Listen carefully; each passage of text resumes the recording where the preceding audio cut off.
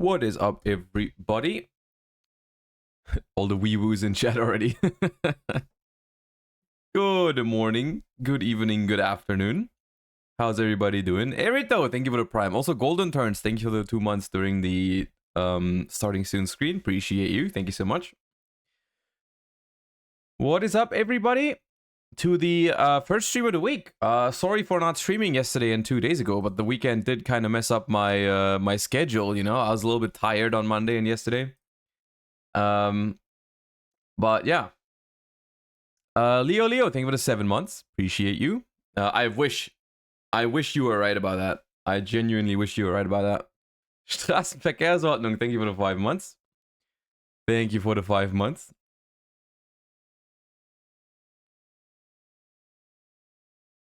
All right. Yeah, today we have a bunch of things to do. There's been a bunch of cards that came out. Can you believe it? They made Rika support. Well, it's not really Rika support, but like plant support. So we're gonna have to have an emergency meeting about that later. Krolash, thank you for the 12 months. The full year of support. Thank you so much. Welcome back. Appreciate you. We have a lot of things to talk about. Mainly, of course, because the first big event of the format happened. And we're going to talk about what that means. We're going to talk about which decks performed well, which decks didn't perform well. And I want to, of course, put a lot of focus on Rescue Ace today. Because that deck is kind of like the new thing on the block. So we're going to talk about that later. We're going to watch some deck profiles. We're going to watch some other stuff from the YCS, so on and so forth. We're going to talk about how the format is going to be moving forward.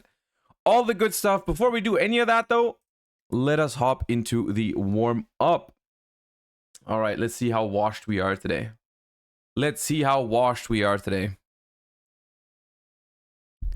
We have Joel finally. I feel like we've had it for a while. All right, let's go. This looks familiar. Oh, yes. This is the something wicked. Statue of the Wicked. Yes. Yes. Wicked. This looks like an... Is this Exosister? I'm not sure. It might not be. No, it's not. What is this? Oh, Invoked. This one, right? That's just 2 points because it was too much zooming. Oh, this has something to do with the Victory Viper BES stuff, I believe. But yeah.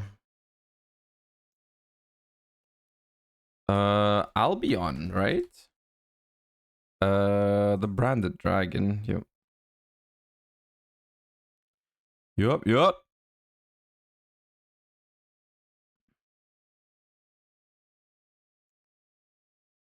I'm not sure which one this is. Archfiend Black Skull. All right.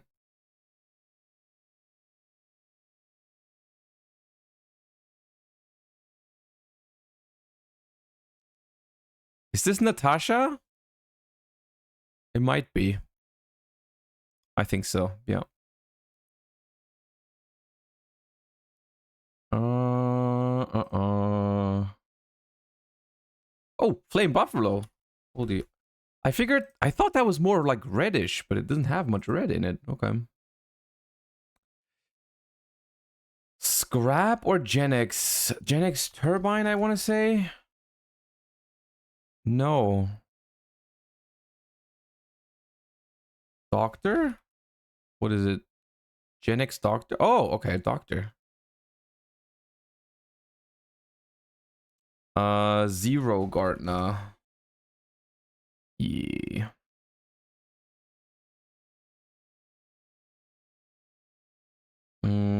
Chronomaly Tuspa Rocket, maybe?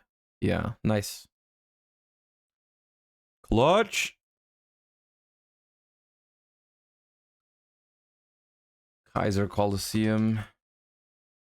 I'm taking too many zooms today. I'm getting the cards, but I'm zooming too much. But I need these. What is this? Some DD stuff? It looks so familiar. I swear I know this. Dark Dimension Soldier, yeah.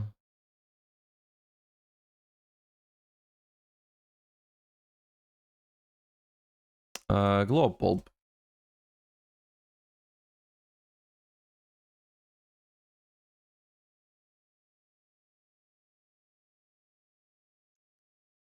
This is the flower cannon that shoots airplanes. I don't know what it's called, dude. Anti-aircraft flower. Aircraft. Yeah, that's the one.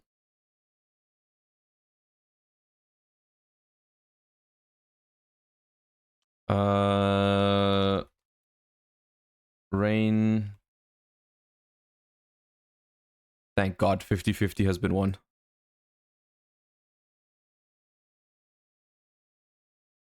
Is this Final Sigma? Yeah.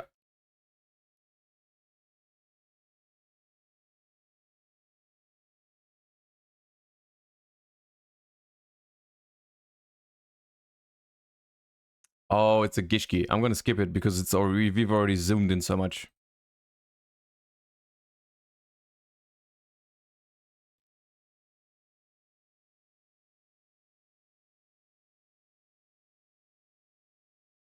Oh, I've seen this. Some rainbow dragon, but it's this one maybe? No. Over dragon? Rainbow over dragon? Yeah. That's the one.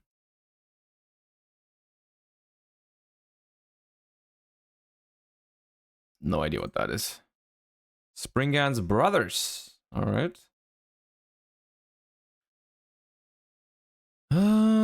This it looks familiar. Allure Queen 3? No. Oh, it's 5. Okay, I thought it was 3. It is 5. Inferno Reckless Summon.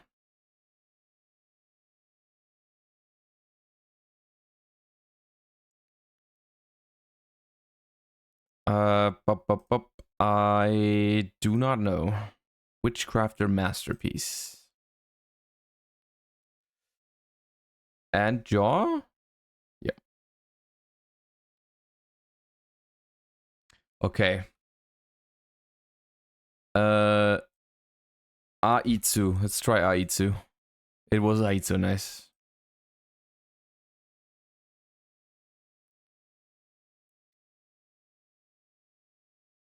D-Stein, thank you for the 14 months. I feel like your text to speeches are super low.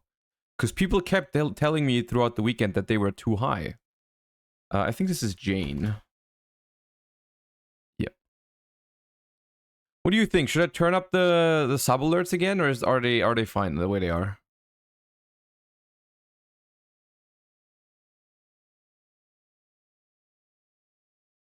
Kind of low, right? Yeah. People keep telling me during the YCS stream that it was too loud. I turned it down, but I can turn it back up a little bit in a sec.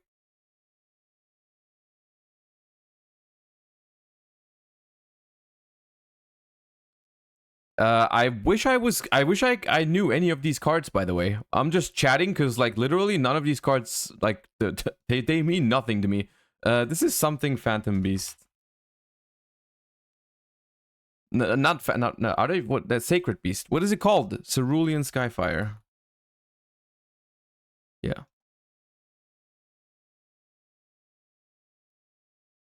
This one does it look familiar? What is this? Yeah, is it? No, it's not 10,000 Dragon. It's the other one. Eraser, Wicked Eraser.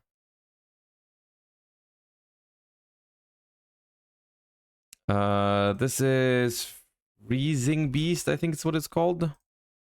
Yeah. Aubrey Claude, thank you for the raid. Welcome, welcome.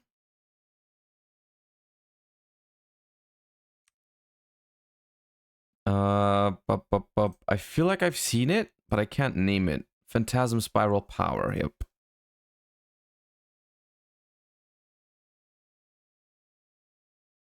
What is this? What's going on here? Just a snowball.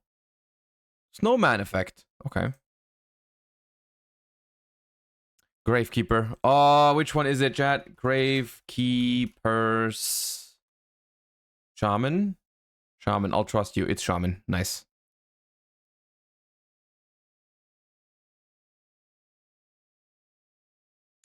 Nope. Nope. Nope. Giga Thunder. Ooh. Oh, I know you. Something like something fighter. Raider? Cyber Raider? I thought it was Cyber Fighter. But no, you're right. Cyber Raider. Valkyrie. Zwei. Nope. 5? 5. 5. Axe Raider. Easy.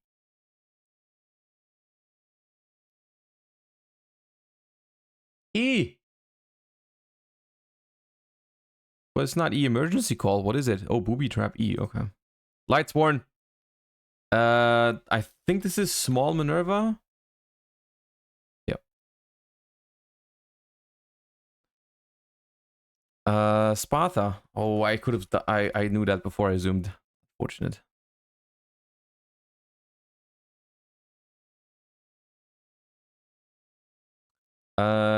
Contract with the Swamp King. Oh, we missed the 50 again. Forbidden Dark contract. Unfortunate.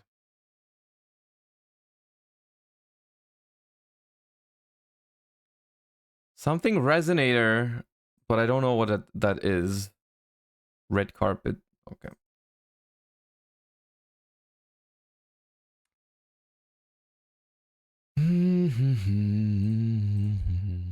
Dynamite! Oh my god. How did it take me so long?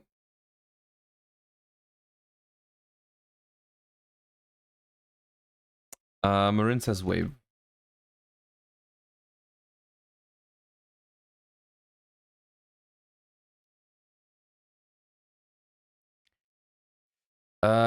Something soul memory loss? Memory loss. Memory loss, yeah.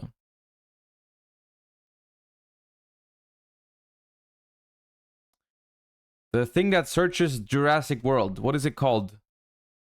The dinosaur. Destroyer source? It's like Gravekeeper's Commandant, but for Jurassic World, I believe. This one does not look familiar. No, I don't know this one. Yeah. Whatever that is. This one, though, kind of feels familiar. What is that? Oh, a Dragoonity. Okay, but one of the bad ones. All right.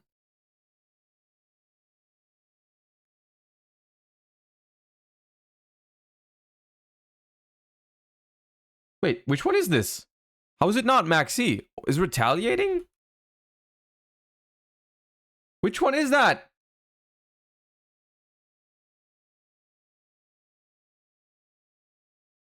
Shiny Black Sea? The hell? I could have sworn that was Maxi. Monka Christ. Soul Release.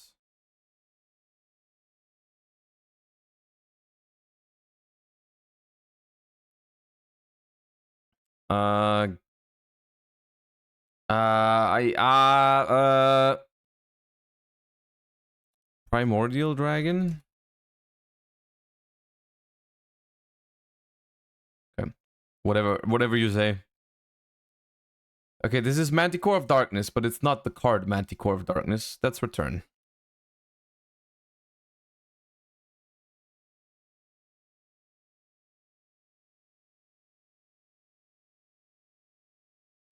That is a Gem Knight.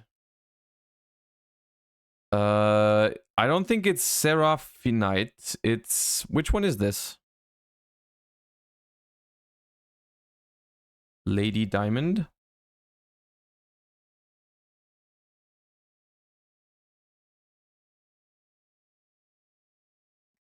There's too many. There's not a single one that's just named Lady Diamond, chat. So I don't know why. What are you trying to say me? Lady Rose Diamond. Okay.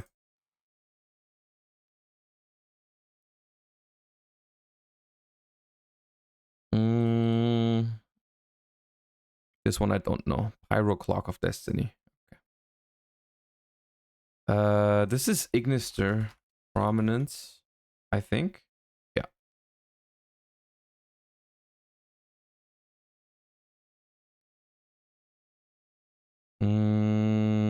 What the hell is this? Salamangreat Claw? What does that do? I don't know what that is. Okay, Performapal, skip.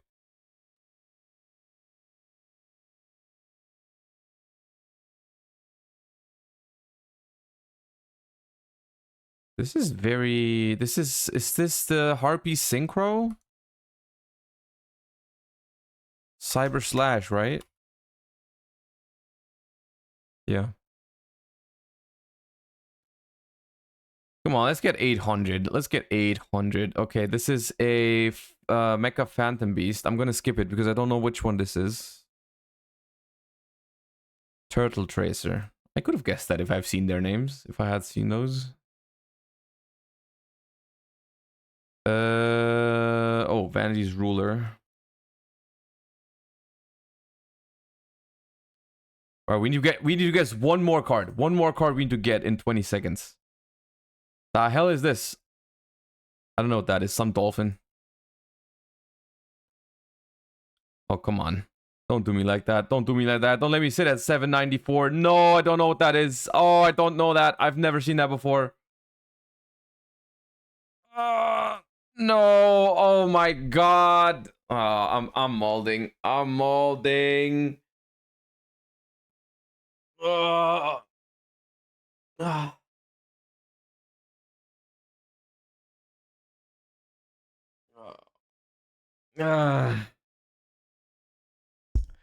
Don't say, okay, that was legit washed. Like, if you're serious about it, okay? There's no reason to go there. There's no reason to go there. Y'all spam, everyone spams washed. It's like, all right, cool. What made you type, okay, that was legit washed into the friggin' text box right there? Why'd you do that?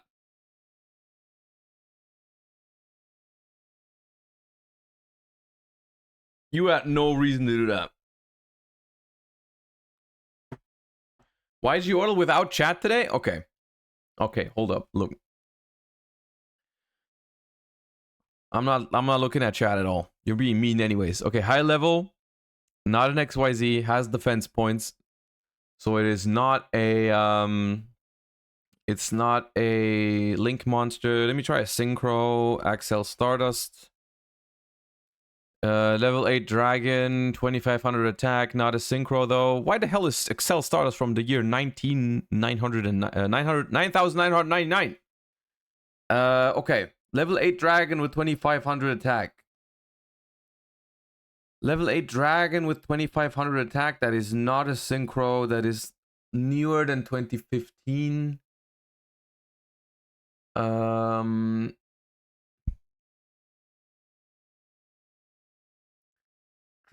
trying to think of dragons that are level 8. Lubellion? What's the defense?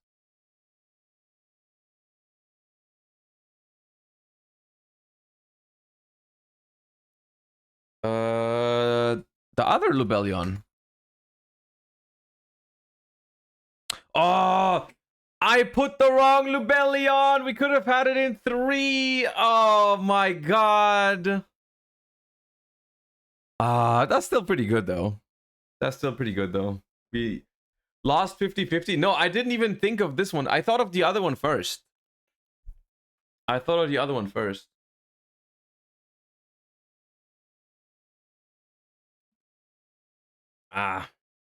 Still didn't look at chat a single time. Nice. Still got it. That was a pretty easy one to be fair though. That was a pretty easy one. We need to decide who won the draft. Well, yeah, just send me the results. Just apply the whatever thing is. You said you had the calc down. And then you sent me like a freaking autobiography on what we could do with the draft.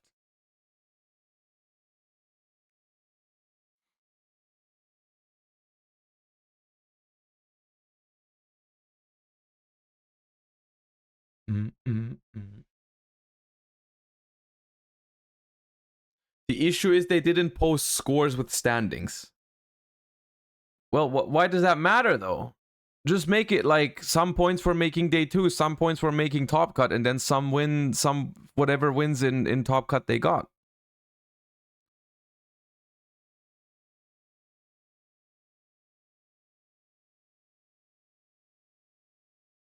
I did that. It's a tie. Well, then it's a tie. What am I supposed to do? If it's a tie, it's a tie. You want me to be the tiebreaker? Okay, if I'm the tiebreaker, then I win. Know what I mean? If it's I guess we tied. Like what do we do?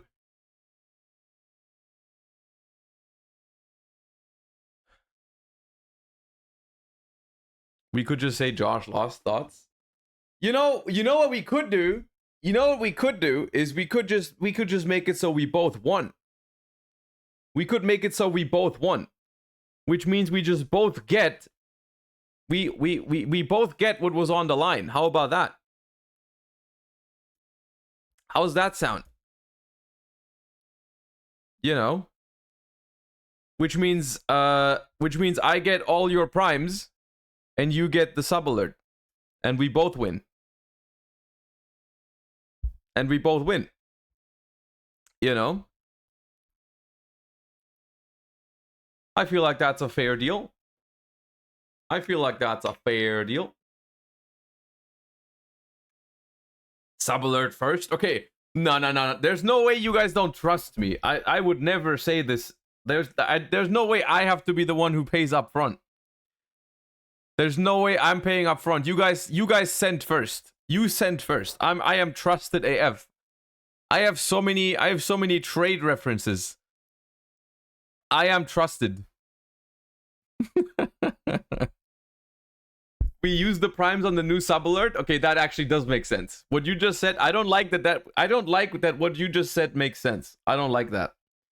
Okay. Sure. I'll get it ready for tomorrow. All right. Have you watched the 2010 thingy yet? No, I was planning to do that today, actually. I was planning to do that today on the lunch break. The reason why I haven't watched it on the weekend is simply because I didn't want it to... I wanted to watch it in full, basically, is the main reason. And we're probably going to do that today if we have the time. We'll see. We'll see how... Because we have a bunch of things for today. Please ban mine. Thank you for the 12 months. Your username is outdated. You should go ahead and rename yourself to something funny so that you get gift subs all the time. Please ban mine is an outdated thing because it already happened. All right. Enjoy your peppies, everybody.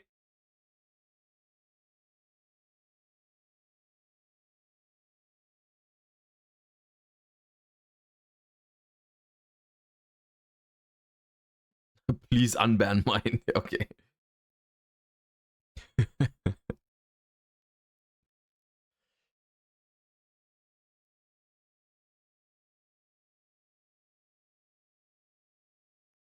This is over.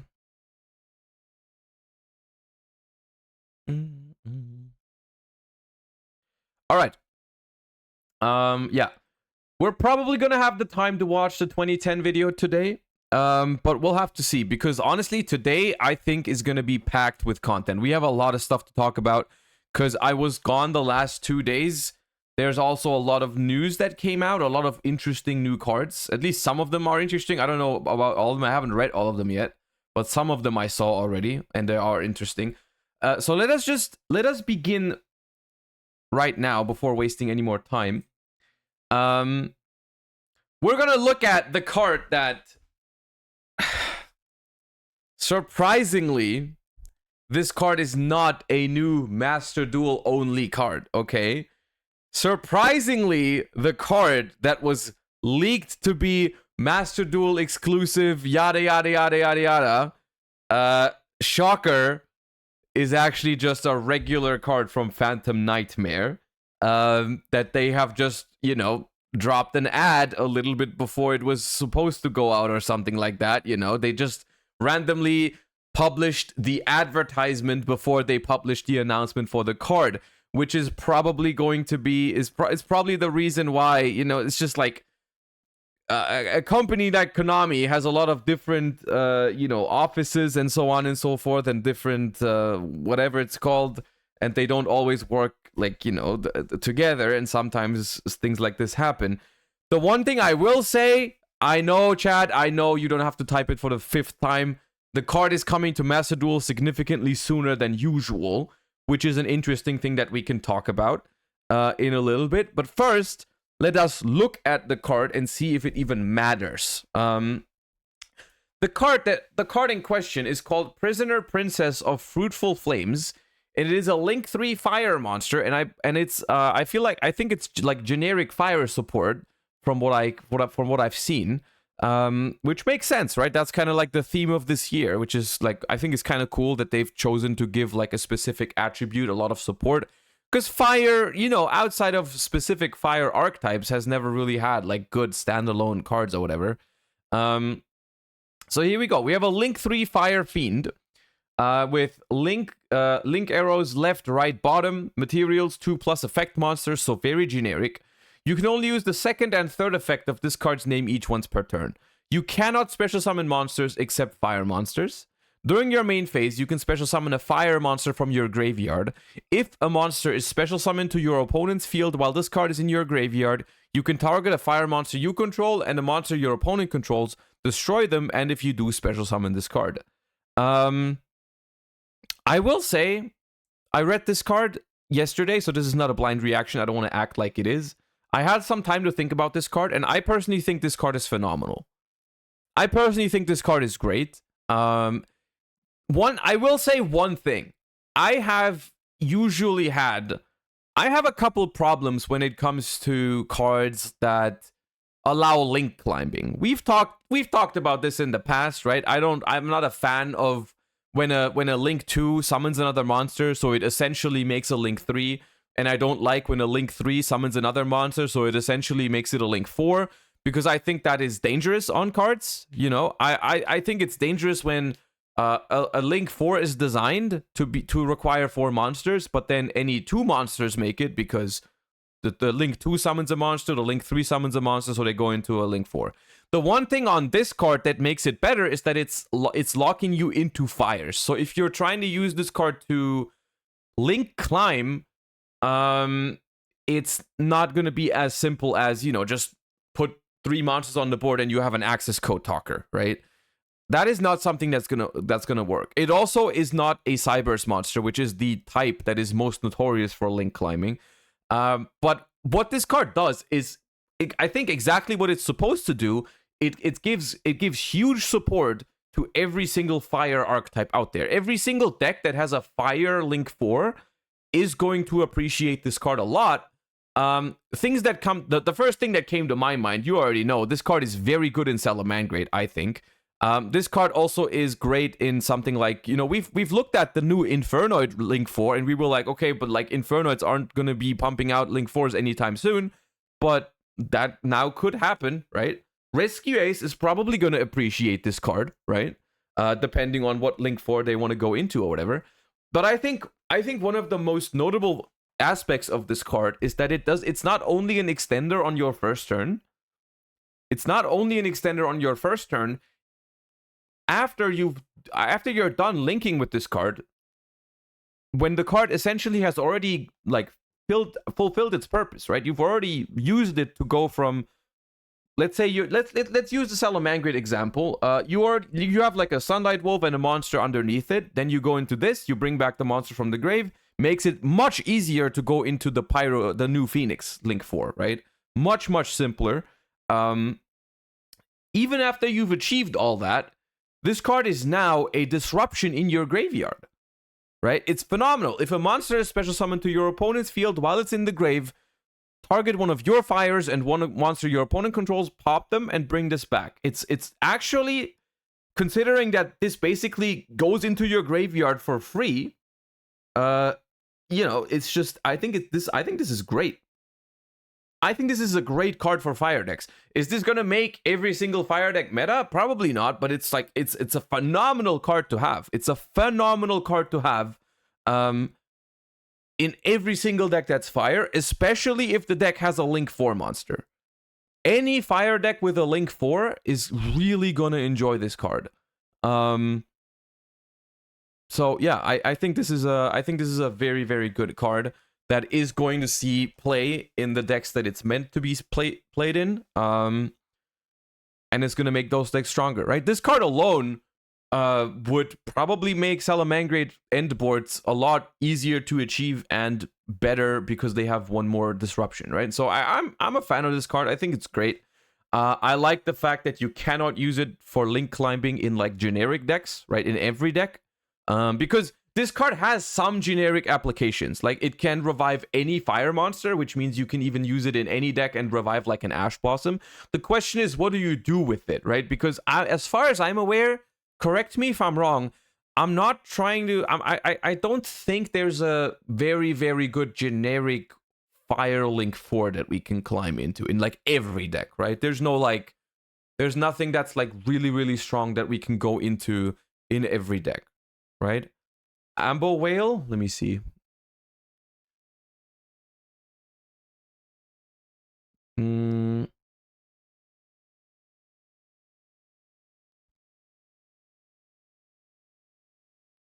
me read this real quick, just for context, because this could matter. Okay, it is a Link 4. It's a fire. It's 2+ effect monsters. Gains 200 attack for each Link monster in the grave. You can only use each effect once per turn. If this card is destroyed, target a Link 3 or lower in either graveyard, special summon it. If a Link 3 or lower on the field is destroyed by a battle or card effect, banish this card in the grave, banish destroy card of field. If this card is destroyed, target a Link 3 or lower, special summon. If a Link 3 or lower is destroyed by battle or card effect, banish this card, destroy one. You pop this with her? Yeah. But you know how I would like this a lot more? If those two effects were swapped. If this card on its own destruction destroyed another opponent's card, I would like that synergy. But the way this is like, if this dies, it can revive a Link 3 or lower, which doesn't really do anything on your opponent's monster, on your opponent's turn. So yeah, it's like, you have to like, you would have to wait for, like, this comes back, destroys this.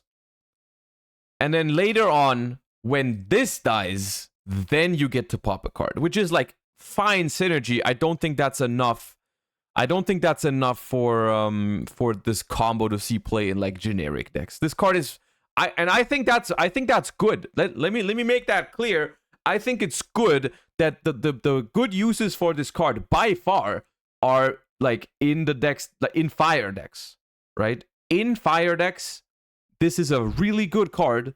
In other decks, this is probably a mediocre card that's not going to see play, which is exactly how they're supposed to do Link monsters for specific archetypes or like attributes, right? They're not supposed to be good in every deck that has an Ash Blossom in it, right? Because it instantly makes a freaking access code talker or whatever, right? That was one of their biggest mistakes with something like Selene, right? Selene should have just had a similar thing, like you can only summon spellcasters or whatever, right? Something like this, right? Just make Pit Knight. What's the point? Why would I, if I have 3 monsters on the board, why would I link those 3 monsters into Prisoner Princess of Fruitful Flames to bring back 1 monster to make Pit Knight? If I can just make Pit Knight with 2 out of those 3 monsters, only to put this thing into the graveyard, it's not that powerful.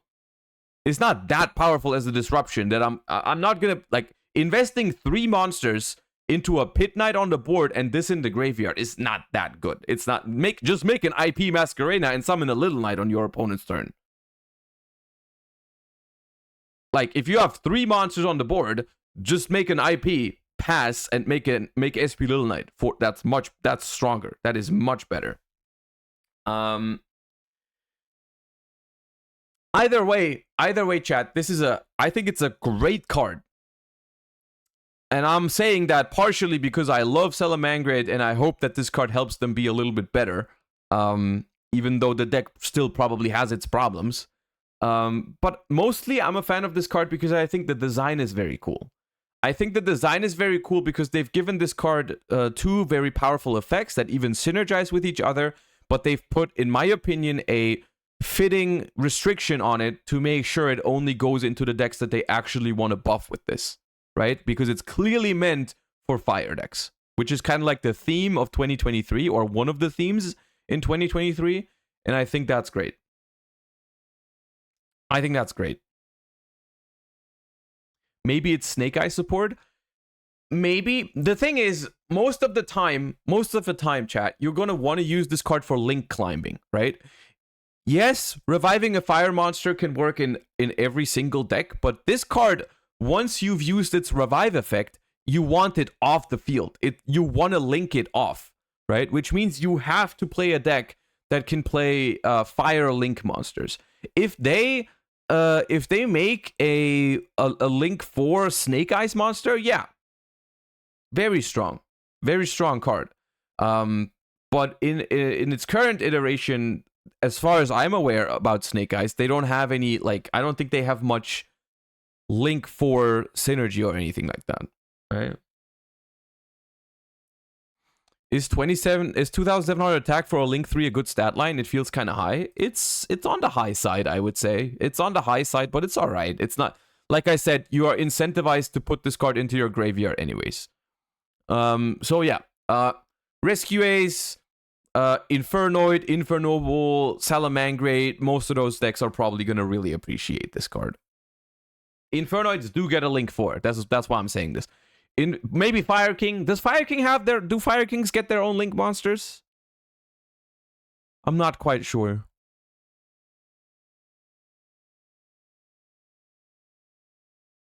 No? Okay.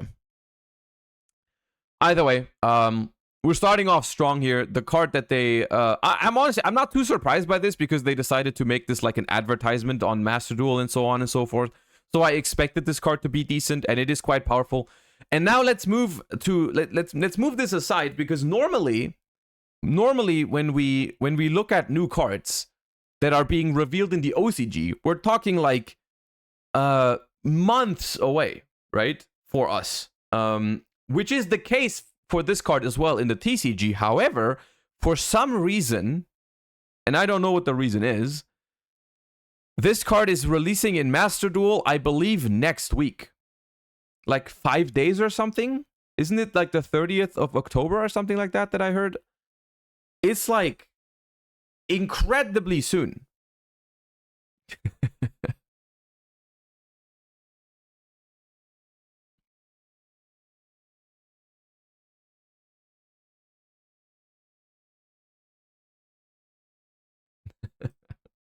Voreth, think about a 13.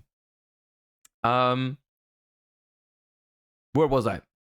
The Ray copy pasta threw me off. Anyways. This card releases in Master Duel in a couple days. 5 days to be exact, which means, when is that? Monday? Monday, after the Duelist Cup, right? After the Duelist Cup, if I'm not mistaken. I don't wanna chat right now. It's after the Duelist Cup, I'm pretty sure. I am very curious about like why that is, like why they're deciding to release this card like way earlier in Master Duel than usual. Do we know anything else about the newest like set? Do we know anything else about this the Master Duel pack that's dropping in 5 days that has this card? No. nothing. We know nothing other than there's gonna be a pack in 5 days that has this card and some other stuff. Only its name? What is the name? What is the name of the pack?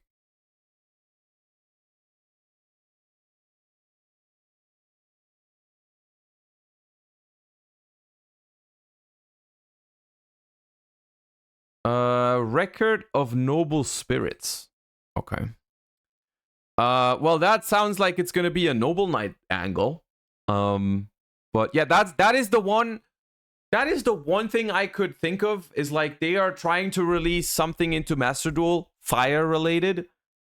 And they wanted this card to be there early to help maybe sell the next pack or whatever, right? Like it could be Infernoble support, it could be the new Salamangreat cards, which we also don't have in Master Duel yet. I don't know. I think guessing here is kind of pointless because it's going to be out in 5 days anyway. So we're going to see. We're going to see at the start of next week what it means. I think for one that this sets an interesting precedence, because it's like this means that we don't necessarily have to always wait 6 months for a card to be released at Master Duel. This means they are potentially willing to break with that tradition almost, where cards are being released very, very late into Master Duel, right? And that is good. You know, I think that's good. I personally think it's good. It also means that it shakes up the format. I'm always a big fan. I've kind of accepted the fact at this point. I've kind of accepted at this point that the cards in Master Duel come out later. But if you accept that fact, I at least prefer it to be released in maybe slightly a different order, or some cards significantly sooner than others. That way, it feels like a different format than just playing the same TCG format over and over and over again. And this card, I think, is going to help that as well. Like, it's going to make it feel a little bit different. Like, for example, once the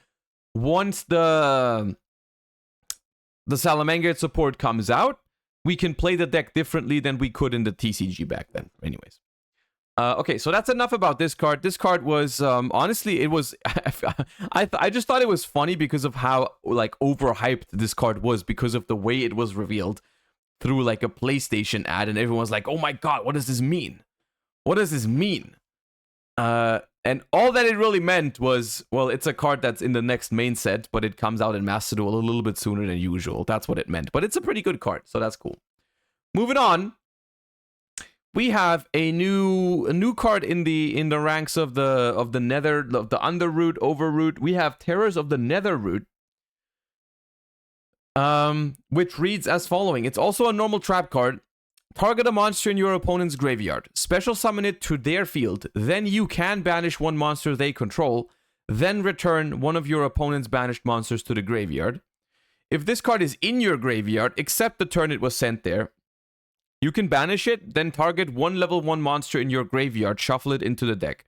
Then you can set one Terrors of the Underroot, Terrors of the Overroot, or Terrors of the Netherroot directly from your deck.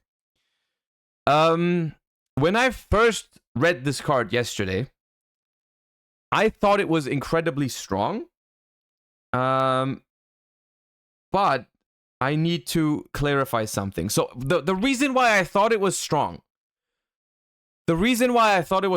was because it doesn't do anything that's super broken. It doesn't do anything that's super broken, but it's very, very flexible in the sense that it can interact with the opponent's graveyard, it can interact with the opponent's field, and it can interact with the opponent's banished, right? So no matter what your opponent is trying to do, you can interact with it. If they are trying to get something from banished pile, you can interact with it. If they are trying to bring something back from the graveyard, you can interact with that too. If they have something annoying on the board, you can interact with that too. So that is a card that each of its individual effects are not that powerful, but the fact that it can interact with so many areas of the board is interesting to me. But then I realized one thing that I need clarification on, because I don't know how accurate this translation is. because it reads, so you need to target a monster in your opponent's graveyard. You need to special summon that card. You can banish a monster, but do I always have to return a banished monster to the graveyard? Like, can I activate this card if my opponent doesn't have a banished monster?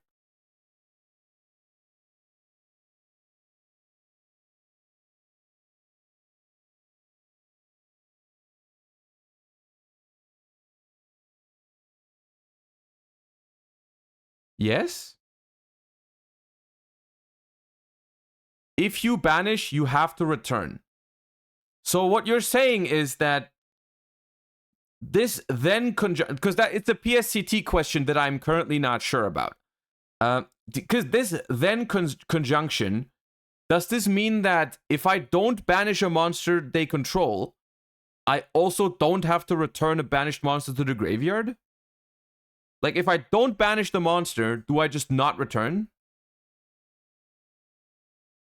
Yes, okay.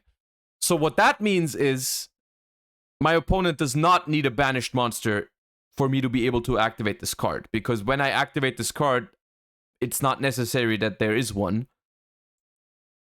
because I might not need to return.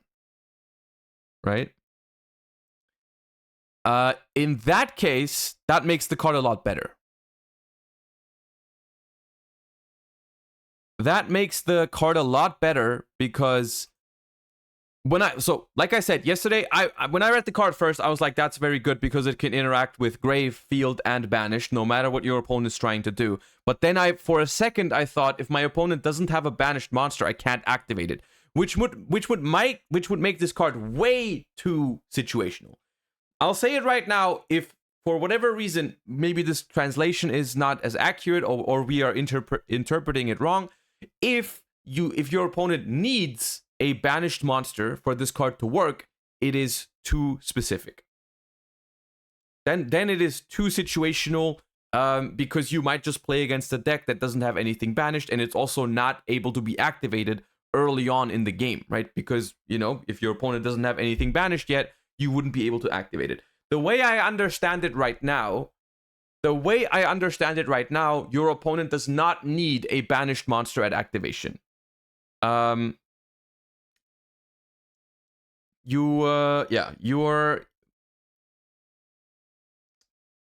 opponent doesn't need a monster that's banished at activation. If that's the case, if that assumption is correct, I think this card is pretty good.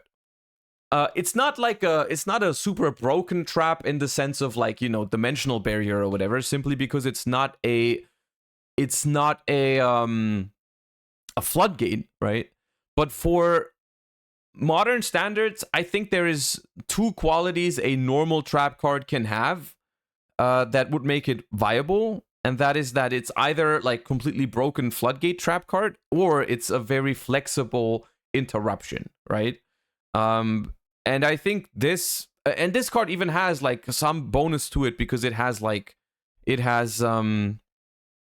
can even go plus later on, right? It has a grind aspect to it as well, which I think is also really important when you're playing trap cards, because trap cards are inherently slow, which means that they need to be able to win a grindy game, right? So I don't think this card is going to be a staple in many decks or whatever, but I think it's a good trap card. I think it's a good trap card because, and I think it's one of those cards that is going to be better in practice than it is in theory. If you think of a card like Terrors of the Overroot, right? A card that's okay, target a card in your opponent's grave, send it back to your opponent's field, send another card from their field to the graveyard. It's a card that when you read it at first, it's it seems okay, right? It seems okay. But then whenever a deck like Labyrinth actually plays this card, I feel like in practice, it comes up quite often because it is so flexible, right? It is so flexible because it gets to do those things that I said earlier. It gets to interact with multiple portions of the board. It's you can prevent stuff that's happening in the graveyard, right? If my opponent is playing Tearlament, for example, they send a Sharon to their graveyard, they want to fuse with that Sharon. I can be like, okay, let me target that Sharon with Overroot and prevent the fusion, right?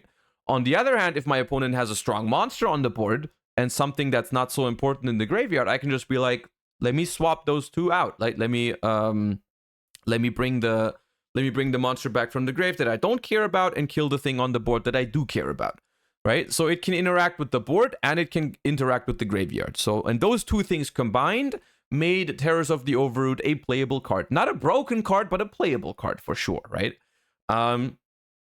And this one, I think, goes a little bit even over the top, even over like what Overroot does, because it's like, not only does it interact with the graveyard and the field, it also interact with the banish pile, right? And so, for example, you can do things like your opponent has an SP Little Knight that is banished, right? And you can be like, okay, I will give you back this monster from your graveyard that I don't care about. I will banish one monster from your field that I want gone, and I will also return your banished SP Little Knight to the graveyard.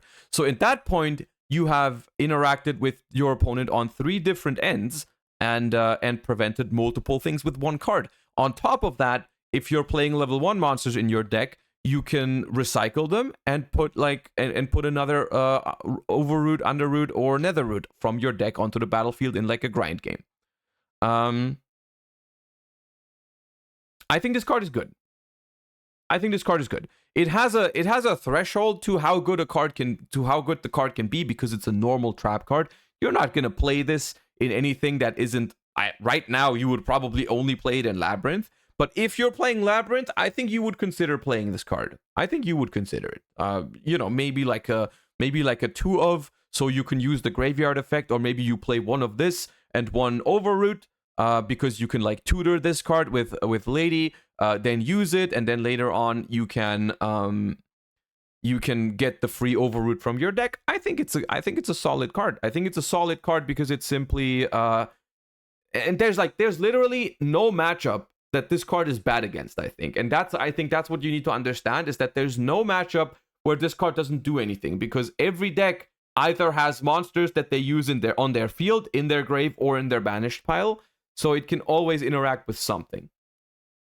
That's why I like this card. The only thing that I don't like about this card is that it has to be monsters. Its first effect, right? It only interacts with monsters, while Terrors of the Overroot interacts with all kinds of cards, right? You can reset a dead spell, or you can reset a dead trap card, or whatever, right? That is the one downside, is that I can't like, and also it special summons face up, which is a difference, right? Special summoning face up to your opponent's field is weaker than just setting it back. But honestly, if they made this card set the monster or target any card, then it would just be a strictly better Terrors of the Overroot in every single aspect, right? I think they didn't want that. I think they didn't want it to be just a strictly better Terrors of the Overroot.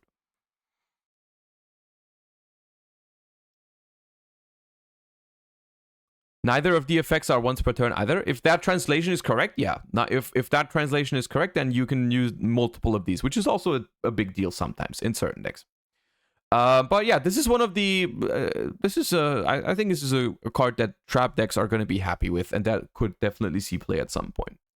And I'm just only going off of the fact that Terrors of the Overroot was a card that looked underwhelming, but still saw play. And ended up in practice being a lot better than in theory. So I think this card is absolutely playable. I think it's good. Here we have a whole bunch of cards that they revealed in some sort of live stream, I believe, is what I'm getting from these images. I think there was a live stream announcing some Photon Phantom Nightmare cards, and among those are a bunch of Raid Raptor cards, I think. There's like multiple, like a bunch of Raid Raptor support, which I'm in utter confusion as to who asked for Raid Raptor support, but here we are. Raid Raptor Noir Alanius, level 4 Dark Winged Beast effect monster, 1600 attack. You can only use the first and second effect of this card's name each once per turn. During the main phase, if this card was normal or special, you can target a Raid Raptor you control, add a Raid Raptor with a different level from your deck to your hand. You can banish this card from your grave, increase or decrease the level of all Raid Raptors you control by 1 until the end of this turn. I find it hard to evaluate this card. I also haven't read these at all so far. I find it hard to evaluate this card without knowing if Raid Raptors have a good search target for this that isn't level 4. Because as far as the way I know Raid Raptors, they do a lot of rank 4 spams. But if they have other cards that also function like as not level 4s, Painlanius,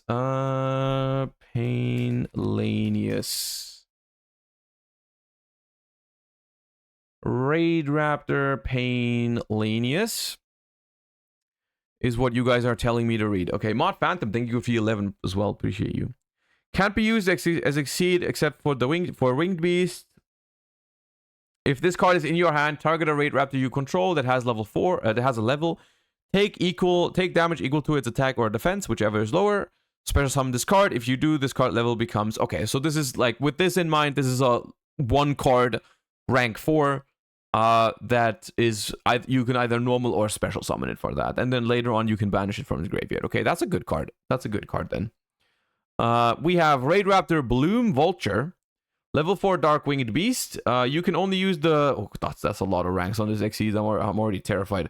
You can only use 1 effect among the 1 and 2 effects once per turn and only once that turn. Also, during the turn you activate these effects, cannot special summon except Darks. If all face-up monsters you control are Winged Beasts, special summon this card and 1 Raid Raptor from your hand. Okay, take note that this means you have to have another Raid Raptor. You can't just special summon this.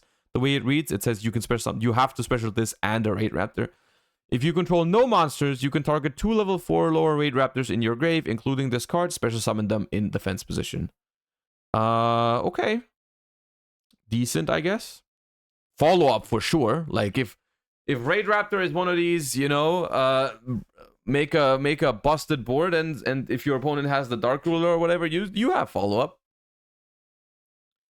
You have follow-up, so this seems good. Raid Raptors Rising Rebellion Falcon. 5 level 13 Winged Beast mod. You summon this with like a rank up shit, right? There's no way. Well, level 13 isn't even printed on cards. So yeah, you have to be ranking up into this, right? There's no this. I just realized 13. That's why it had so many stars, because that's why it looks so unnatural, because it's 13. What the hell? Is this the first time? Is this the first time that they have printed something with 13? Second? What's the first? I've never seen it. The first one has never been viable. That's why I don't know. Okay. Some Numeronius? Okay, that explains why I haven't heard of it. That explains why the hell I have not heard of it. Okay. If this card is XC summoned, you can destroy as many cards your opponent controls as possible. Then, if this card has 3 or more Raid Raptor XCs, inflict damage to your opponent equal to the destroyed monster's total original attack. Unaffected by other card effects. Once per turn, detach 3, target a Raid Raptor in the grave, replace this effect with that monster's original effect until the end phase. Yeah, cool.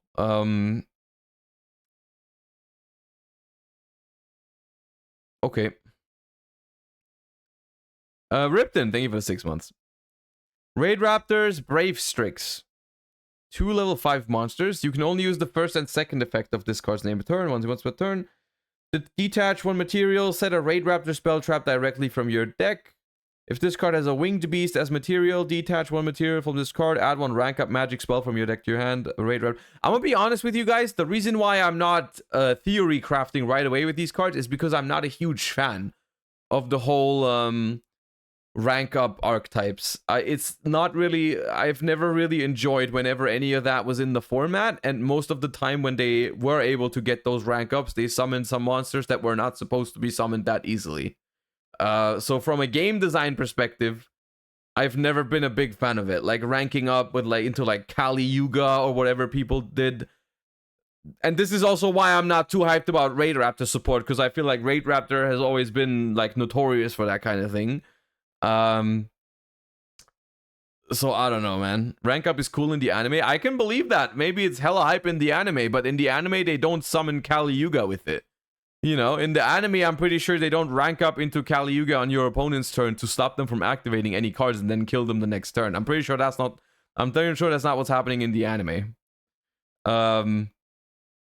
But outside of that, this card does seem powerful to me. Even without knowing Raid Raptors in and out, the fact that it sets a Raid Raptor spell trap, and then if it has a Winged Beast, you also add a rank up magic from your deck to your hand.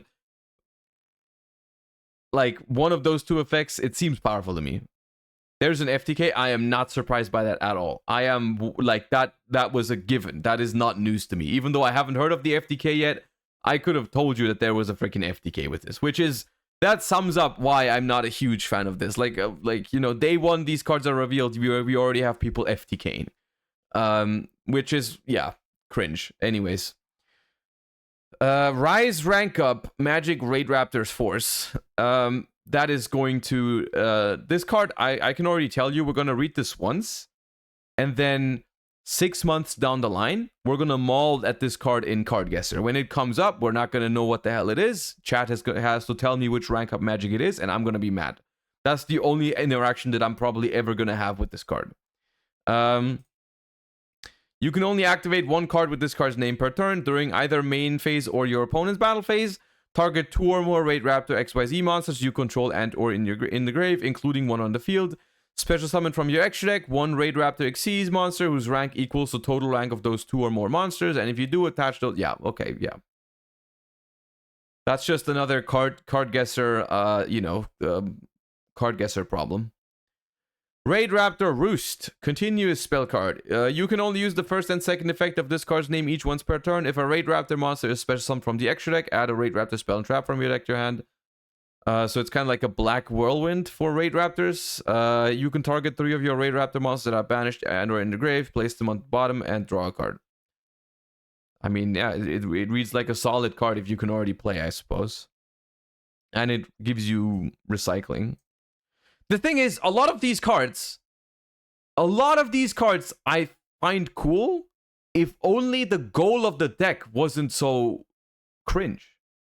Right? Like, all of these cards all of the main deck Raid Raptor cards are fine. Literally, I have no issue with any of the main deck Raid Raptor cards. But why the hell, like, why is the end goal of the deck, like, no matter which card you make, it's like cringe, right? It's either like they rank up into Kali Yuga, they make like Ultimate Falcon, which is unaffected. This new thing is unaffected. Like, why is it all so cringe? Who decided to give Raid Raptor just like a based main deck and then just make every single card in the extra deck cringe? Anyways. Raid Raptor Glorious Bride. Raid Raptor Barrage.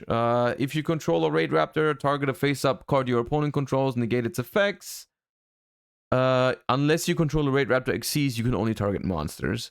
Banish this card in the grave, then target one of your Raid Raptors that is banished or in the grave, add it to your hand. No, that's the thing. I like the design on most of these cards. I genuinely do like the design on most of these main deck cards because they have a lot of cool stuff going for it. Like, a lot of these cards have like a powerful first effect, and then they have some sort of something that's geared towards grind game or follow-up, which is generally how you make a good card in 2023 or 2024. You know, give it a good first effect and then make it do something in the grind game, and your card is probably going to be good, right? So like, and that's like, it's very vanilla design here for most of these cards, but it kind of works, right? Like, solid first effect, some graveyard effect. Solid first effect, graveyard effect for follow-up. Solid first effect, second effect that's good for follow-up, you know, whatever. Trap effect, graveyard effect that's good for follow-up.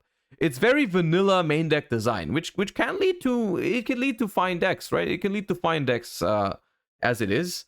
My issue with Raid Raptors lays purely in their extra deck, I think. But yeah, I mean, I don't want to rant about it too long. This support looks good. And I have to say, unfortunately, to finish off that sentence, this support looks solid, unfortunately. Because the way it is, I'm not a big fan of Raid Raptors. Not lore-wise or design-wise or anything. I have no issues with them, but it's just like, I don't like that this is what they're trying to summon, or Kali Yuga is what they're trying to summon. You know what I mean? You feel me? Winged beasts are always cringe. The story checks out. I've told you this. I've told you bird archetypes are not good for Yu-Gi-Oh! They are not good for Yu-Gi-Oh! And I stand by that. Birds in Yu-Gi-Oh! Are freaking cringe. And this is not wrong. This is objectively correct. Objectively correct. All the freaking birds are cringe. Anyways, that's the Raid Raptor support.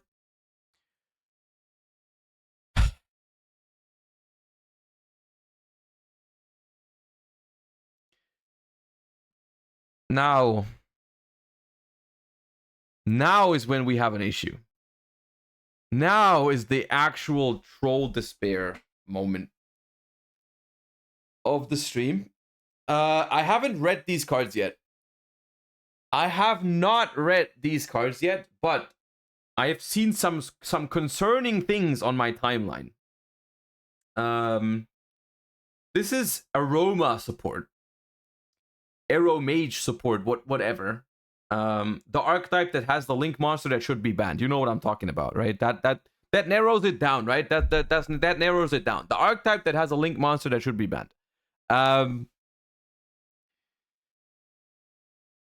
Apparently this shit is pretty good in plants. I've seen Jess post on X that she's already come up with some combos that make plants even better now.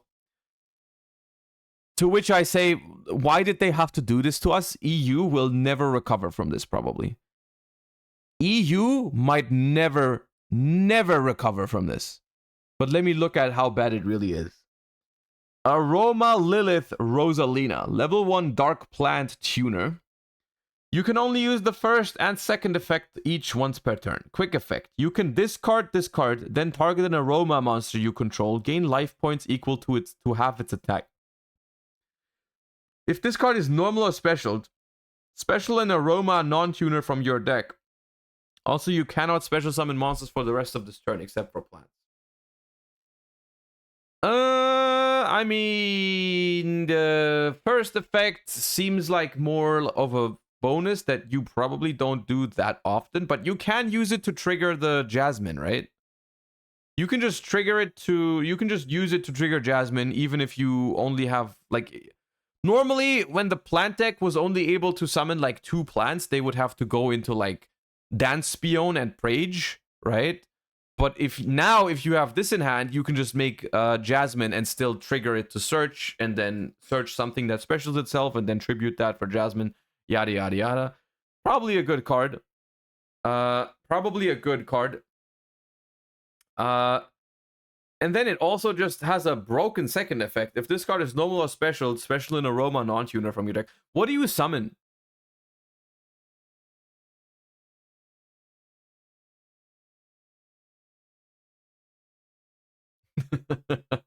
Thank you, Skrelp. Thank you, Skrelp, for timing out, Farva. Appreciate you.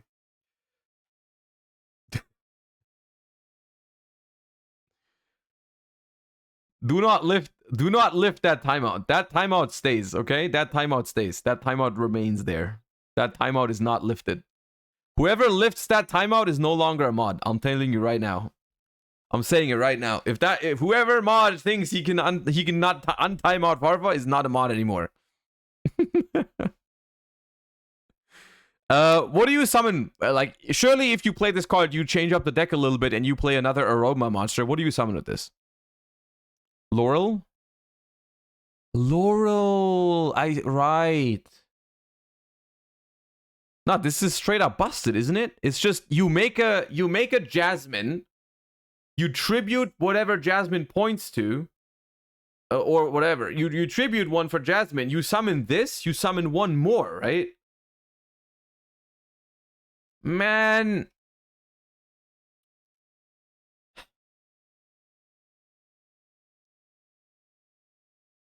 Now, why the hell do they get a fusion monster? Does Aroma have anything to do with fusions? While your life points are higher than your opponent's, plant monsters you control can't be destroyed by your opponent's card effects. Once per turn, pay 2,000. Banish cards on the field equal to the number of human... Okay. Once per turn, if you gain life points, make all plants... You're not... You don't play this, right? You don't play this. No shot. Aroma Lilith Rosemary. Oh god, a Link 3 as well. Oh my god. Why did they think this was necessary, man? Oh, you know what I'm scared of? You know what I'm scared of? I feel like they should genuinely do something about plants on the ban list. However, with this freaking support, they might not, man. With all the plants apart down the line, there's two ways this can go. There's two ways this can go. Number one, they don't do shit to plants because they want to wait for the support, or they're gonna hit plants because it gets support anyways, right? One of those two things, and I'm afraid that it might be the first. But I'll tell you one thing: this could backfire on the plant Andes, right? This could backfire on the Rika Randys when these cards come out and plant actually starts seeing even more play to the point where they actually have to hit it, right? Because as of now, it's just like there's like at every European event, there's like 3 people playing plants, and that's why they're not hitting it on a ban list. But with this support, maybe finally they will recognize the deck as a threat.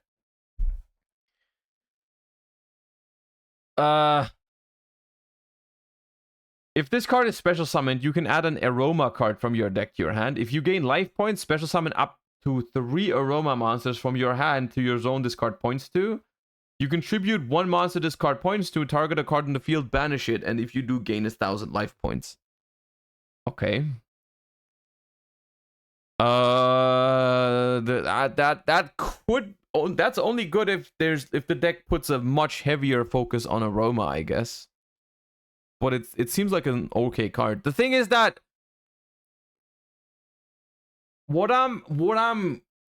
let's try to seriously think about this.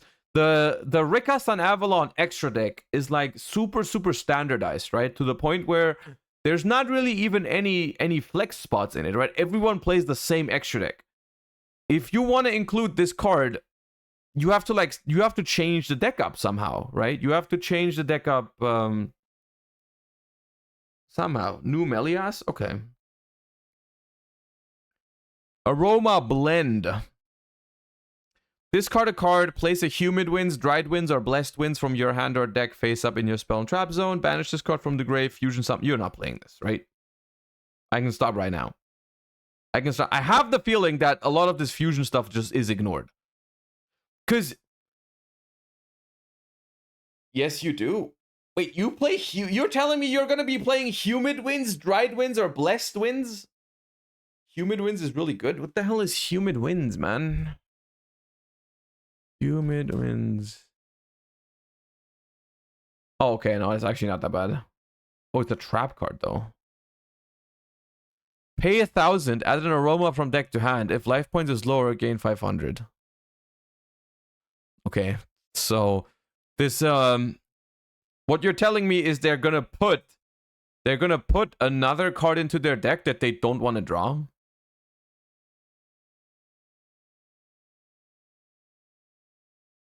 So, like, it's gonna be, you have to go from 57 to 58 to never draw it, right? Because we've established that 57 cards is the best possible way to play plants to not draw the twins. If you want to include Humid Winds, you have to go to 58, so you'd never draw it. I see.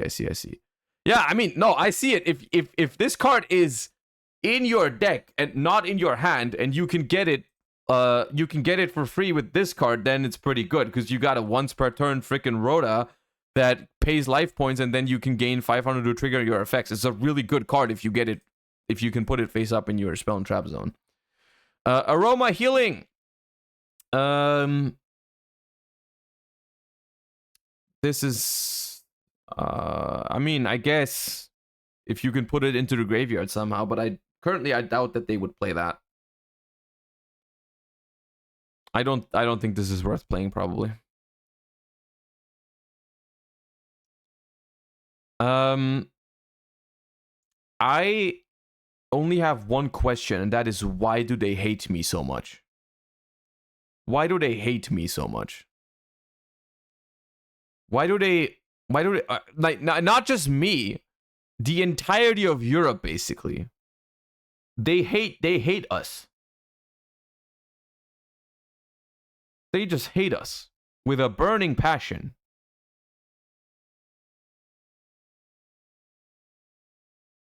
Combo video?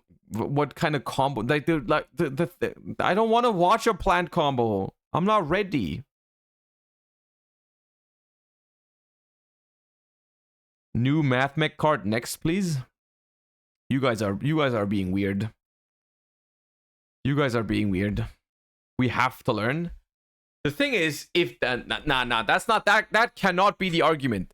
That cannot be the argument. If we learn right now how the combo works with this card, everyone will have forgotten when it comes out. Literally everyone. Jasmine now searches 4 times in a combo. I wish you didn't say that to me. I do not. I wish I could forget that sentence. This is the new Lokai 1-card combo. Okay, I get home.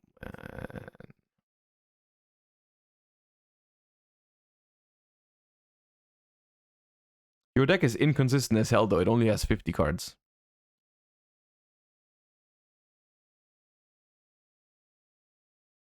Oh, that's new and innovative. That's never seen before.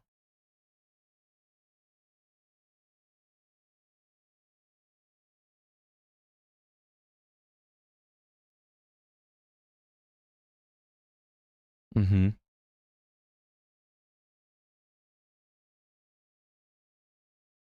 Ah, now we're doing shit. Okay.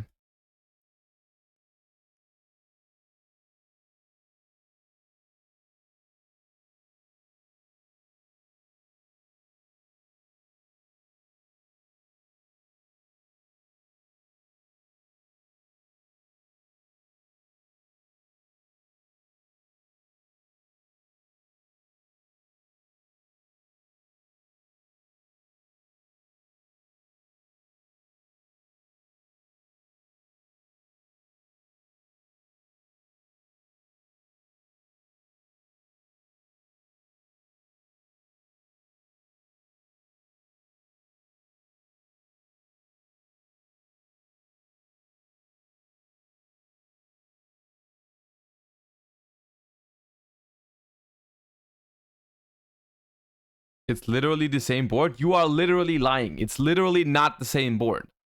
It's not the same board. You guys have no idea what you're talking about. The normal 1-card combo doesn't get sheet. You don't have sheet in the normal combo. This is literally a lot better. It's a lot better because it's what previously was a 2-card combo is now a 1-card combo. Oh my god, they have to do something about plants, man. I'm actually serious. I'm fuming. How are they not doing something about plants, dude? The deck is so degen, man. I don't want this. I don't want this. I wanted them to ban Jasmine so badly. I wanted them to ban Jasmine. But now they're not going to do it. They're not going to do it because freaking Aromage gets support. And you know what the funniest thing is? I don't even have an issue with Aroma getting support. My issue is that no one is going to play Aroma.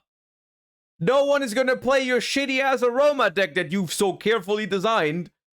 Everyone is just going to put that 1 Aroma card or 2 new Aroma cards into their Rika Sun Avalon deck. I will. Yeah, okay. No one really is going to play Aroma at competitive level, dude. No one is going to put those cards into their Aroma deck. They're all just going into this degen combo plant pile, man. This is far less degen than Vanadium. Okay, explain to me how 1 vanilla turning into this is less degen than Vanadium. What the? You get to play? What the hell am I? How do I get to play?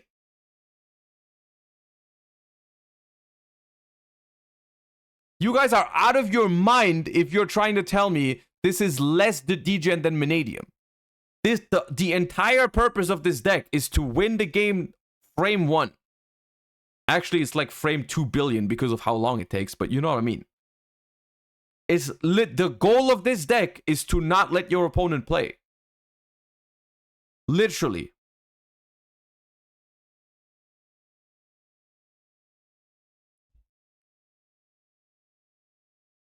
I hate that they're doing this. I genuinely hate that they're doing this. I hope they do something about plants. And I am genuine about that. I'm not doing that for the content or anything like that. I genuinely hate the plant deck. and I don't think decks like this should be allowed to stay the way they are for so long and even get support.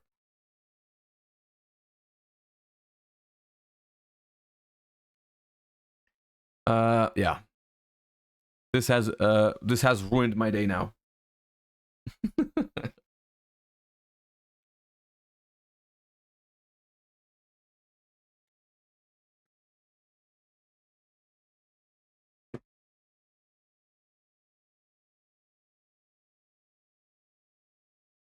All right. And I believe that's all the new cards. Let me quickly check, but I don't think we had anything else that we need to talk about for these last couple of releases. Yeah. Yeah. We are now up to date with all the cards that are about to come out. Also, Bearded Puck, thank you for the Prime. V-Hawks, thank you for the 13 months. And Salty, thank you for the Prime as well. Appreciate you guys. Thank you for supporting the channel. Welcome back. Or welcome for the new subs. Thank you. Can we watch Lithium video? What is the Lithium video? I mean, I'm always down for a Lithium video. Hold up. On what are we coping on?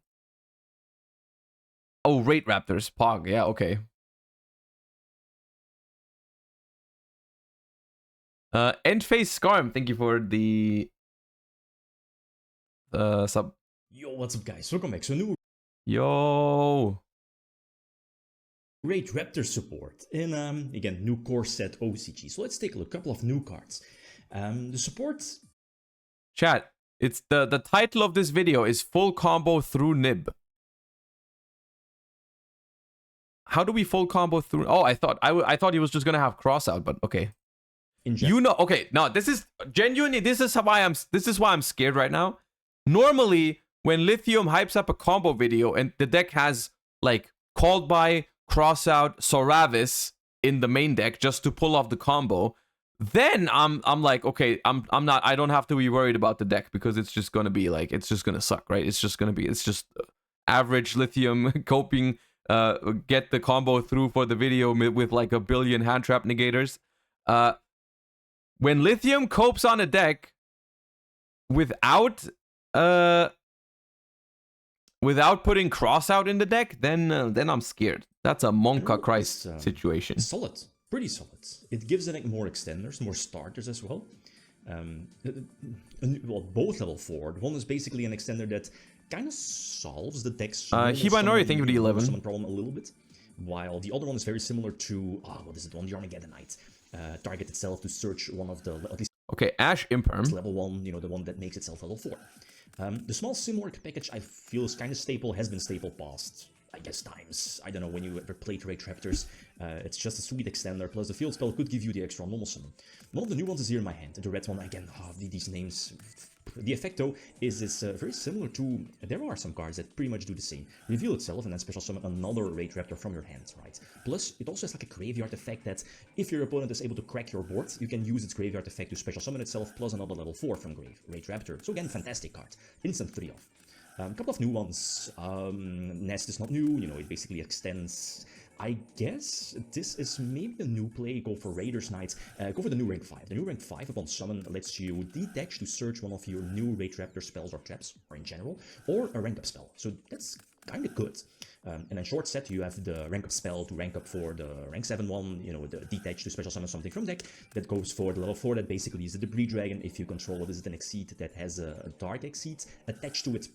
And this is also not something new. Gaga Magician to special summon the Falcon back to field. This basically sets up your Kali Yuga. And with this new support, before I was trying out a deck without Kali Yuga, but it became clear that the card is just far too good to drop from the main deck. Reason being was that I was lacking space in the extra deck. You saw Little Knight is there as well. Super stable.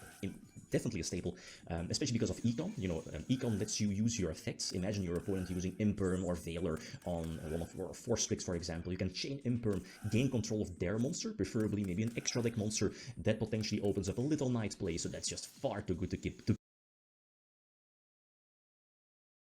Love that for us. Love that for us.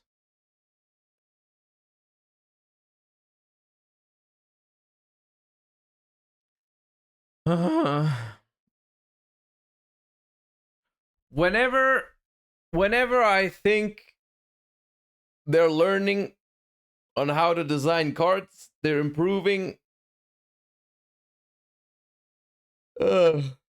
Anyways, I just hope. Yeah, that's the one thing. We just need to hope that the deck is trash, right? That's the thing, right? Whenever something like this releases or is announced, we just close our eyes and pray, and we hope that it's trash. Which has been the case with Black Wings, and so many other combo piles, and we just hope it's also the case with the Raid Raptors. So that's what we have to do. Zodiac, thank you for the 3 months. Appreciate the Prime. Thank you. Okay. Let's not worry so much about the future. Let us look at what happens right now in the TCG. And obviously, that means we're going to talk about YCS Indianapolis. Once again, we were here the entire weekend. We've watched the entire action. Thank you everyone who was tuning in over the weekend. I had a great time watching the YCS with you all together. The viewer numbers have also been insane, so thank you again for that. It was an insane weekend. Let's talk about what happened. Let's talk about what happened at YCS Indianapolis, and let's talk about the format and what it means for the game moving forward for the current format. So when we looked at the top tables throughout the rounds at YCS Indy, we already saw like a super diverse format, and that's like one of the like discussion points that's going around the Yu-Gi-Oh community right now. I feel like is how diverse the current format is, and a lot of people, most people are a big fan of diversity in Yu-Gi-Oh, and some people like I think it's fair to say that like Pac sparked this decision this time around, this discussion this time around, where he was the first one to voice concern with the format and be like, yeah, I don't actually like it. It's like very hard to prepare for, yada yada yada. I don't want to go into that particular discussion today because I've already spoken my piece on that during the weekend streams. It's up on the Plus channel, so on and so forth. We don't have to go into that at this point in time. I want to talk about the format itself, because this is just the start of the format, right? So calling a format bad at the start, I think is well, I mean, it's a fair opinion to have, but I think it's also worth pointing out that the format isn't developed yet. The format has just started. People have brought their first decks to YCS Indianapolis that they thought were good in the format, and that kind of perception of a format can change.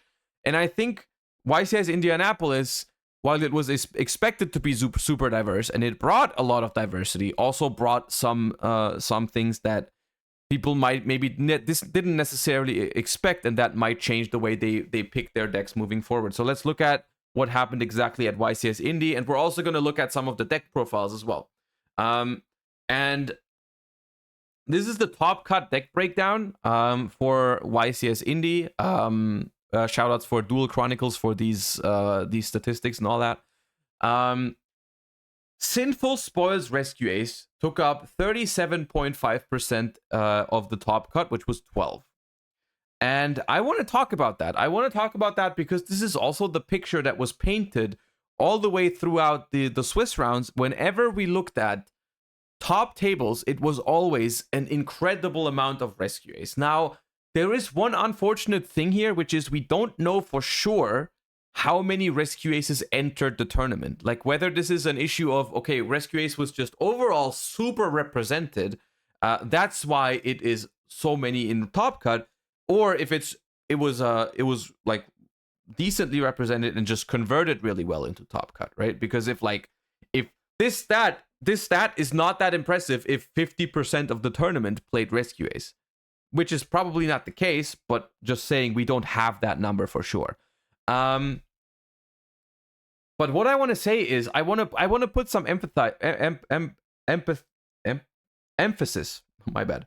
I want to put some emphasis on the fact that I think this is an incredibly impressive stat. 37.5% in top cut might not seem that much in like a tier 1 format, or like when we had Sprite and Tearlaments being very powerful, or whatever. Like getting 12 out of 32 in top cut wasn't like the craziest thing. In this current format, I think 37.5% is absolutely insane. I think that's an insane stat to have. I think Rescue Ace has performed incredibly well at this YCS, and I think people are going to see this, and I think Rescue Ace it might not be as diverse of a format moving forward, because if Rescue Ace has this kind of result, if this kind of conversion into Top Cut, and not only conversion into Top Cut, it also had conversion within Top Cut. Both of the finalists were playing Rescue Ace. It's not like they got eliminated at some point through the top 32 because the deck isn't that great. The deck actually was able to convert. The deck did manage to take down the event. Both of the finalists played Rescue Ace, and I think at this point in time, it's fair to assume that Rescue Ace is going to be the best deck moving forward. And that kind of statement means a lot when, for like weeks now, we didn't expect to have a best deck in the format, right? We had strong decks, we had top deck contenders, but we didn't have a clear best deck, right? Tearlaments was not the clear best deck. Unchained was not the clear best deck. Pearly was not the clear best deck. Yada yada yada yada. Right? So many decks were viable, were strong decks, maybe even tier 1 decks, but you could not go out there and be like confident saying this is the best deck in the format. And I think with Rescue Ace, with this performance, we might get to a point where it's the case, right? Where Rescue Ace is the best deck in the format, and people are going to pick Rescue Ace up. And I think that is simply due to the nature that the Rescue Ace deck, we're gonna take a look at Rescue Ace in more detail once we're done discussing YCS Indy. We're going to take a look at Rescue Ace and learn some of the combo lines together today, and maybe also how to interrupt the deck or what's good against the deck, and so on and so forth. And just because Rescue Ace is kind of like the new, the new big part of the format, we're going to take some more of a detailed look at it today. But my initial perception of it is just as simple as Rescue Ace used to be a deck. Like, Rescue Ace has a super powerful card, and that's Rescue Ace Turbulence. Sets up from a deck, super important card to resolve. But the deck had some problems before the Sinful Spell support, right? The two problems that the deck had were consistency and hand traps. Those were, I would argue, the two problems of Rescue Ace before the Sinful Spell support. And it's just as simple as the Sinful Spoils package solves both of those problems. Simple as that. It gives you, depending on how many you want to play, the minimum is 5. The minimum was 5. 5 more starters essentially, and it also gives you 5 more ways to play through hand traps. It's not that consistent as Quantal. It's very consistent. Quantal was just on a serious note, Quantal was just incredibly unlucky. The deck is incredibly consistent now. I think it has like, I'm not sure what the exact number is, but people in chat have been saying like, depending on how many Sinful Spoils, you can get the deck like 93% to open combo and so on and so forth. I think the deck is like incredibly consistent now. But the thing is that the Diabellstar package are not just starters. They're not just, I have more copies of my starter. But the fact that they also let you play through hand traps is insane. Someone in chat mentioned earlier, like, oh, the deck loses to Ash. It's not the case anymore. It's not really the case anymore. The deck doesn't really lose to Ash all that much at this point in time. Like, we saw it on stream multiple times playing through Ash. As long as you have an additional as long as you have an additional Sinful Spoils in your hand, you can pretty much play around all of the hand traps that you want, right? You can dodge Ash, you can dodge Veiler, you can dodge Imperm, because now if they Ash your emergency, you can still play. You can still get to your Turbulence. If they Imperm you early, you can dodge it with Emergence. If they don't Imperm you at all, you can just hold your Emergence to dodge the Imperm on the Turbulence, right? If they then decide to Imperm your Turbulence on Summon, you can just emergency for another Turbulence because you haven't used it yet, so on and so forth. So I think it's as simple as Rescue Ace has an incredibly powerful choke point in Turbulence. But the thing is, now with the new Sinful Spoil support, the deck has gotten significantly more consistent, and it has made it infinitely harder to like effectively hand trap the deck, because any sinful spoils makes you play through any one hand trap pretty much, right? Like if you open a sinful spoils, you can outplay Ash, you can outplay Imperm, or you can outplay Veiler, which are like the cards that prevent your turbulence normally, right? So that is incredibly strong. And then there's one other thing that Rescue Ace has going for it, which we're going to look at later, because I've been sent a nice Rescue Ace spreadsheet that we can look at today to look at some of their combos. It has an incredibly amount of like different possibilities, right? You have like terahertz lines, you have synchro lines with Jet Synchron, you can go for the Eschatos thing, you have rank 4 access, you have Mud Dragon to protect from Imperm and Veiler, you can go for Heat Soul to draw more cards. You have a lot of flexibility when it comes to deck building to decide what you want to go for. I'll link you the thing and I'll link you the thing when we get to it in a second. I'll link you the spreadsheet. All these things combined, I think, make Rescue Ace a top tier deck right now, and honestly, probably the best deck in the format with a significant margin, because it's just as simple as when Rescue Ace resolves Turbulence, it doesn't really matter what you're playing against. Most of the time, you're just winning, right? Most of the time, you resolve Turbulence. It doesn't matter how diverse the format is, right? It doesn't matter how diverse the format is. You resolve Turbulence, you're probably winning the matchup. And your entire deck is based around forcing through the Turbulence, which is it does incredibly well now. And so it has a good matchup into a lot of different decks. There are bad matchups. I'm not saying there isn't. 100%. It's got bad matchups, and we might also talk about that later on a bit. But that is my first impression, is that Rescue Ace is in a way incredibly ignorant. Like it can basically ignore the fact that there's a lot of different decks in the format, because it's not one of those decks that gets completely carried by non-engine. Because it just does what it does. It just does the Turbulence thingy, and that beats pretty much any matchup. When I say pretty much any matchup, I mean like, you know, like whether you're resolving Turbulence against Pearly or against Tyr or against Unchained, it doesn't really matter. It's going to be good in any matchup, pretty much. There's exceptions, like I'm pretty sure Labyrinth is pretty good against Rescue Ace, but even that's not unwinnable. Everyone talking about evenly didn't see Santoli's deck.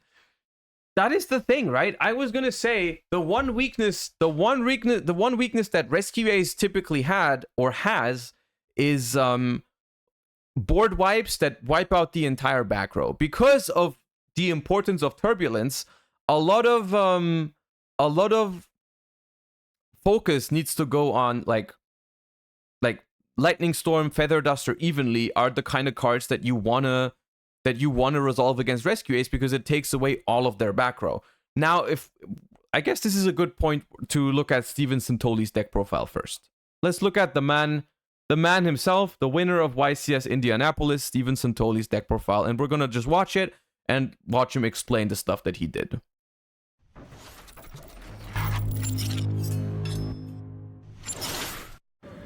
What up, YouTube? Age of Persuasion here, and I'm here with my boy Bortle, and we're also here at YCS Indy with the first place winner. Introduce yourself, and what did you play, my friend? My name's Steven. I won YCS Indy with Rescue Ace, Sinful Spoils. Nice. For some reason, Konami Blog didn't put it on initially, and so all the EU streamers were losing their mind, thinking I was just insane not playing it, instead of just assuming that. Okay. All right. I will say, we were reasonable in thinking that you didn't play it, because the stream, the coverage literally had freaking 11 Sinful Spoils Rescue Ace listed, and then yours as only Rescue Ace. Also, the only reason we assumed that you weren't playing it is because you're freaking Steven Santoli and you brought Exorcist to the Worlds qualifier. So there's literally, you have no business complaining. Like we didn't. How were we supposed to know? I played it, so I took great laughter out of that one. But yeah, I played this deck. I think it's probably the best deck of the format, not by a super large margin, but it's what I was practicing last format, and considering how strong it was, I figured I'd play it for this event as well. Definitely. And before that, check out this trophy of his. You know, he has to remember this in his profile. He got the ultra rare prize card trophy, you already know. And yeah, man, let's go ahead and get into the profile and see what you play, man. So my theory with this deck list was It's a little sped up, yeah. that consistency is good, and engine is good. Like the strong engine, this deck goes second very well as long as you don't draw the traps. Or HQB, even though HQ is fine in some scenarios. So I just want to max out on a lot of my starters just because playing is good. And it pushes through hand traps a lot really easily. So I played 3 Earthridge Standard. I played 3 Hydrant still. People cut this down to 2. I think it's reasonable to play 2. I don't think it's wrong to play it. But like I said, I just want consistency. This card isn't great by itself. With any other combination of cards, Allure, Emergency, like it plays for the majority of hand traps. It's a good discard because, again, you can do shenanigans by banishing it. So I decided to play. This is the one thing that I find funny about Rescue Ace is that the entire deck is focused around Hydrant, but Hydrant itself is not a good 1-card combo, which I find that funny. It's not really, it doesn't really matter in the grand scheme of things. I just think it's funny. So yeah, the thing is, you can play 2, I think, because it's not a 1-card combo, but the thing about it is that like it's gonna be part of any 2-card combo pretty much. Like it searches a Rescue Ace card, which is like it's pretty good. It's a pretty good card, and I think playing 3 is reasonable. 3. I'll probably continue to play 3 going forward. I do side the second one out a lot. Going second. All my engine pieces, I don't side out any going first. If you're going first, you want all your engine, and you're just switching up tech cards. 2 Turbulence, 2 Preventer, I think pretty standard. Standard. One thing to keep in mind with Turf, second threat comes up a lot, especially when they're picking apart your boards or half boards. If they go to pop something or negate something, you can emergency up to second turf, and then it's a pop. Also, Mesla's mad and thank you for the time. It's really good. It's important to keep in mind what you're keeping banished and always have something to deal something back off of it. Then I play 3 Impulse somewhere. It's in there. Wait, is it? What did you say? 3 or 2? Tango, thank you for the 13. Off of it. Then I play 3 Impulse. 3 Impulse. Somewhere. Okay. It's in there. There's 3 Impulse in here somewhere. It's all good. And the Okay, it is 3 Impulse. 3 Impulse. I am not as deep into the Rescue Ace testing as I maybe should be, or I mean, I don't have any events coming up, so that's why I haven't been like practicing Rescue Ace or whatever. There's been a decent amount of people that I heard saying you don't need to play 3 Impulses. Which I guess is fair. Like I've seen a lot of people play like 1 or no Impulse at all. Yeah, the third one's missing. Whatever. He was playing 3 and a Fire Engine, right? Quantal said it's either 1 or 3. Okay, let's just listen. So the reason I decided to play this at 3, because a lot of people are thinking about cutting down, is in any mid-range matchup or control matchup, this card is the best card in your deck. It allows you to pull ahead with Engine, which means that when they're trying to cut you off with Engine, it just becomes very, very overwhelming. And a lot of people against this deck, I shouldn't say people against this deck doesn't have good choke points, so you just kind of have to hit them early and hope it's enough, because once it starts playing and starts going, there's just so many ways back to Turbulence, so many ways back to your power plays, and this just ensures you get there. In the mirror, it's insane because you just set up your opponent's turn, and like you saw, if you watched the feature match in the finals, I broke the full board game 1, so even without this, but if you have this, it's even easier. You're just pushing through with Engine. The parts of the Engine that go second are really, really strong, and you want to always have them. Okay. You do side out in some matches. That's fair. It's like I think that's what it comes down to, right? I think that's what it comes down to. Impulse is kind of like this awkward thing between I feel like it's situated between a non-engine card and an engine card, right? Because it doesn't really stop your opponent from doing anything, but it still is dependent on your opponent for like triggering it. So it's kind of like I guess it's comparable to something like Phantasme, right? It's like the in-engine Phantasme or Haveness, right? That can lead to stronger plays, but doesn't necessarily. Which it can be good, right? Sometimes you really just want to get to, like, your opponent interrupts you with they set up a board and whatever, and in order to play better into it, Impulse can help. It can be a lot of things, right? It can be extender, it can help breaking boards, yada yada yada. But it is dependent on your opponent to trigger it, and it is also not a starter card going first, pretty much at all. So I think it's fair to like it. I think it's fair to not like it. I don't know if it's 100% necessary, but I personally think it's at least an intriguing card to me. It's a card that I would like to be playing in my deck, right? If I'm playing a Rescue Ace deck and there's a card that off of my opponent's actions gets to extend my plays, I think that is a card you would want to put into your deck, unless you don't have the space for it or you really needed to play other cards instead. Which I guess is the same issue, right? Not having space for it. So I understand wanting it into your deck for sure. Like the heavy combo matchups, you can set out for my hand traps, but other than that, I think it should be at 3. I played the Debuster package. So I played one which Card's also insane for consistency. The reason I play more of this is because if it gets interacted with, it's just a -1. So if I summon this by discarding something without this in circulation, then you just lose a card for no reason. So I don't want to play multiples of it because it's the neg like that. And the deck's consistent enough, I think. Which is, I guess, this point I don't completely agree with, because of course opening the quick play spell is better than opening the witch, right? And so opening the witch alone can be underwhelming. However, if the witch gets interacted with, that's the thing. Why the argument that I have an issue here with is, if the witch gets interacted with, it loses you a card because you don't have this thing to replace it, is not really true, because even if you have the sinful spoils, and then your witch gets interacted with, you don't get to draw a card with the sinful spoil because you have to put this back, right? If this gets veilered or impermed, for example, even if you had this beforehand, it still doesn't replace the card. Like, you don't get the card back later. In that sense, I think it's simply a matter of, this is the minimal package you have to run. Yeah, you have to run 1-3-1. That is the minimum, and you can run this. At this point in deck building, you have to ask the question: do I need more starters or not? Right? If you want more starters, more Black Witches is an option. You can go higher on Black Witches because it's better to draw a Black Witch than to not draw a starter at all.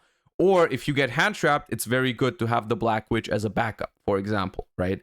And I think it's fair to be playing more of the Black Witch if you feel like your deck's not consistent enough and you want more.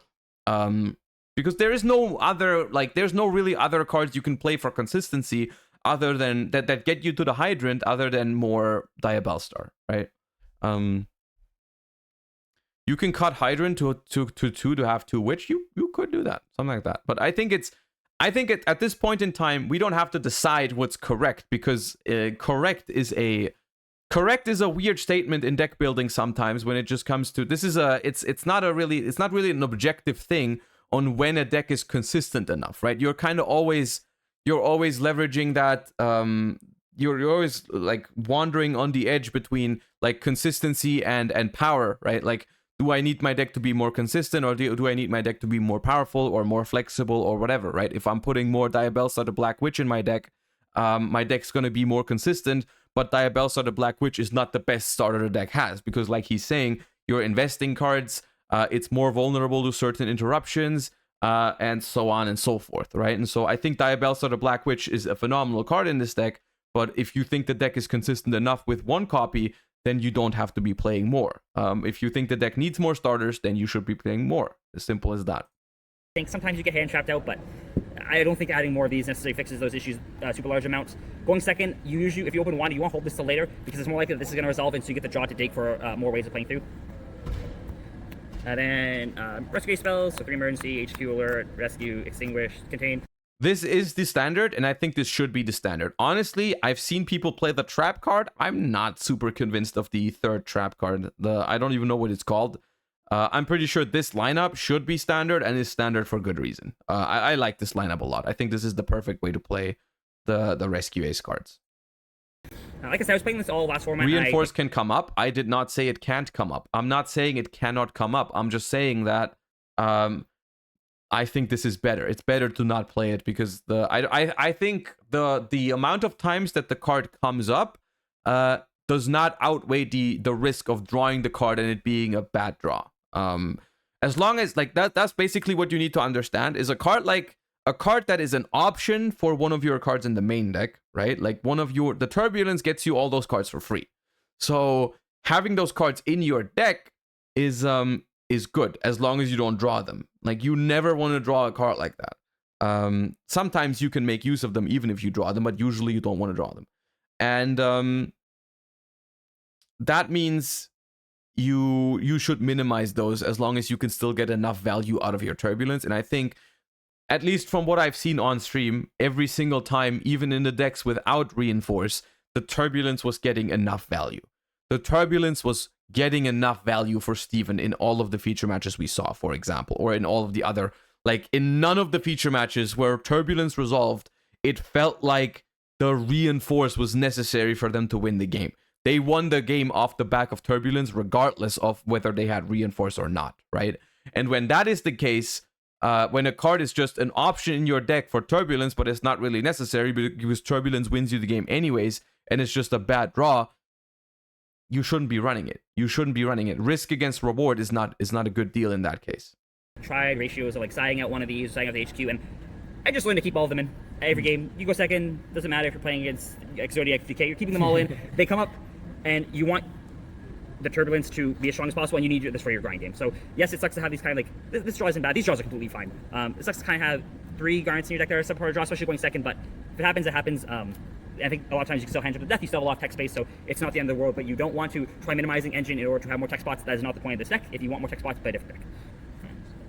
And then no, you're good, Razor. Yeah, all good. Everyone's gonna lose their mind because people hate playing 2-ofs, but the deck's consistent enough. I decided to play 2 because it's a little bit more consistent on top. I never want to open 2.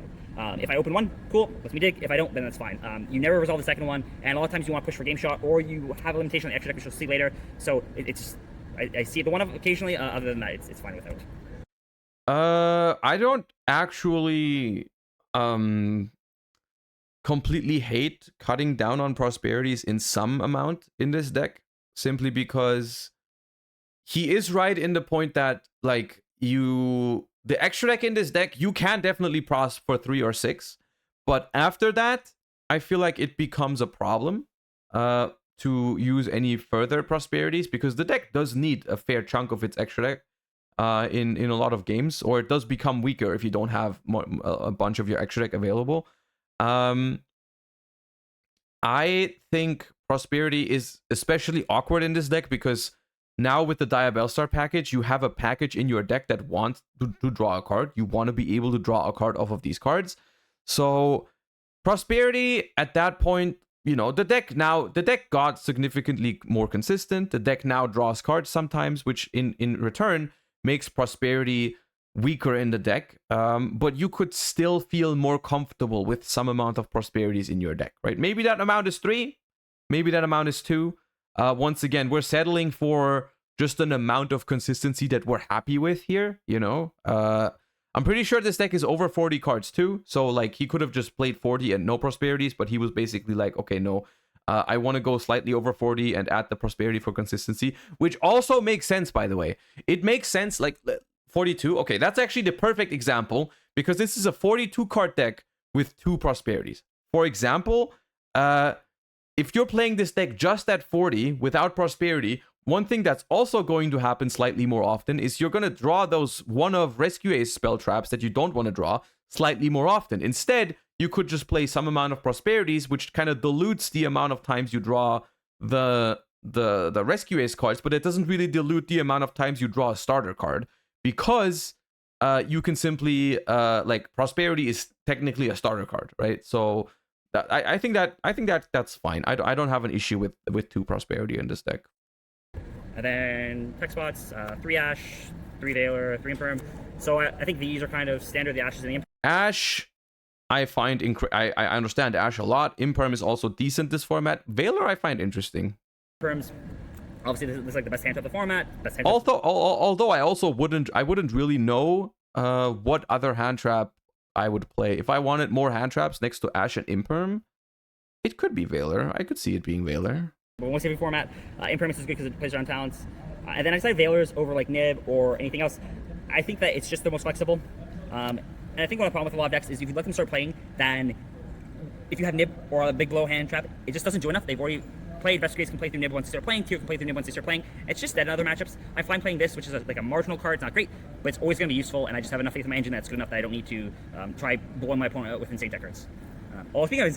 I think that is reasonable. I think that is one of the things, that is one of the issues with like a super diverse format that we've talked about for like a while.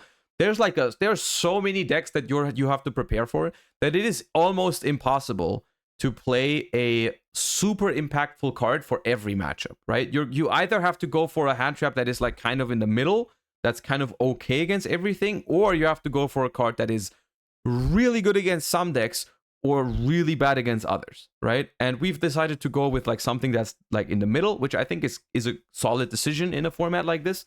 I think generally in super diverse formats, not always true, but generally in super diverse formats, my tip would be, or my advice would be to go for the safe picks in the main deck, right? Go for the cards that are consistent, that do something in every matchup in the main deck, and then focus on whatever you want to focus on in the side deck, right? That I think is I think that's a solid piece of advice for like super diverse formats. I think that's fair to say. Tech cards I said I play 3 econ.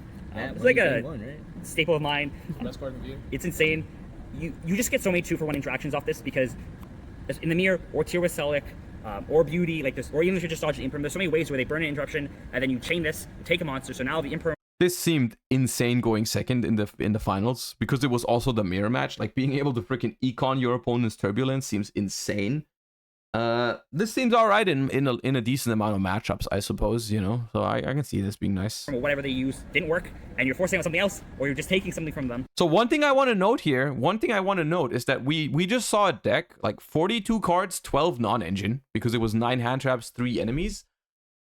That is, it's a decent amount, but it's not that much.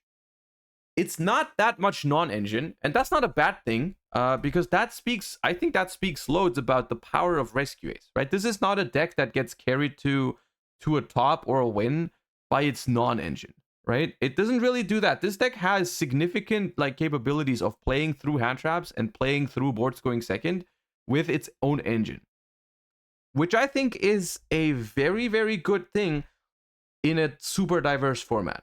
Like, this deck has proven that it's capable of playing through boards or through hand traps with its own engine, which makes it, in a way, not super dependent on playing against the matchups you were expecting, right? Because if your deck, that's one thing. If your deck relies on non-engine so much to do stuff, then it's going to have a problem in a format where it's super diverse and your non-engine is not always good against every matchup, right? Not every non-engine is good in every matchup, and so decks that are dependent on non-engine are going to struggle in some matchups naturally. And a deck like Rescue Ace, which does not get carried by non-engine apparently, can perform really well, right? Because this non-engine is like it's solid cards, right? Veiler, Ash, Imperm, Enemy Controller, they're solid cards. But they don't auto-win any matchup outside of maybe like Branded or Lab with an Ash Blossom sometimes. But most of the time, like, it's just like Imperm prevents a little bit from every deck, but not that much. Ash prevents a little bit from every deck, but not that much. Veiler does the same kind of thing. Enemy is like a solid tool in most matchups. But you don't have any non-engine here that just completely carries any matchups, right? There's no, like, we don't have to rely on something like Droll or Nib or Droplet. Those kind of Dark Ruler, Evenly, those kind of things. We're not looking for auto-win buttons, right? We're not looking for auto-win buttons against some matchups that don't work against other matchups because we don't have to. Because the Rescue Ace deck is powerful enough to the point where it gets to outplay a lot of decks with just engine, right? And the cool thing, though, is that we're not a deck that doesn't play non-engine at all. Like, I'm looking at Tearlament, for example. Tearlament is also one of those decks that tries to just push with engine into boards going second. And usually that, like, you know, the deck is strong enough against some matchups, but not against all matchups, because it has, like, Tearlament has, like, very little space for non-engine. Like, almost, like, 5, I think, is the standard, I want to say. The 5 non-engines. We can look at a standard tier list in a second. Maybe 6, right? It's like half the amount of non-engine. And sometimes when I'm saying you're not dependent on non-engine, generally in Rescue Ace, I'm not saying that you don't want it, right? Because sometimes you still really want to open that Ash for the opponent. Sometimes you really want to have that Imperm for a specific choke point that your opponent isn't playing around or whatever, right? So something like being...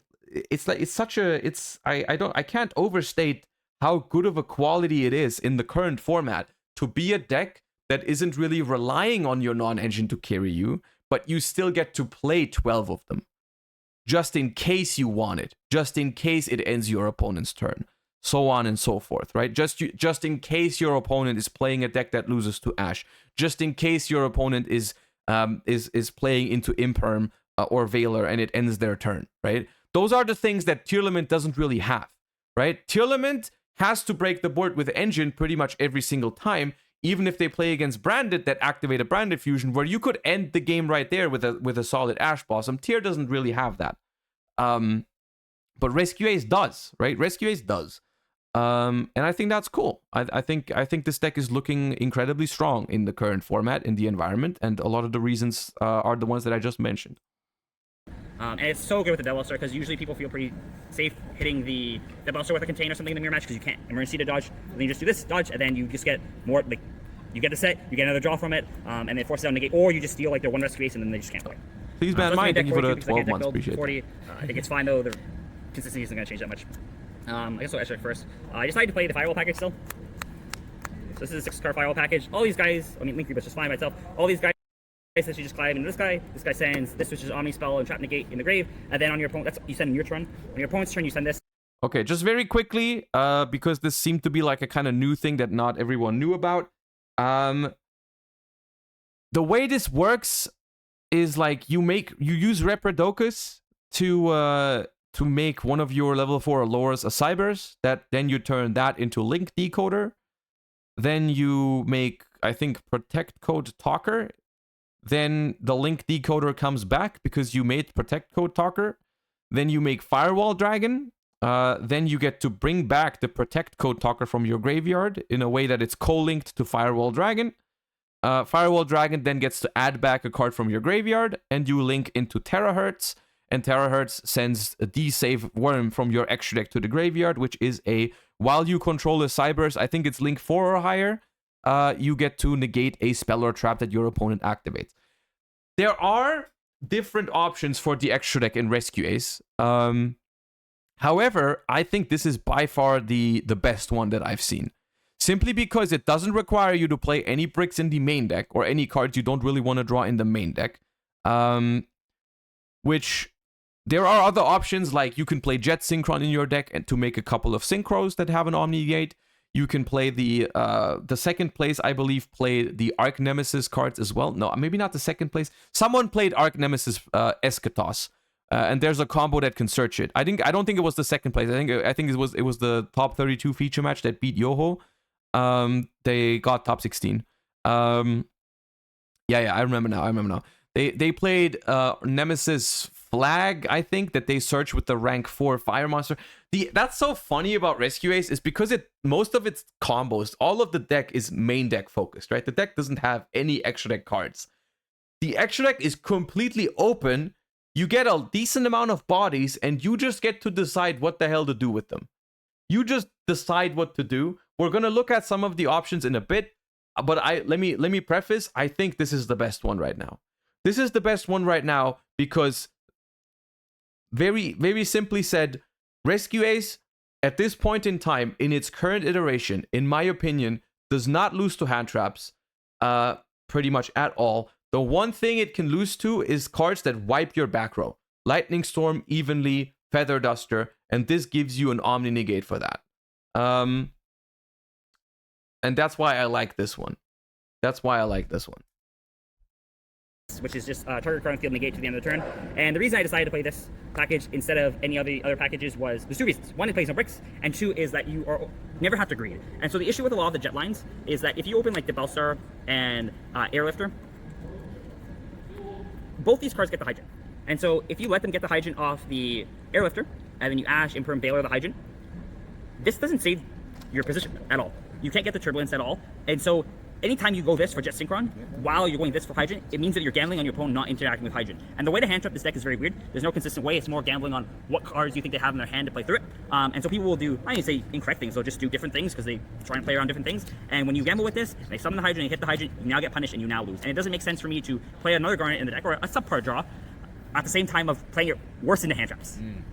And so I just decided to play this because anytime I open... This just makes so much sense to me. Like I don't think I could have said it better. At the point, I don't understand why you need to play Jet Synchron when you have a good line available to you that doesn't play the Jet Synchron in your deck, so you have more. You don't have to play that mediocre draw. And the line is very good because it negates board breakers that you could lose to, and it allows you to play better into hand traps because you don't have to like, you don't have to save your Diabell Star to go for Jet Synchron later. And basically, if you're doing that, you're trying to do the 1-card Rescue Ace combo and then do another combo after. It's not like you're doing a 2-card combo. You're still doing 1-card Rescue Ace combo into adding a Diabell Star to it, which makes your 1-card combo pretty susceptible to hand traps. Both of these, I know my Turbulence is resolving unless they have 2 hand traps, 3 hand traps. That's what I mean. This is always getting Hydrant. This is getting to Emergency. Depending on So what you do is you just go Airlifter for Emergency, and this one gets you the Hydrant. And then when they interact with the Hydrant, you still have the Emergency in hand as a backup, basically, right? You just get to Turbulence, and if they Imperm Turbulence, you can dodge it with Emergency. If they Imperm Turbulence on summon, you just Emergency out another one. If they try to interact with the Hydrant, you can Emergency to dodge that, so on and so forth, right? It's just way better. I think it's way better. Discard off this, I can get the Turbulence on the 4th summon. If not, I'm going SP with Turb. They nib. Okay, cool. Tag out. Emergency summon Preventer. Preventer revives the Turb. So that's just the reason for that. People complain about the non-extra spaces it takes, but these are. If I'm going first and I have Prosperity, I will banish everything but these and an SP. I do not need other cards in the extra deck. The cards are good. This is obviously board, Firewall. Like even this one, you're going for your half boards. Adding on Firewall with Protecto Cocker to add back is really good. And the other reason I play this full package of 8, because there's a 6 package, is because this combo gets you to add back, which means your Emergency is better because you can add back Preventer. So your Emergency summoning Preventer, sending the Preventer from your hand, you're getting a Book of Mood, so it's an extra interruption. Also, when you're doing half boards for climbing, this is follow up or adding back a hand trap or interruption. So I just like the flexibility. And then other tech cards, so 1 SP because, well, 2 SPs. One, you always keep off Prosperity. This is 8 cards. This is the other card you keep off Prosperity. If you're going second, then you can banish more of those. It's fine. I usually go 1 to play on Imperm. If you don't have a way of extending through it, then there's no reason to play on Imperm. You just eat it and end on SP or IP into SP. But if you have good gas hands, especially when you open Diabell Star and Airlift or Turbulence, then you have the luxury of being SP. And this is the one thing out of this entire weekend that everyone predicted, and it happened exactly how everyone thought it would happen. SP Little Knight, freaking, like that card just, it's so strong, man. It's so strong. Every single feature match, this card was, I think this was summoned in every single feature match almost, except for the Exodia FTK one, and it was incredibly good every single time. Like, this card is so powerful. Force it out early and dodge. IP because it's a good card. Especially with SP. And then the other ones I just thought were the most generic. Wolf, Hida, Access Code, and then 1 Typhon. So this card was pretty good throughout the weekend. It is one of those cards that you can't really theorize about because it's like, what game states will this come up in? And you're like, well, people full combo, and then like this doesn't really crack the board, so it's useless. But it just comes up in really weird grind games. People love theorizing about Yu-Gi-Oh! And going, oh, this always happens, and then this is end board, how you crack it. It's like so much nonsense happens. People open bricks, you hand trap them weirdly, like just things happen. And this is just one of those cards where it's not going to seem great in theory because there's no like real end board it cracks, but it just comes up in weird game states. And it's also nice because you can make your board, if you know you're playing against a deck that has a lot of 3,000 stack monsters, you can just slap this down on the end of it after you've cracked it, because then it's an additional floodgate for it. So I 100% recommend playing this going forward. I've said it before, and I'll say it again. I think this card should be in every single deck that doesn't have severe extra deck problems. Like, Typhon is one of those cards that is just, like he's saying, it doesn't come up in any like standardized combos or standardized whatever ways, but when you're going second and you're breaking boards, the games aren't always as standard as you think they are. When like someone has, like, you hand trapped someone in their combo and they played whatever, they made whatever board, and you start playing into it and so on and so forth. Like, Yu-Gi-Oh! in practice is so different from Yu-Gi-Oh! In theory. And I think in practice, this card is going to be so strong in so many situations, right? Because it's just so free. It just comes down for free. It's just like whenever you're done cracking your opponent's board, when you run out of options, you have one more on top. One more option that you now have. And I think that's so valuable. Even if it doesn't seem good, if you start looking for the lines, then it feels a lot better. Then side deck, I just decided to play more hand traps. I didn't want to play breakers because a lot of people are on Omni Negates for Rescue Ace, so I just decided to hand trap them to death. 3 Droll, which is more for a Vanadium tier. This is what I'm talking about earlier. Honestly, the more I'm watching, the less I'm surprised that he was able to win this YCS, because this deck is very good deck construction for a super diverse format. The main deck is super vanilla. just consistent, has some solid tech cards that aren't like auto win in any matchup, but they will do something against everything. And then the side deck has the bombs, right? The side deck has the stuff that you can specifically side for the matchups. Like this is where the nibs are, the drolls are, whatever else. You know, that's I like that deck building a lot. I don't pay once here all event, but it hits your deck too The much. shifters, I guess. Here. Thanks for for that. So I decided to put this in last second, but even the one tier I played, I just decided I full cracked the board game 1, so I just decided not to put it in game 2, and it should just be like Druid Swarm or something. It could be really anything. And then 1 Pink, 1 Cowboy. I never made this. The mirrors that all matchups get really grindy. I actually went to time 3 times. Is it even? How easy is it even to make this? Because you're not playing the Puzzlomino to make level 4s. I mean, you still can. I'm pretty sure, but is it even? It's like, you probably can. Airlifter plus emergency. Yeah, you need to like, because the only level 4 you play is airlifter, right? So you have to like summon an airlifter, and then you have the emergency for another airlifter, something like that. Today, never came up with this, but I don't usually go to time. I usually play pretty quickly. But you could. So this coming up was having this extra may have come up. The format it's good because you get a lot of back and forth games, but on the other side you have to play cards like this.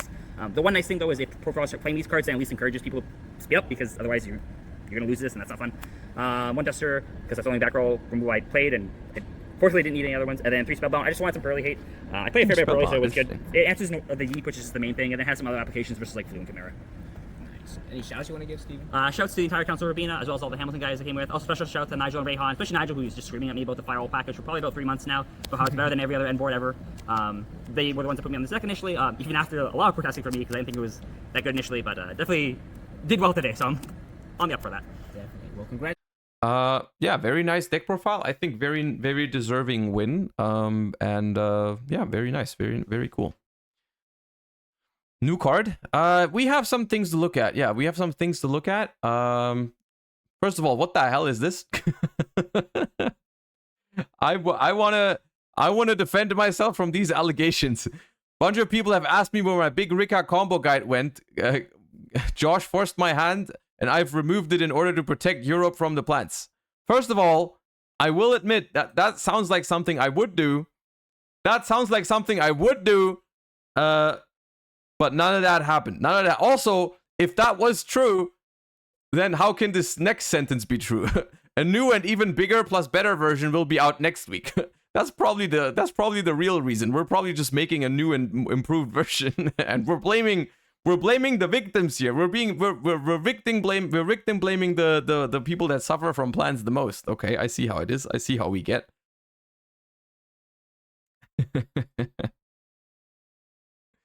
All right, chat. I need to go to the toilet really quick, and I'll be right back. I will be right back. Don't go anywhere. And then we look at these new cards that you all are hyping up so much. I'll be back in a sec.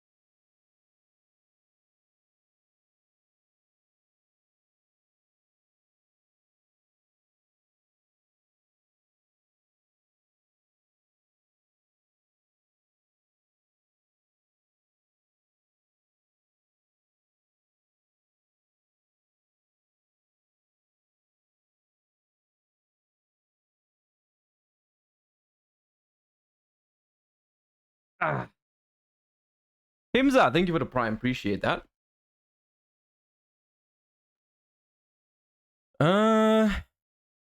Do you have the deck list of the Mikanko Sinful Spoil? I do not. I asked Ed for it and he ignored me. I've been Donowald.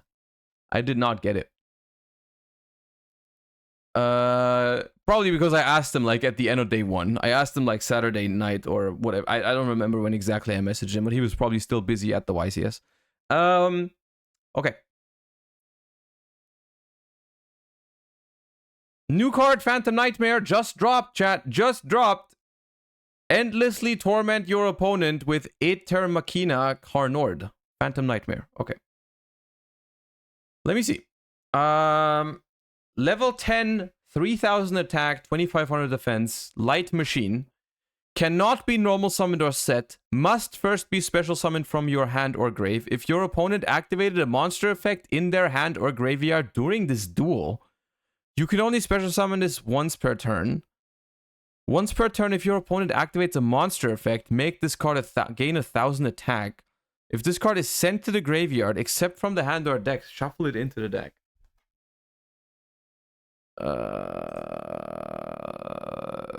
I mean, this card is just bad, isn't it? I mean, like,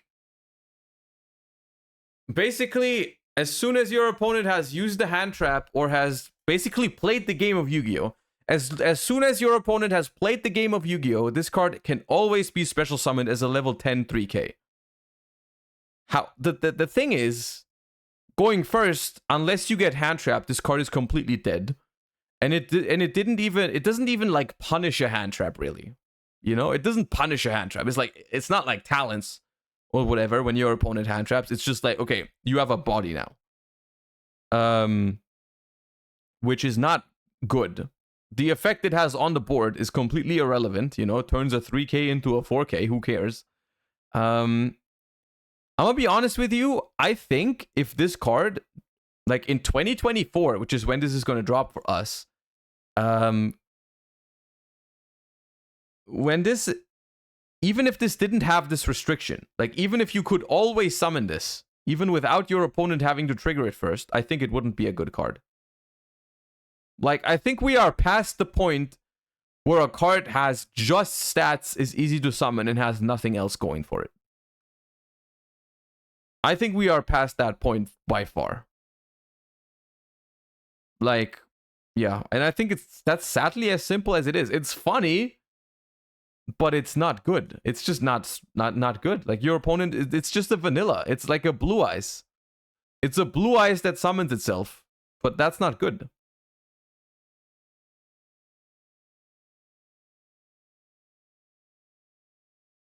Yeah, I mean, look, if I'm going second and my opponent has triggered this card's condition, I would much rather summon a Pancratops or a Fenrir. Yeah, that nails it. That's the point, right? It doesn't do anything, and we need this card to do something. We need this card to do something, but it doesn't do anything. Is that the only card that they just revealed? That's literally it? Yeah, I think so. Okay, that's disappointing. That's disappointing. All right. Yeah. All right, chat. To come to a close on this Rescue Ace thingy, because I feel like we've talked about it in a lot of detail now, on why the deck is good now. I hope people understood that. I think Rescue Ace has, even though we knew it was going to be strong, I personally think it was underrated. After seeing its results, at least I personally did. I personally did underrate it a little bit. I thought it was going to be a meta contender. I didn't think it was going to be that strong. But it is good. But in order to look at in all these, look at this spreadsheet. I'm going to link you the spreadsheet, and I also need to give a shout out to who sent it to me and who made it. Lord Sour on Discord sent it to me, and I think is managing it. I'm linking it in the chat right now. There are different lines for Rescue Ace, like Terahertz, Synchro lines with Jet Synchron. You can even go for a combo that searches the Arch Nemesis Eschatos. You can go rank 4s. You can do Mud Dragon to protect your Turbulence from Impermanent Veiler. You can go Heat Soul to draw more cards. You can do Ibly Locks. You can, it has all this stuff. All this stuff is in the spreadsheet. The spreadsheet is linked in chat right now. If you want to look at any specific combo in more detail, we're not going to go into detail on all of these combos now because we would just be watching replays for like an hour straight. Just know for now that I think the strongest line so far is the terahertz line. I think that is the one that Steven played for good reason. I think it's nice. And I would probably be, if I would start testing Rescue Ace right now, I would start playing with these kind of lines, right? And so what you get is with just one airlifter, you get to summon terahertz, you get turbulence effect, and you get to add back a monster from your graveyard to your hand. So it in a way also provides follow-up, and it gets you the full setup with turbulence, and you have terahertz for the fusion omni negate, and you have the thingy. You can also go for the SP line. I mean, everyone is going to have SP in the extra deck anyways, but I think if you play this stuff, you would go for this stuff rather. Especially post-siding, where you can negate stuff like Lightning Storm evenly, so on and so forth. I think that's where this really shines, is being able to negate stuff that kills your back row, right? So, yeah. And that's what I wanted to talk about with Rescue Ace. Let's look at some other interesting stuff that we had. Let's look at Triff's freaking Vanadium deck. This the freaking thumbnail's already ridiculous. Yo, what's up, guys? So I just finished 4th at YCS Indiana. I played Vanadium. I played lots of different cards. I want you guys to see this. This is the new way to play this. Post to God. The deck's absolutely insane. And I really felt like I had a really unfair advantage throughout the whole tournament. I was undefeated until the last round in Swiss. And yeah, top 4 or 4th place. But the unfair advantage is that people are playing shit decks. Basically every deck that's not Vanadium. And you could I've broken Telemint boards of like 8 interruptions. I've broken mirror match boards with Nib and Ash in hand with Oppo, Baron, reframing, all that shit. It's very easy though to get to like 8 interruptions, 7 interruptions, but you need to play the deck perfect. So I'm gonna show you guys all the cards I do. I don't main deck reframing, all this stuff. I'll show you everything. So that being said, let's get into it. Before we do though, I want anyone to smash the subscribe button, and I want to give a big shout out to Pac for filming this video. And I want to give a big shout out as well to Sam, who actually let me half my deck. So let's get into the video. Let's go. So first off, play 3 Samsara, 3 Rykart, 3 Roomheart, Rhoda. So the idea behind this is they have 10 normal summons. Yes, 10 normal summons, you break a lot, Triv, right? But by drawing any collection of them, they're also special summon. So you could draw all 3. That's beautiful. That's so broken. Because all 3 are getting summoned, and all 3 are ensuring that you don't brick. There's about 30 starters in this deck where it's impossible to ever brick. And Samsara is insane. It's a 1-card full starter, and Astrolot is the entire deck. And you want more cards that get you to Astrolot other than Visas. And I play 2 Visas, but also play Perlerino. I'll get there after. But you need to play 3/3/3 and the one Rhoda. It gives you the 10 of these, and drawing them in. Triv did message me because we were talking about his deck during the stream, and we were like thinking about what his deck would look like and so on and so forth. And he did confirm what I said during the stream, where I said it seems like his deck is more like is less focused on making the combo even crazier, but more focused on having room for like non-engine and playing like a more mid-rangey style of the deck. And he said that's how he meant to do it. It's meant to be consistent. It's meant to be able to play through shit but it has like a weaker end board, which I think is a fair thing to do with Vanadium actually, right? In any conjunction with anything is incredible, but you just never brick. That way it's and they're all 1-card starters. They're all like 1 card, 8,000 plus damage. They're all 1 card, like 5 negates. So you just do all this stuff additionally with everything else. And then you have 2 Vices, but you play Perlerino and you search it a lot. You search Perlerino a lot with the Synchro 8. So it's like you have all the Vices you really want. And because of this, you also have a lot. If you ever hard draw these, make sure never to be caught in a hand where Samsara is stuck in your hand with no Visas cards in your graveyard. Make sure to go out of your way to summon Visas Amritara with this, so this could be live, or go out of your way to summon Vices on the field. This is also why I play Nightmare Unicorn. If you don't have access to Vices, sometimes you have like hands like this, where like 2 Samsaras, like this is your hand. And you could do so good if one of these hit the grave, you could do like full combo by itself. So I play Nightmare Unicorn for that purpose, which we'll get to after. But play 3, it's the best card. 3 Fenrir, the other best card. Because going first, Fenrir will search you this. Going second, Fenrir will get rid of your opponent's card and search you this. So it's full starter plus getting rid of a card plus entering battle, getting rid of 2 cards. Okay, how is Scareclaw Kashtira actually good in this deck? Like, I'm not saying it's not. I don't really understand what the point of the Scareclaw Kashtira is. Fenrir is by far, like, I think I could safely say it's the best card in the deck going second. It makes light because hard? it's both Oh, it does. Right. No, that's not bad. full combo. So if you notice so far, we have 10 full cards that are full combo, 13 that are full combo, and the rest are just spells that search full combo. You have like 30 starters in this deck. It's impossible to brick. Except I only bricked 1 time the whole tournament in top 4. I drew 2 Meek and a Rival and 2 defensive cards. This is pathetic. Anyways. I thought it wasn't possible though. How did the impossible happen? Yeah, then the Scare Cash. You play 3 Meek. The only time you'll brick is when you draw 2 of these. Don't play Torrid. That's not even debatable. If you play Torrid, I'm gonna find you and slap you. That card's so ass. I'm not gonna play 2 Meek. I'm not a bozo, but 3 Meek is the only time you brick is you draw 2 of these. It will happen. Happened to me multiple times, but the rest of my cards are just insane. There was one hand at the tournament. Guys, I opened 3 Calarium. I think this is the first deck profile where I've been threatened yet.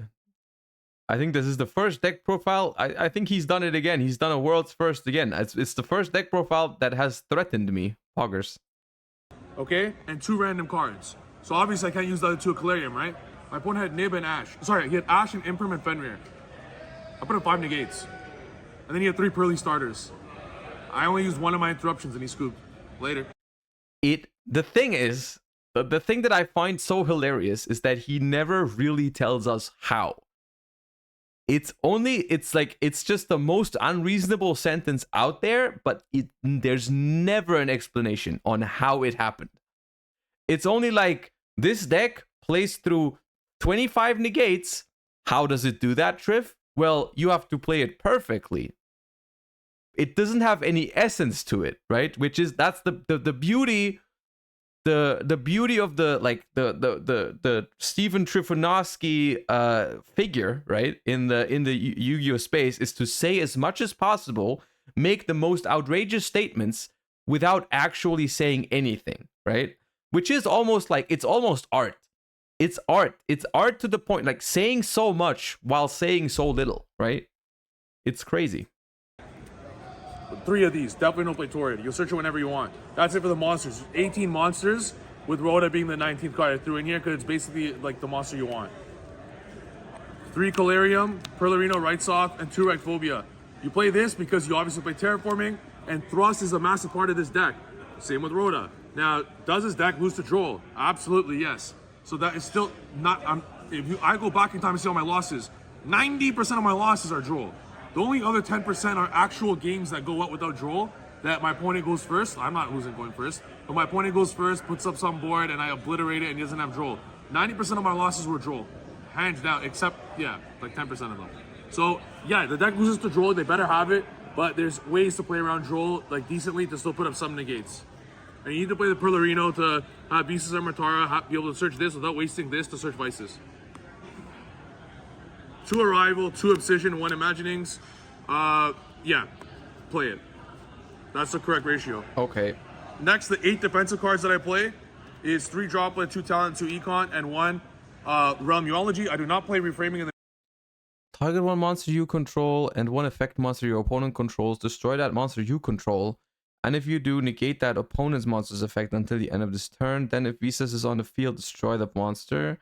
During your main phase, if a Veda monster is on the field, banish this card from your grave, destroy a monster you control. That card good. It's like a imperm / droplet kind of interaction, right? Why not just? I guess you can search. It's like a searchable droplet for 1. Kind of like that, you know, like you. Can you search it? It mentions Visa Starfrost. Maybe you can search it that way somehow. I mean, Armitara, yeah, Visa's Armitara. Ends on.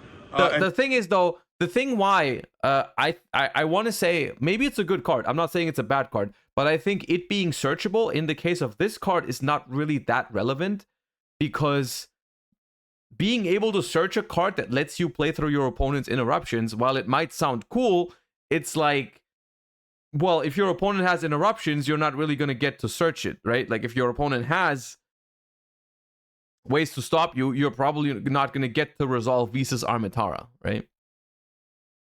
Enough interruptions by itself. Like if you don't draw any of the defensive cards, it ends on Visas Armitara searching this, plus Baron, plus the Spatter, plus S. Okay, so it's more like a thing. Okay, that I actually do like.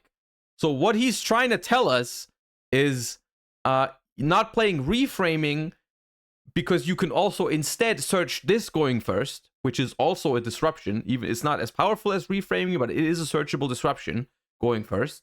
But it is better to draw going second than reframing, obviously. That's 4 interruptions. Additionally, you play 5 ways to Fenrir. You play. This is his very convoluted way of saying that, right? He's somehow he needs to bring 4 interruptions, 5 interruptions, whatever into it. But that's what he's. I'm just telling you what he's trying to tell us right now. Okay, I'm translating. 7 other defensive cards, so that's 12. So additionally, on top of the 4 negates, you're putting up your 12 defensive cards with a lot of follow-up. So I feel that's enough to win. I'm pretty sure we should throw Apollousa back in because Apollousa is free. I don't main deck it, I side deck it. Apollousa is free on top. And yeah, I would continue playing this card. The reason why I was breaking so many boards is that this is your average hand. Your average hand will look something along the lines of like, 2 of these 8, 2 of these 13. Because keep in mind, you're playing these with rights off. So if you're going second, look at it like this. You're going second, right? You have 5, 6, 7, 8, 9, 10, 11, 12, 13. You have 13 defensive cards. Going second is 6 cards. Pack with 12. I'm pretty sure it's like 90%, isn't it? To see 2 or 80%? 80% going second. Yeah, it's like 100% actually. Pack. You're gonna see 2 of these going second. You see 2 of these going second. That was great. That was great because he was trying to be serious. He was actually trying to get into actual numbers theory, right? But then he forgot for a second. He almost forgot for a second on how to be Triff. And Pac had to remind him on, hey, yo, this is a Triff deck profile. What the hell are you doing? What the hell are you doing? Just say it always happens. He was like, oh, right, yeah. My bad.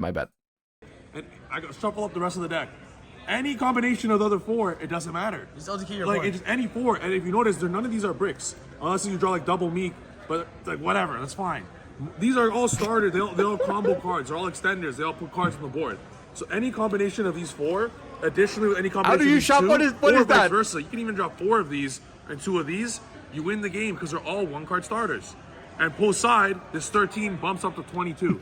So yeah, draw 1 of the 22. Can you imagine that? You play 22 defensive cards, bro. You're destroying all these. I cannot imagine that. Ugly decks. And that's 40 in the main. The extra. The funny thing is that the deck profile, it makes so little sense.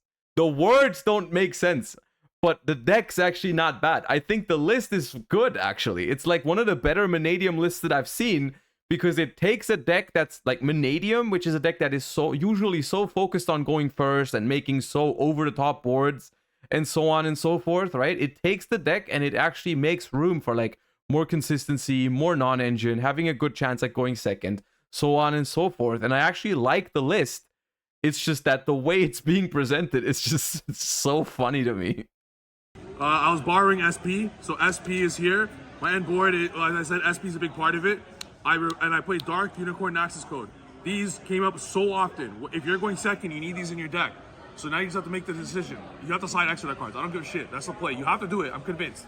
The Manadium extra deck is way more valuable than the Manadium side deck, because it's how many decks are there in the format pack? A billion? Bro, there might be 4,000 decks right now. Exactly. Because there's 4,000 decks, it's very difficult to side specifically for each deck. If you do that, there's going to be no space in your side, and you won't have enough cards for everything. So the best way to side is by playing stuff that are generic for everyone. Due to that purpose, cards like Thrust, Lightning Storm, Evenly, Duster, for the most part, Talons, Called by the Grave, they're good versus every matchup going second. There's not a single matchup I can think of that I'm not playing those cards, except Purely, but we have other cards for that are searchable with all those cards.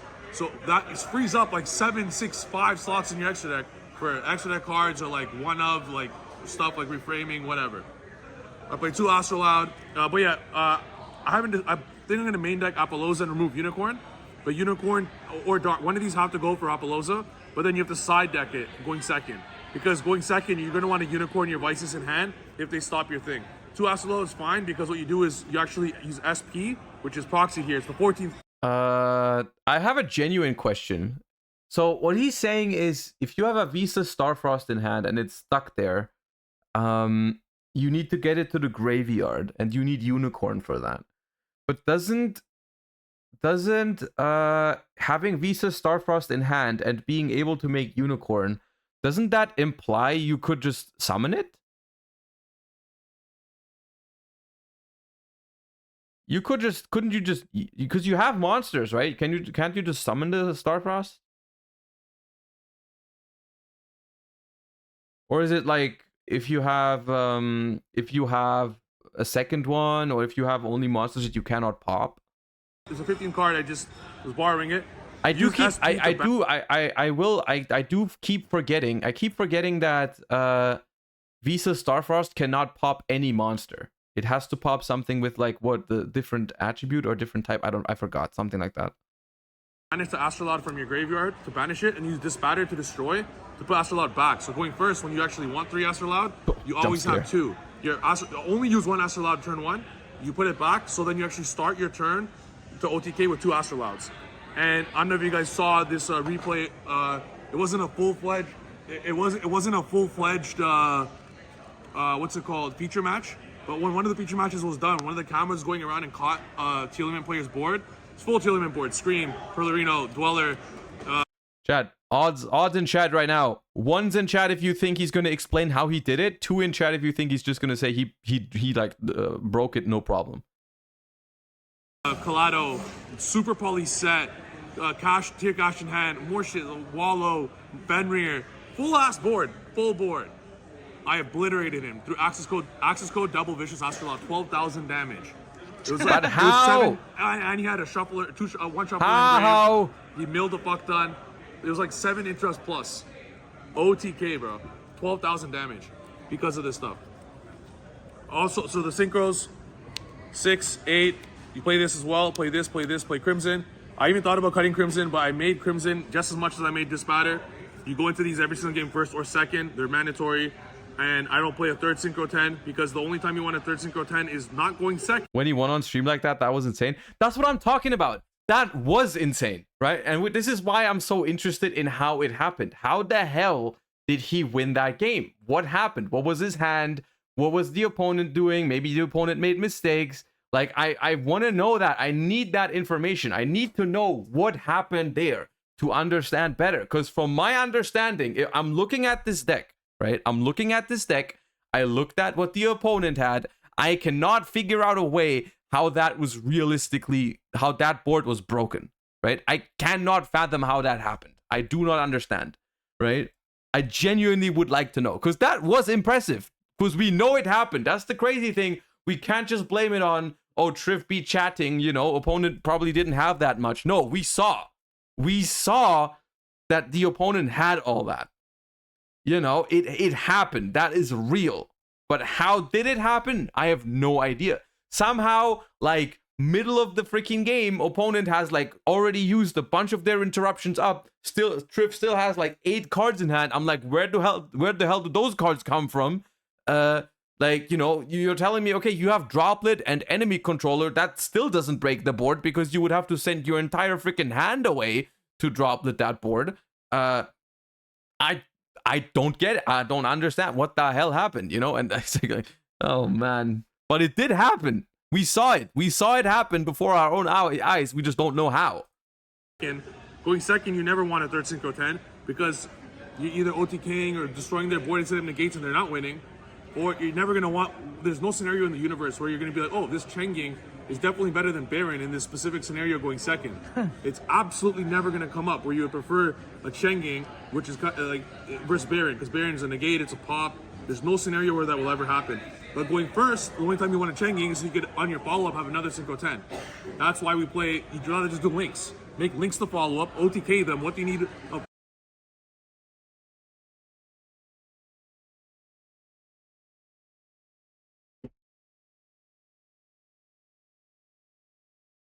You know what?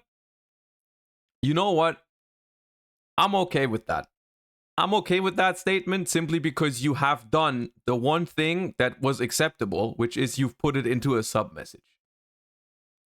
You've put it into a sub message. Yes, you've been fooled by AI. You know, you thought it was real. That's kind of cringe, honestly. But you've put it into a sub message, which is okay. You know, we both get something out of it, right? We both get something out of it. That was not what I meant when I said it was going to be the sub notification, though. I just want to make that clear. When I said we might have that clip as a sub notification, I didn't mean that everyone who subs is going to put it into the sub description. So I feel like we shouldn't do that.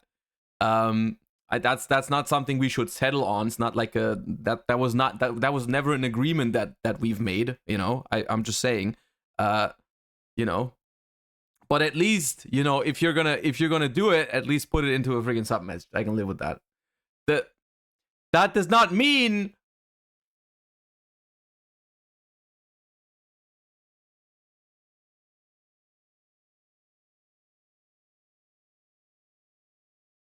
follow up for in the gates. You're OTKing, you're going second, you have double, like, you get what I'm saying? So you don't need a third synchro 10, no matter what. Apollosa does need to be in here with SP. The question now is what is Apollosa going to be removed between one? okay, we have a problem. Nah, we have a problem.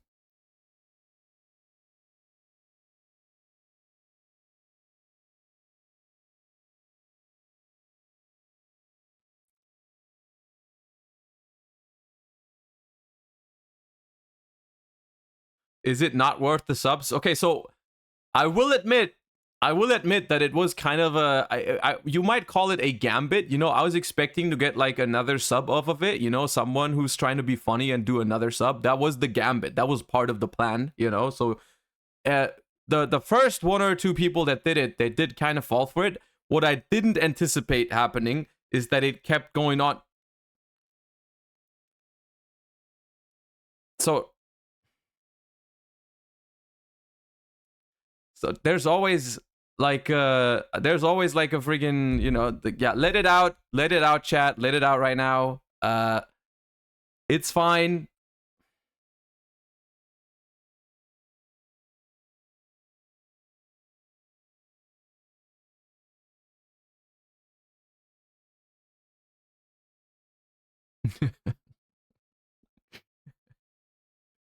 Are we done? I think we're done. Okay. These access code cannot leave.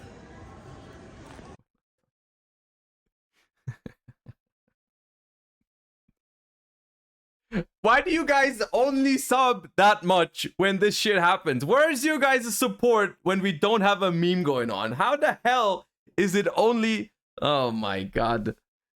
Oh my god.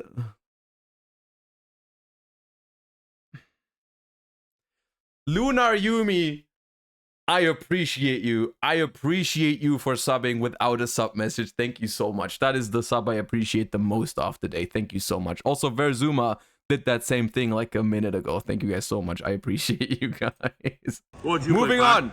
Dark or Unicorn? I would cut this because Dark, you can, against Unchained, you can Dark their Rage and Rage into Luna on their turn. Yeah. Also, you can like Dark... That's too much reasoning in this video. I don't like this. I don't like where this is going. This is solid reasoning. I don't want that here. Your opponent's Low Knight, that might come up too. Yeah. So Dark is just crazy. Yeah, and Dark... What? How does your brain work? How do you go from everyone spamming the Ray copy pasta into transitioning into the freaking gifting subs to weird Twitch names again? And now you found out that, oh, gifting a sub to Royal Oppression is the shit right now. I mean, I'm not complaining. I prefer this to what we just had. I'm just saying I sometimes wonder how this stuff works. Dark a lot of the times helps make that access code as well, so you don't really need the Unicorn for that. Now the side deck, going back to what I mentioned, cards like this, every matchup you have to put in Call by the Grid because a lot of people are playing Droll, so you just put this only post side, first or second against every single deck because of Droll. If you look at this, is 9 cards. This is exactly 9 cards that I remove. I'm not going to tell you guys, but there's exactly 9 cards that I remove. You put Why are you not going to tell us? No, I'm not gonna tell you guys because there cannot be solid information in this deck profile. I'm legally not. I cannot do that. That goes against all my principles to give you guys actual information in my deck profile. I cannot do that. these 9 in. That ends up being 20. No, not the gift sub to Sky Striker Ace Ray.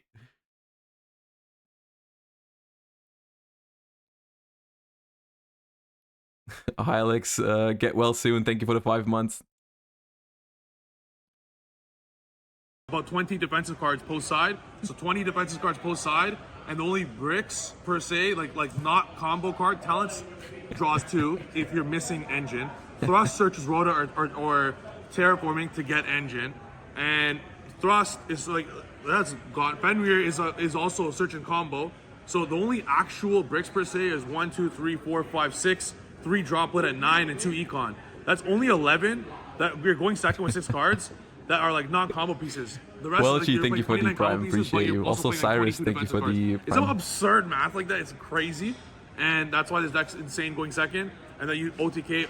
Can we get a sub goal for you to play Sky Striker? I'm being careful with setting a sub goal to playing a specific deck now. I've made some dangerous I've had some dangerous endeavors in the past where I said, oh, X subs to play that deck, and then like literally unironically, chat, unironically, whenever I've done that, it has never felt worth it.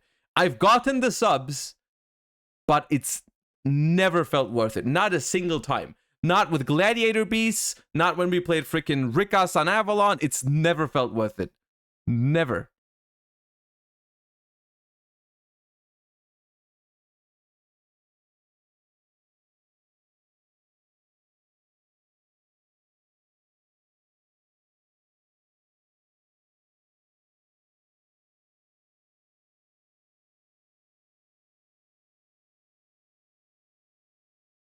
Goodness.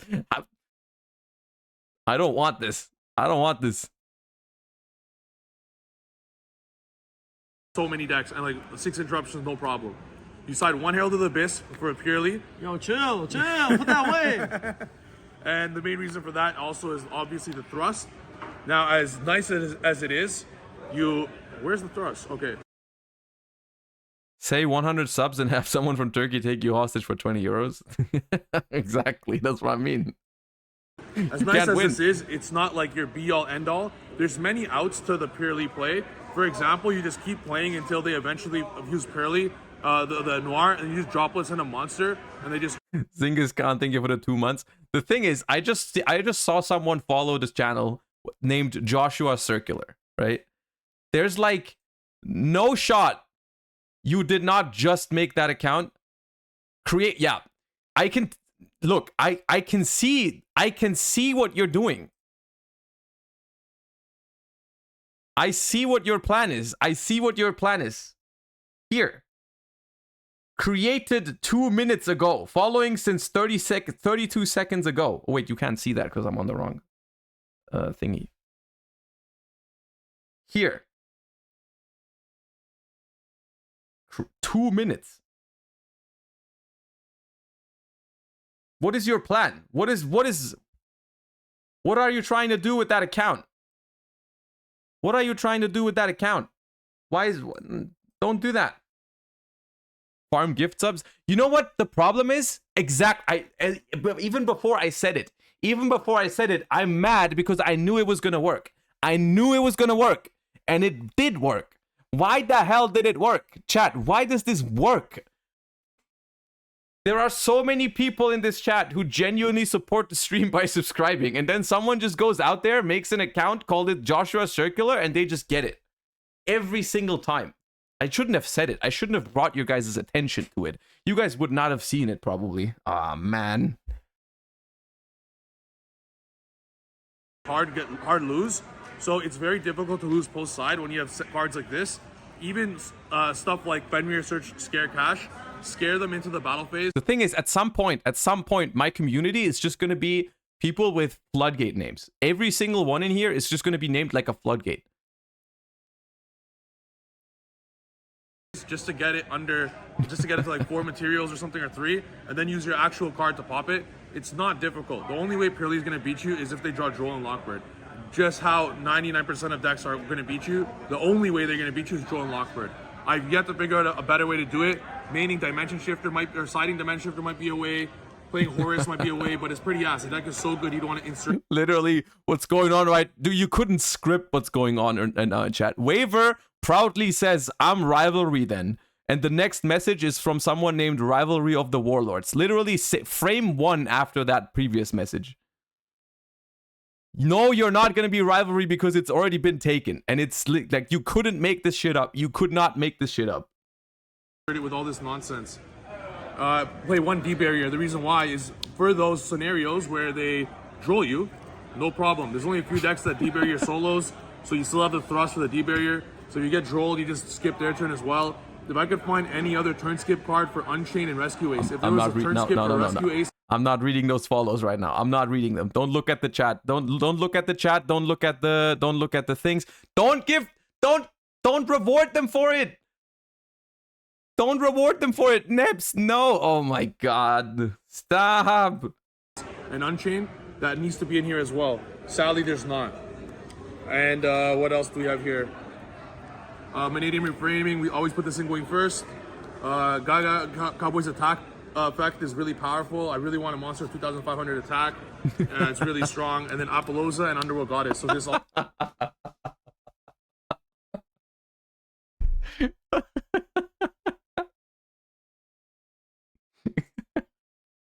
Manadium Reframing, we always put this in going first. Gaga Cowboys Attack effect is really powerful. I really want a Monster 2500 attack. It's really strong. And then Apollosa and Underworld Goddess. So this also you put it only for Pearly. No other matchup you really need it for. And this is, you always put this in going first. You just make your decision between these two, what you want to put in for that. And that's it. That's the deck. The deck performed exactly as I expected. Fourth, I'm not happy with that. I should have finished first place. I don't know if you guys noticed. I'm not happy with that. I'm a little bit upset this profile. I was trying to be happy, but I really wanted to win. I was so close. And Richmond, I will win. And why? Because it's an unfair. Dude, I didn't say the name. I saw the follow, and I purposely didn't say the name. Why did you give them a sub anyways? Why are you doing this to me? Advantage. I'm literally playing a tier 0 deck when people are playing tier 2 decks.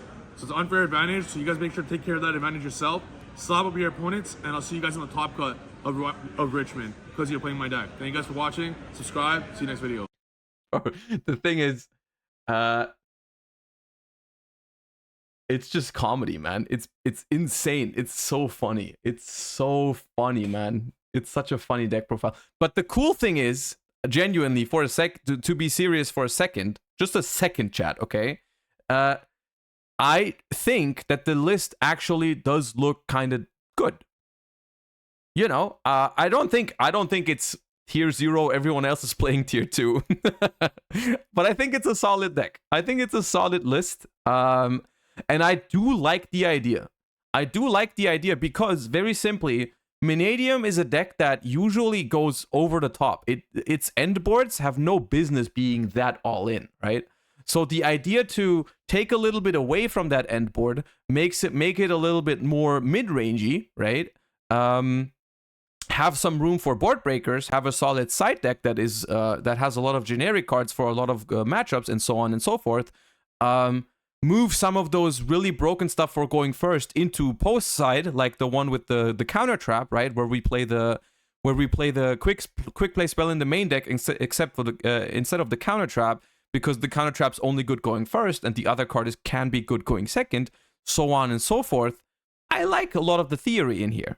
The only thing is that you watch the deck profile, you have to work the theory out yourself, because he's not going to tell you. He's not going to give you the theory behind the deck. He's not going to tell you. He's not even going to tell you what the freaking side out for the board breakers, because that's the certified information. You get the list, you get some jokes, but you don't get any of the actual reasoning. The description is pendulum without scales. All right, moving on.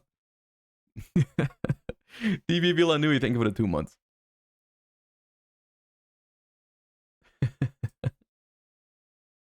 All right, so that was Triv's Manadium deck profile. And it definitely was it definitely was one of the deck profiles of all time.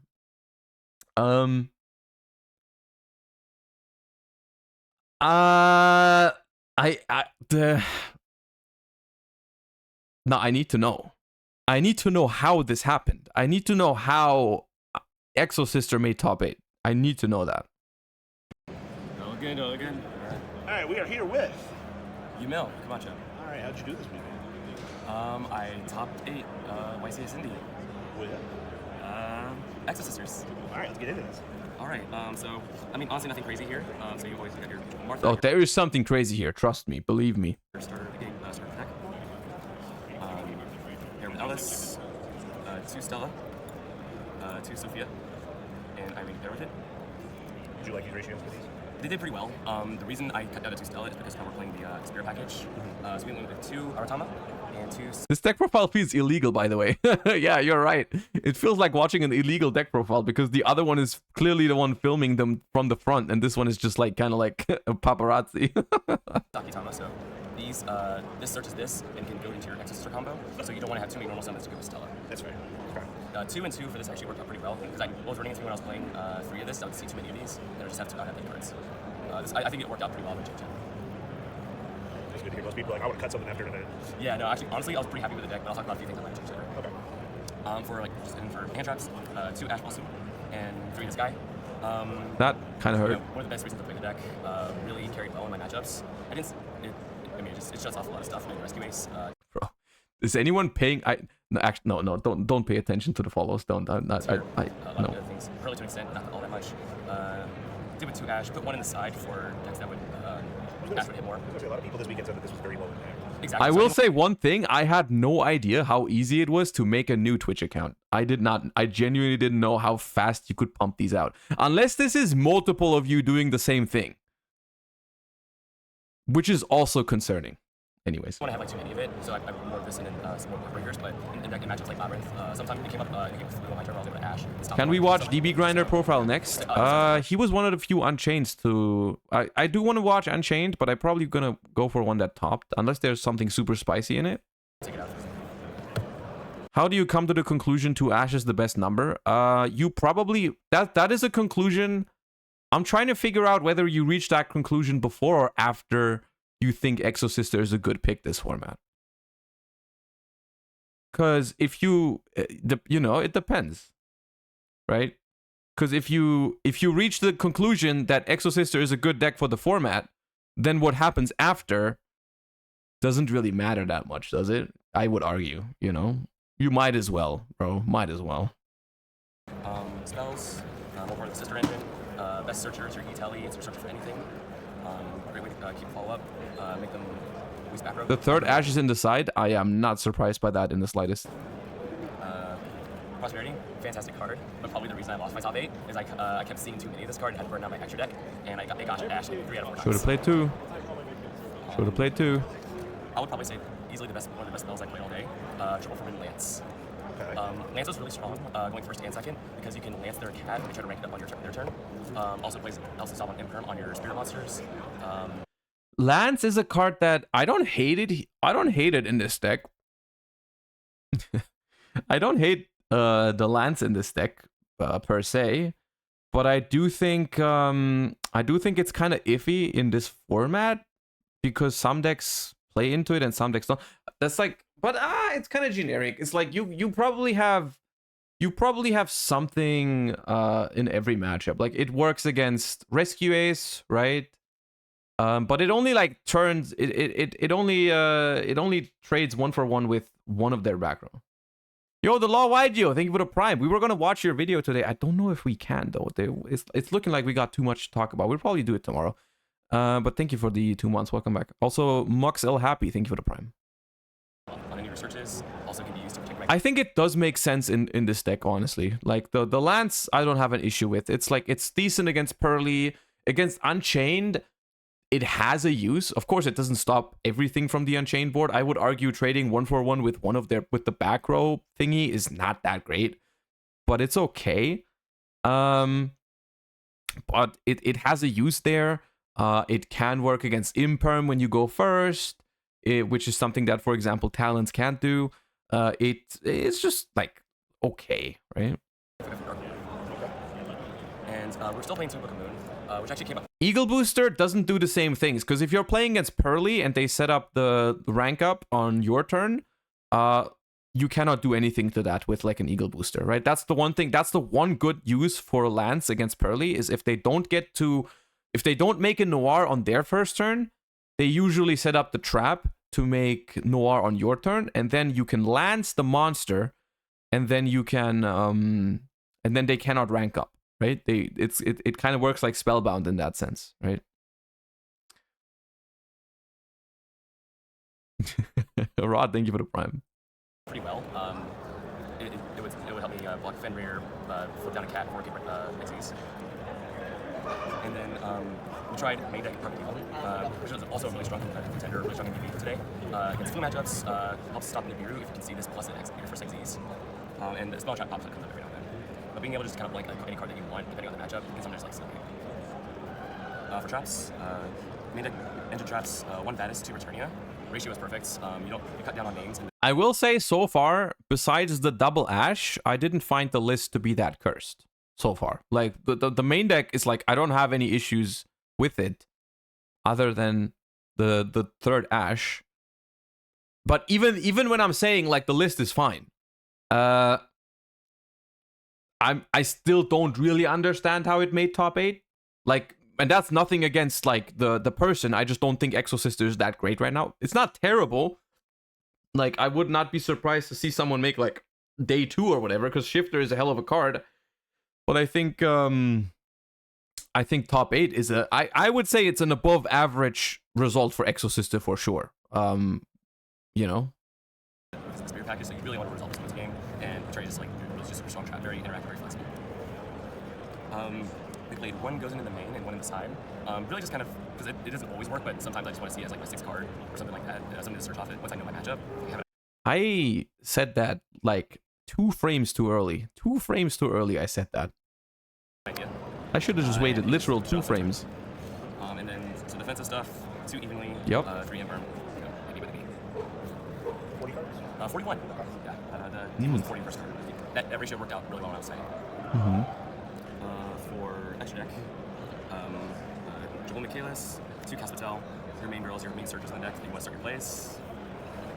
It got a little more I really cursed. like Tutor Dream because A little more. just being able to guarantee like an OTK on a follow-up turn, usually kind of sometimes you just manage one for Crosby, or you can set it up again depending on matchups, just like an Emperor on their opponent's turn. Well, she's got 28 defense too, which is needs some time to stick. 1 Asophiel for the Visroller monster, so which I really didn't make all that much because I only played 1 tier matchup today, which came up in, or I only played 1 MJ, I lost, it didn't matter. And then your main boss, Magnifica.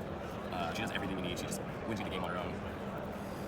And then for The thing is that something like a random Gozen match is not even necessarily like terrible, right?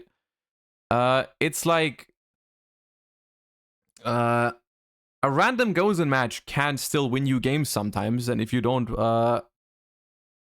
there's like it's like there's even though people in the Yu-Gi-Oh community tend to make fun of it, and it's probably not optimal, there's still like there is a threshold after which it doesn't really matter that much anymore. It's like, yes, it's still a functioning Yu-Gi-Oh deck even when it's 41 cards. Like when people criticize that sort of stuff, they like to really over exaggerate, right? When like the difference between 40 and 41 is not that large. It's there though, so like it wouldn't be optimal to do it, right? And that's what people really like. That's what people are saying when they criticize. It's like, well, it's not optimal, right? But they make like crazy amounts of fun of it, which is like sometimes it's like, oh, I feel like it's exaggerated. utility stuff, he plays use of force. I have an issue with 2 Ash and 1 Gozen as well. I do have an issue with it. I don't think it's optimal. But I don't think it's like it makes the deck unable to win a game of Yu-Gi-Oh. You know what I mean? No. Although I probably could play another Zeus instead of this. I wanted to play this, but it just never came up in game, so. And then The Batman, thank you for the prime. tried Appreciate it. the Star Slayer today. How was he? He was pretty good. I mean, he only came up like 2 games, and like he won me one of the games in a time where I just had no way to like execute, so I just like normal summoned a girl and then just slapped on top. Kind of helped. Word. More accurate. Facts. And then one Exciton Knights, and then also a really good card. He was good. How was the Exciton Knight? He would have been good if I hadn't misplayed. So I played against. I did it the one time I played it. I board wiped against a purely board that kept their monster protected by the quick play spell. So my friend literally just got all their quick play spell. You guys did make me scared of the side deck. Yeah, that's on me. But I liked it. And then for side deck, so for going second, we put in 3 thrust, which fine so far. I think if I had gone back and changed it, I would probably cut one of these and put tactics in. Okay. The idea was to like bait the interaction and then. Oh, you're playing thrust without tactics? Roll summon my Sakatama, make SP to like do more stuff. If I take an extra monster, but I mean, it was great. And then thrust targets, Duster, extra evenly equal, Herald was alright, and Ruler. Okay. And then depending on the matchup, I would put in an Ash Blossom, goes in, and then of course just this stuff here. What are some changes that you would? Well, that's not that cursed of a side deck, chat. That's just the third Ash Blossom with, yeah, that should have been in the main deck, but I guess, you know. The second goes in, which, I mean, you know, sometimes you want a floodgate around, and then it's just 4 more for going first. Well, the one anti-spell, the way they presented it, chat. Okay, you guys are trying to make fun of anything at this point. The way they presented it, it feels like they had like 11 cards that they were happy with in their side deck, and they were just like, okay, I want 4 more cards for going first. Or like siding patterns, I need like 4 more cards for going first, and they were like, okay, let's just play 3 Judgment and 1 anti-spell, because that's how much room I have. That's the way it's being presented. Why not the third Gozen? Because Gozen is not good in every matchup, and it doesn't prevent shit like Lightning Storm or Evenly or whatever. You know, like it's not that unreasonable to be like, I need 4 more cards for going first. Let me just throw these in. The only thing that's odd about this deck profile is the Gozens and the Ash ratios. That's the weird part, right? That's the weird part, and it is weird. I'll give you guys that. But with the amount of fun you guys are making, I feel like you're being, you're exaggerating. Like, yes, the Ash ratios and the Gozen ratios are weird, and Exosister is not that good of a deck, so getting top 4 is definitely like, you know, it's something. It's not something we expected. But the list isn't like batshit crazy like you guys made it seem when we started watching it. Want to make after this? So the only other things I can maybe cut for talents, main deck wise, maybe the book for something else. I don't know, maybe for more hand traps, but like really the. Now, yeah, it was like it was not that crazy. It was not that crazy. So I'm sorry to tell you. I know you guys love to make fun of deck profiles, but that one was not that crazy.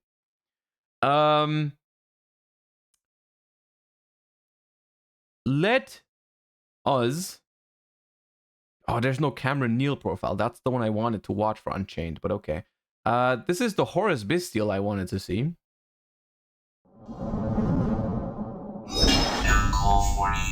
Alright, we are here with Kalen Cooksy Garcia, or most commonly known as Cookie. or Tundra with the blood armor. Sorry. We got top 16 today. I didn't think I was going to do this well. These cards are really good, man. They're just big bodies. 4 engines, put in one with some defensive cards. Main deck's 41. We got the 1-for-1. What 1-for-1 summons, makes spheres. Pretty straightforward, right? Happened a lot. And we always put back the red MD so we can keep making spheres. With that being the case, we got the broke 1-ofs in the Dragon Engine. Well, this isn't really the Dragon Engine, but it's just the broke 1-of. The Chaos Space, the Levy. So is this supposed to be more of a Horus deck or more of a Dragon Link deck? Because on stream it kind of looked like more like Dragon Link, but now that I'm seeing this, it's like very few Dragon Link cards. The Grab Back Levy or Search Levy or Lubellion, and then send any one of these that I need. In addition to the Bestial Engine.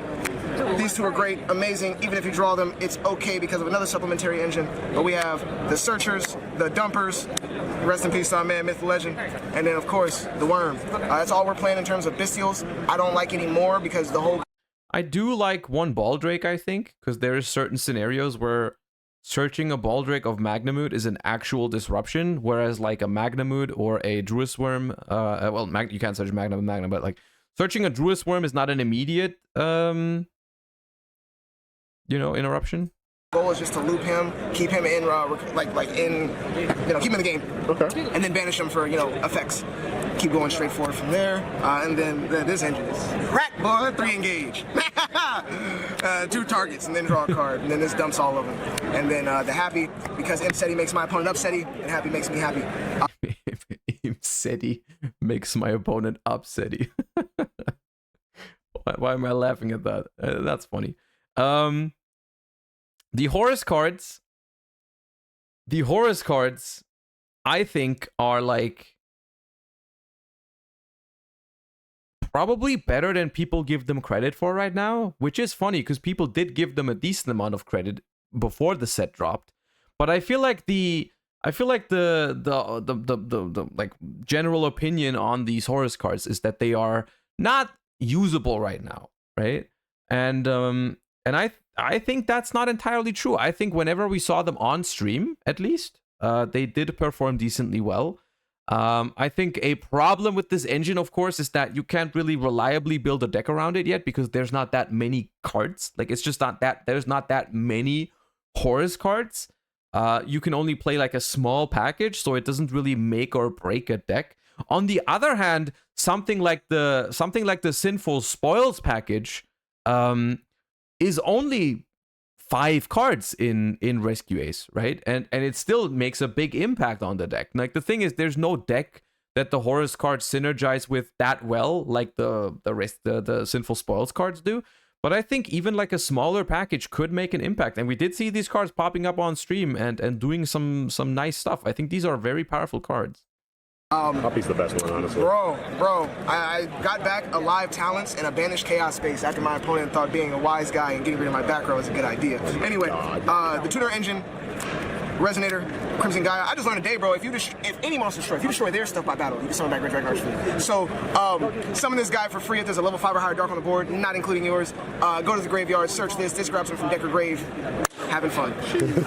Having fun. Anyway, defensive cards, we got 12, we got the Ash,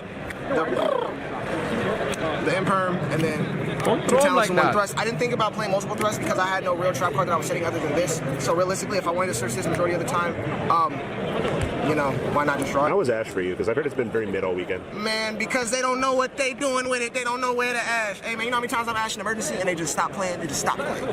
They just stop playing. All right, so extra deck. Oh, we got 15. Got the Striker, the Blink. I never activated to search anything because it's just link 1. So I used this incorrectly on stream, but the rest of the day I was getting back my Horus cards and my regain. So that was great. And it also protected a lot of my back row from Lightning Storm and stuff with IP. Grab somebody's SP, search Levy, the 1 Spheres, the 1 IP, 1 Little Knight. These cards are just, man, that's a new Wombo Bombo right there, man. Ain't no more Unicorn, it's all SP now. Really great, and you can end on SP and then still fend off pretty well with hand traps. Synchros, we got this one and this one. Only came up once to really like there were moments where, you know, you could go into this engine, but you don't have the tuner to go into the 10. You might really want to do the 10, so this enables the 10, and then this plays past it. This engine was insane, bro. See what nobody. I am not convinced that, maybe it is though, but I'm not convinced that this is better than like just assault synchron stuff that you could be doing, because that's essentially what it is, right? It's just like a Bestial deck that plays the Horus cards, and it plays a tuner engine with it, right? And it's like, okay, is this better than like assault synchron stuff? It could be. This has to be Red Dragon Archfiend's first top since 2013, maybe longer. Probably even like, I would say 2011 or 12, maybe. I don't remember playing any deck that played Red Dragon Archfiend in 2013 anymore. Like, I don't think they play. Maybe you played it in Dragon Ruler sometimes? It could be. It could be that some Dragon Rulers played it because it would like kill all the Dracosac tokens. Yeah, maybe. So yeah, it's probably since 2013, yeah. Nobody else knows about this card. He's also Red Dragon Archfiend. So when Red Dragon Archfiend attacks, Book of Eclipse. We all know what Red Dragon Archfiend do, right? Clear the whole board. I vote TK just off that. So really great for the Zombie Vampire, really great for the Chaos Angel, really great for Synchro 10s in general, and they're all dragons. Gotta love it. Okay. The 10s, Baron, I want to cut it, but it's a great utility card. Never will cut it. The man of the hour. Why do you want to cut Baron? It's like one of the best cards in the game. I want to cut Baron, but I will not. With the plan, bringing everything back. That boy despised. Chaos Angel, winning games, because if you know they don't have it out, they just can't do anything. And then XCs, used it one time today against the Wambulance matchup, but the whole idea of it is just to negate talents and just put it on a secular, do your engine, play your engine out, I'm going to interrupt you, and then this gets rid of the anomalies. Really great. I didn't opt to do the Monster Negate rank 8, because if I already have this Monster Negate that just keeps coming back, there's no point in just doubling up on Monster Negates and then losing the talents. And then the card that I summoned like 99% of the time when I had 2 level 8s on board, this is one of the main selling points of the Horus engine. I understand that. On the other hand, I am not convinced by this card. I don't think being good in it seems like a risky thing to do in a deck where your own mills. I mean, we've seen the deck. There is not that much. There's not that much stuff here that you can just mill and get great advantage from. And like the format has tier in it where you can mill some crazy stuff for them. The format has Unchained in it where you can hit their stuff, which is also dangerous, like the Sharvara and so on and so forth. Can be bad for you. There's like random small things. Like a lot of decks have like 1 or 2 cards that you can hit for them, and that's just annoying. Like you go first against the plant deck, you hit the pedal, for example, they can get it back in the end phase. There's just like minor things that your opponent can hit that give them a little advantage. And the problem is that your own benefit isn't even that high. It's not like you're playing a Tearlament deck where milling 4 is going to be nice for you, right? You're just playing like a Bestial Dragon Link kind of deck where milling 4, like the only good mills you have is like the 1 Chaos Space, the 1 Safer. So you're not getting that much out of it. I guess the Resonator has a graveyard effect, right? I think it adds the Gaia to your hand, but it's like not that great on average, I don't think. So most of the time you're just going to be like overlay 2 level 8s, so turn 2 bodies into 1, mill 4, bring back 1 body, so I've turned 2 bodies into 2 bodies, and I've risked my opponent getting something nice off of it. I don't know. Where 1 sarcophagus equals seals plus IP. It's all because of him. Hey, what was the best monster you got with that this weekend? Man. I heard somebody got a Christio with it earlier. Nah, man, hell no, no. We always summon this one because they get us this one. What do we make? Spheres. Kept it simple, kept it going. Spheres must be your best friend. Side deck. Yeah, it's the YCS. Somebody's looking at my side deck. So, 3 of the most anticipated card, 3 of the second most anticipated card. This is almost every single side deck so far, which it makes sense. I'm not saying it doesn't make sense. It's just like, it speaks volumes about the format, right? When like there's so many decks out there that do crazy shit and you need these cards against them, but you can't main deck them because the format is too wide. So every single side deck starts with those cards. Curly, made going second, Breeze. Hey man, so I threw this in literally like I want to say at like 4 o'clock in the morning, Friday, right? These 3. This card single-handedly won me like 4 matches in Swiss that I was not supposed to win. Cause they stop all your stuff. You got the follow-up, they try to kill you. Nah. Boom! The rocket, the cannon. And then to search it, the cannon, it was really good going second. I never played Pearly today, so I don't know how good this would have been. It probably would have been amazing in the draw phase back up on me. But amazing, 15 cards, they all did great. So let's get to the most important part of the video, shout-outs. Absolutely. First and foremost, shout out to Roland Morton. That is a long shout-out portion. Nah. I'm gonna be honest with you, that deck didn't look like bad. It didn't look like great either, but it was interesting for sure. DB grinder, just 2 minutes? Okay, sure. Okay. We're here back at again with another video, and today we have Austin calling, and I bubbled the event today at YCS Indy. And shout outs before we hop in. Shout out to my team, Moonax. Oh God, yes. Shout out to Paul for letting me borrow infinite cards. Shout out to Lyric for building my deck pretty much. And shout out to Studs group chat. Shout out Studs. God, yes. And yeah, that's all the shout outs. All right. Let's see the deck. All right, so I played 3 Prosperity, and then 3 Shavara, 3 Nib, 1 Rhino Warrior, 3 Ash, Crazy, 3 Aruha, 1 Sarama, 1 Disaster. It was in my deck for some of the event, but it wasn't on my list, so I got a game loss for it. 2 Chamber, 3 Ash, 3 Aruha, 3 Dark Contract. Gotta play this. Why did you shuffle it? 3 Shavara, 3 Dark Contract, 3 Shavara. Why did you shuffle 3 it? Tour Guide, 3 Abominations Prison, and 3 Abominations Prison again, 3 Escape, 3 Old T-Veiler, I know you see that, 3 Aruha, 3 Ash, 1 Rikea, 3 Prosperity, 3 Emperor, and 3 Dark Contract, 2 Chamber. Bro thinks he's Walter Jewell or what? You ain't no Walter Jewell. And then now for the non-engine, 3 Valor, 3 Abominations Prison, 1 Abominal, 1 Shyama, 3 Imperm, 3 Tour Guide, and then 3 Escape, 3 Nib, 3 Tour Guide, 3 Nib, 1 Vice King, 3 Imperm, 3 Prosperity, and you know, finalize it, the 3rd Ulti Valor. This is a very standard Unchained deck. And then we can go ahead and hop into the extra deck next. So for the extra deck, got 1 Anguish, 2 Soul, 3 Yama, because I think I'd mess up, Muckraker, 1 SP, Griffin, never came up, 1 Unicorn for when you're locked with Shavara, a Bomb, DDD, Sky Crisis, Zeus, and then other DDD. And side deck, 1 Mistaken Arrest, 3 Anti-Spell, should have been more of this, 2 DD Crow, 3 Moonlit, 3 Ulti Droll, shout out to Paul, and then 3 Shifter, this card is FTK. So were there... Okay, why did you guys want me to watch that? It wasn't that funny, and it was a super standard Unchained. Like, no offense, but I didn't think that was that funny or like you know, it was just like whatever. Amazing. To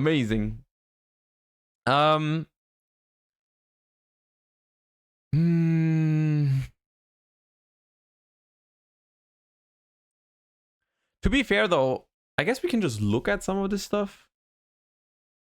We don't have to watch every single deck profile. I just realized they have lists here too.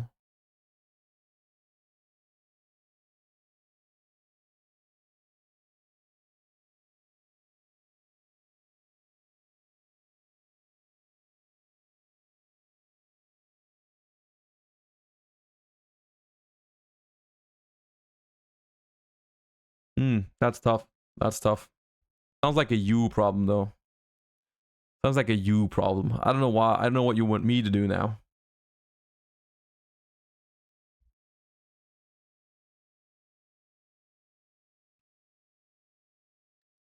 Okay, so the second place list is, I think, a good thing to quickly look at because it has a lot of things that are different from Steven's list that we can quickly talk about. It does play the Jet Synchron, where the combo is basically if you draw Sinful Spoils plus Rescue Ace, you get to make Savage Baron, which is, I mean, it's good if it works, but I don't know if it's necessary. It also has some Super Poly action with this thing and whatever this thing take. What does this thing need again? This is like a warrior and a dragon or something. This one is 2 warriors. Okay. So, what are these against? Dragon, Synchro plus Warrior. What is that against? Vanadium? Anti-Vanadium. Okay. Right. Because you can take Savage Baron, you can take Baron Dispatter. Yeah, okay. And what is Double Warrior for? Like Infernoble?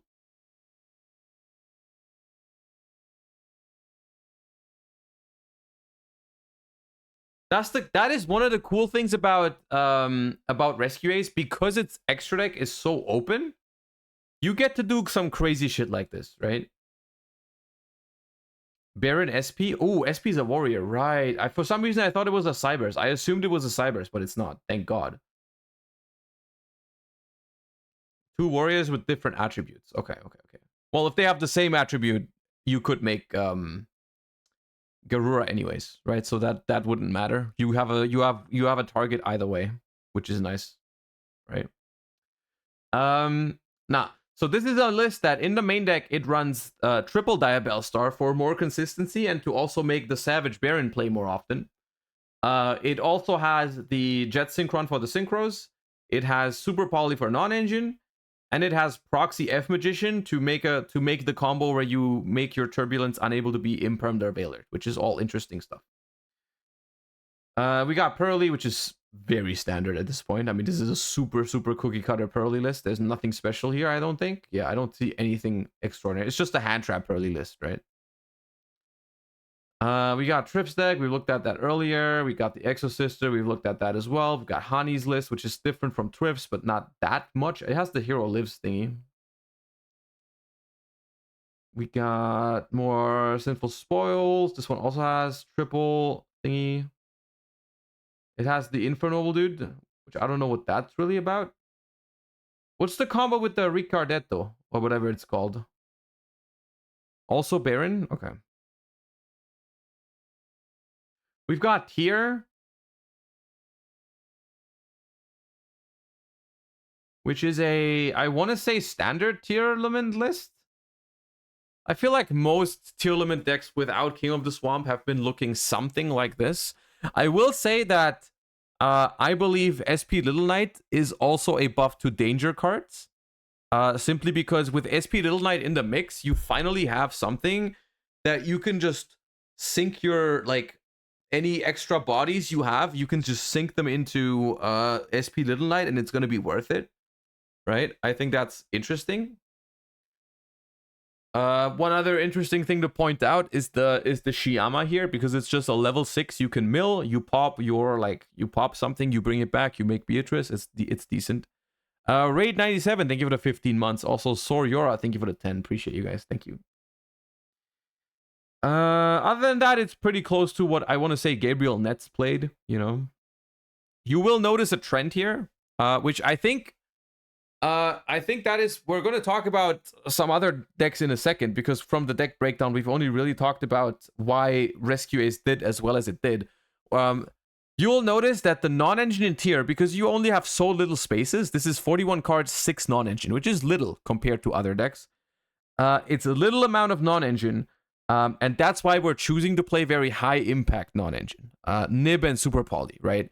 Like, we have to focus, we have to take the risk of these cards being dead in a matchup in order for them to have any impact in other matchups, right? This one we already looked at. This is another Rescue Ace. There's so much Rescue Ace, man. There's so much Rescue Ace.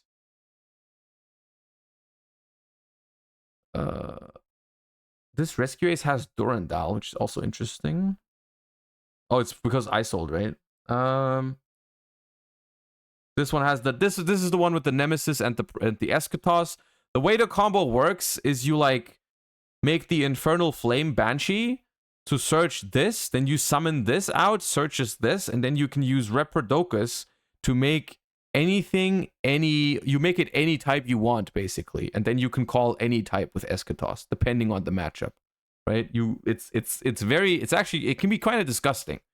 It can be kind of disgusting if you can pull it off, because you can call whichever it's not dependent on which type you have, because you go Reprodocus and make anything, you can make any type, right? Which is it's kind of cringe in a way, but it's also impressive.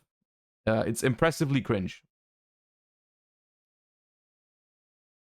Speaking of cringe, let's move on. Early, the lab deck is a relatively standard furniture lab. I will say, Labyrinth, I think, could be in a little bit of an upswing. Simply because I think Labyrinth is one of the few decks that has a solid matchup against Rescue Ace. Simply because some of their back row you don't care about, right? Extinguish and Contain only work on monsters, and you just like, you know, you can let Rescue Ace do what they do, and then you set 5, and then you're probably okay, especially if you have Skill Drain. I think this version is a little bit weaker against the Stevenson Tolley list, because you have a problem with, I think you do have a problem with the D-Save Worm Negate in the graveyard. That is an issue.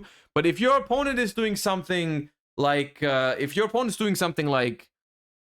freaking this one, where was it? The Arc Nemesis thing, and then you just evenly them, you're fine. You're Gucci. Like, it's just fine. Evenly is pretty good against some Rescue Ace versions, depending on what they do, right? You just go battle phase, evenly them, peace out, right? Or even if you have, like, yeah, you can have double evenly, you can have, like, called by evenly, you can have extravagance evenly, because they probably negate extravagance. So it's like, it's fine. More rescue ace, more rescue ace.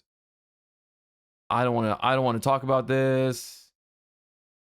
I really don't want to talk about this. Yoho as well. We saw the feature match in top 32 is unfortunate. I wonder why there's still King of the Swamp in here. I feel like we've established that that isn't the best way to play it, but I mean, maybe it is fine. I don't know. I'm a bigger fan of the lists that don't have the King of the Swamp, but I don't know. More Pearly, more Rescue Ace. Tri-Brigade Sprite with Sharnga. But why is this here? Why is Sharnga here? I'm confused.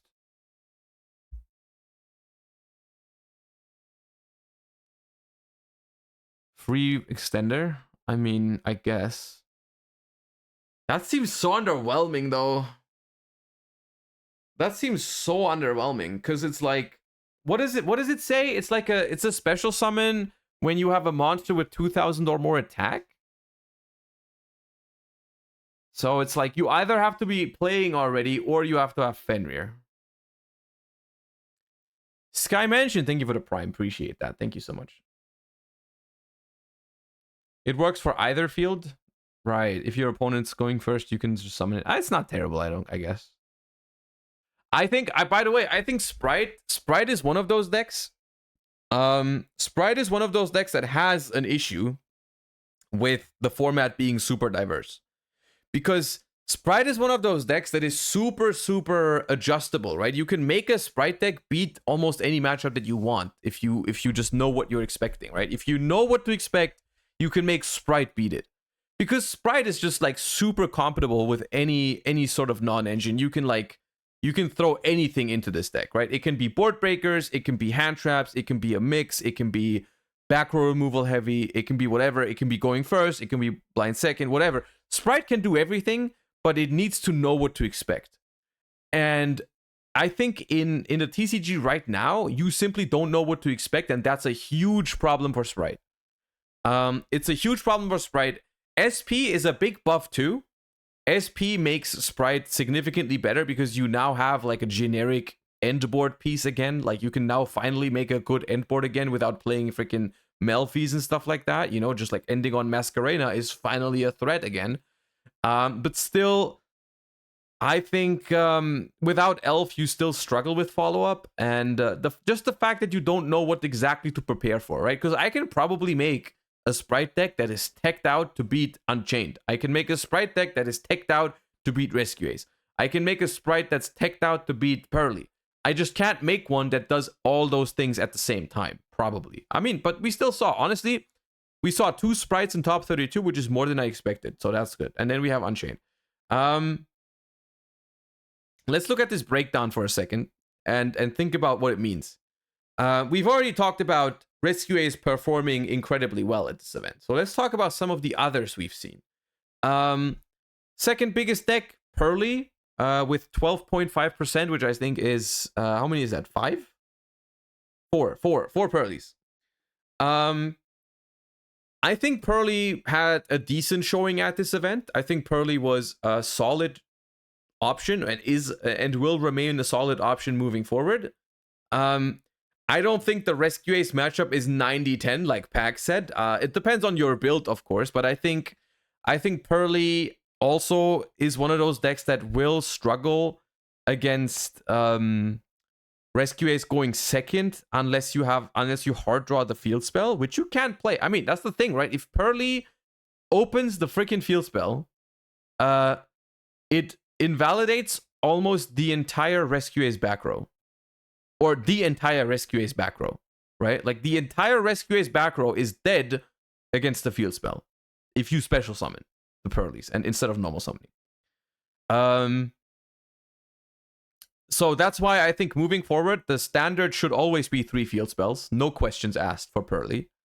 I think Pac even played Terraforming, which is also interesting moving forward.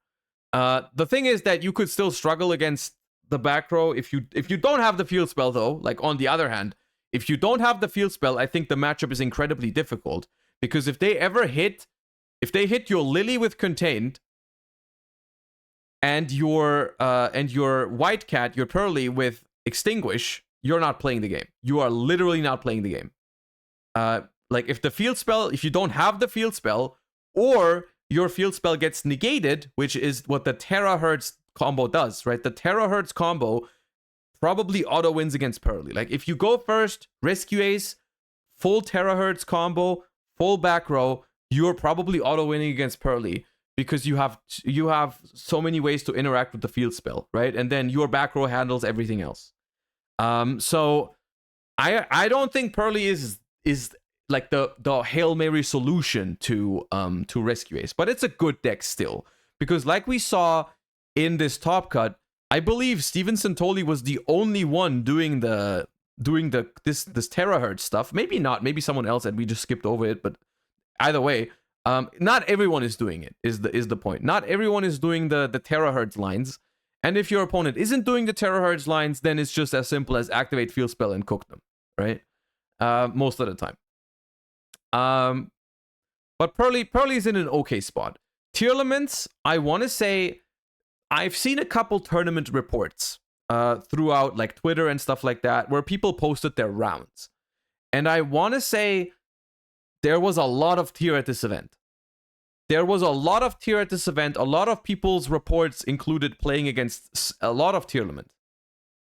Sometimes even they played against more tier than they played against Rescue Ace. Which makes me think, unfortunately, I think Tearlaments didn't really perform at this event. Because even though it is the third most represented deck in Top Cut, which it is, I don't think its conversion rate was that good. Right? So I think it's a good deck, but I think the problem is after it's showing at YCS Dortmund, I think the deck is expected. We've seen so many dimension shifters in these side decks, or even main decks sometimes. People are specifically preparing for Tearlaments, and the deck is not as busted anymore as it once was, right? Once there was a time where Tearlament was so busted that even if people prepared for it, it didn't really care. It was just too strong overall. Those times are over, I think. I think those times are over. I think Tearlament is a solid deck, but if people respect it and they don't play your really good matchups, like it's really good against Unchained and it's good against Pearly too. But if there's other stuff in the mix that is prepared for your deck, I think Tearlament struggles. And I think after being the most represented deck in Top Cut at Dortmund, and probably honestly, if I had to guess, we don't have the exact numbers. But if I had to guess, I think Tearlaments was probably the most represented deck at this tournament. Definitely more than Pearly. Maybe not more than Rescue Ace, but definitely more than Pearly. For that, I don't think it performed that well. But it still is a solid deck. Mannadium, kinda impressed, unironically. It's only 2 in top 32, but it's kind of like a sleeper deck still. Like not many people are playing it, and it's performing decently well. Sprite also, in my opinion, overperforming with two people in top 32. Did not expect that. Unchained, even more so than Tearlaments, I am disappointed by. Now, there are a couple people that came very close with topping with Unchained, like DB Grinder went X2, Jesse Cotton went X2 with Unchained and didn't make top cut because of tiebreakers. But still, I think Unchained was definitely well represented at this event. Remember how many feature matches we saw of Unchained? We saw a lot of Unchained feature matches, and the deck is not bad. I'm not saying it's like bad at all. It's still a very good deck that has very strong grind game, but I just don't know if it's like I personally think that there are always decks that are okay in Yu-Gi-Oh! There are always decent decks in the game, but that does not necessarily make the meta, right? And I think if you look at the performance of something like Rescue Ace and you look at the performance of something like Unchained, I think there's a key difference at this event, and it might mean moving forward Rescue Ace is just gonna be more dominant than something like Unchained or Tier or Pearly. Like people might move from those kind of decks towards Rescue Ace, seeing this performance. And I find it hard to argue with that. I find it hard to argue that after this tournament, Unchained should be considered as the top pick in this format, because I'm looking at its performance, and I'm pretty sure hundreds of people brought Unchained to this YCS. It was a 2,000 player YCS almost. I'm sure there was like a chunk of Unchained in the tournament, and only 2 of them made top 32, which I find very, very few. Very, very few.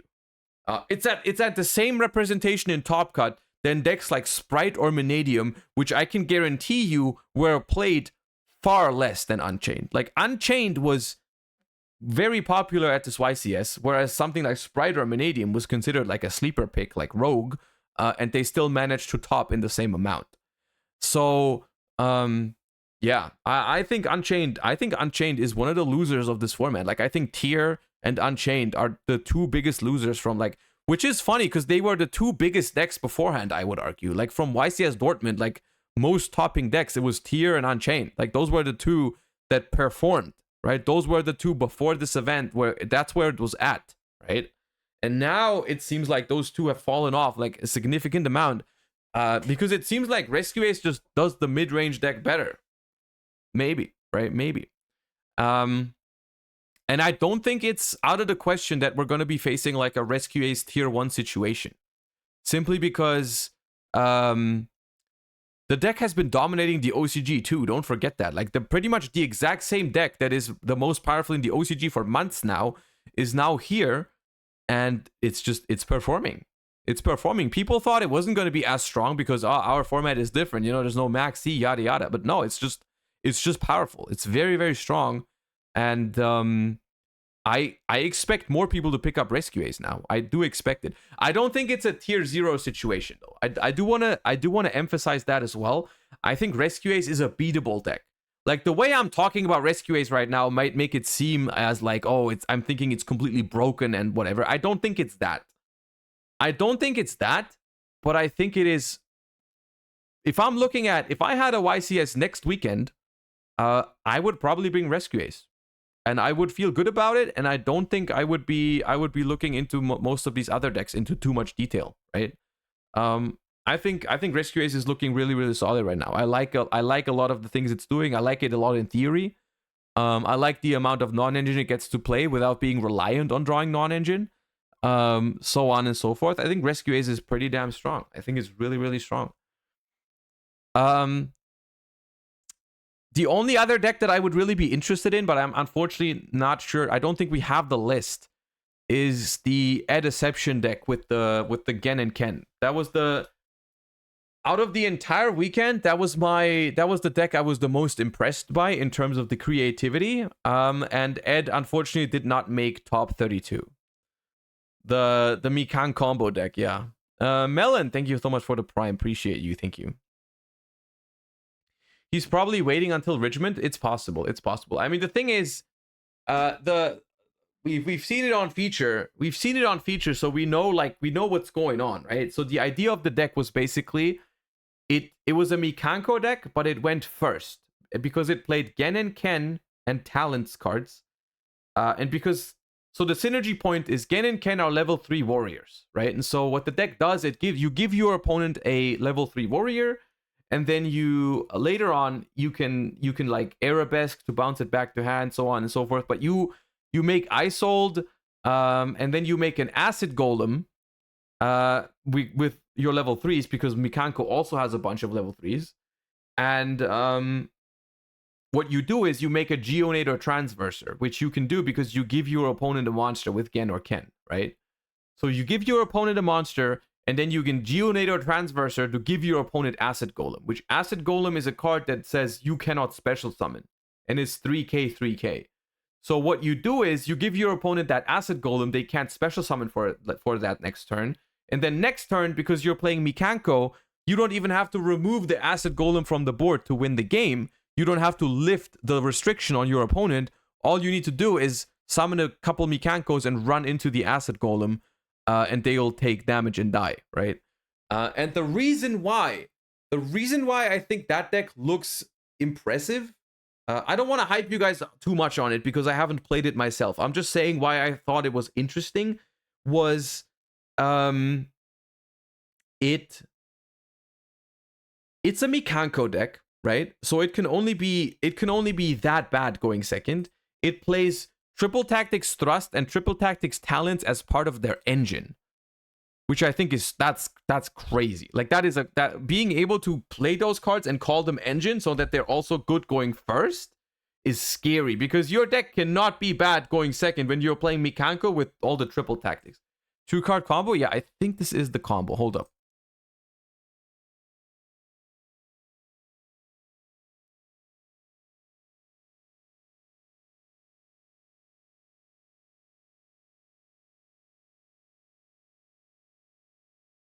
Yeah.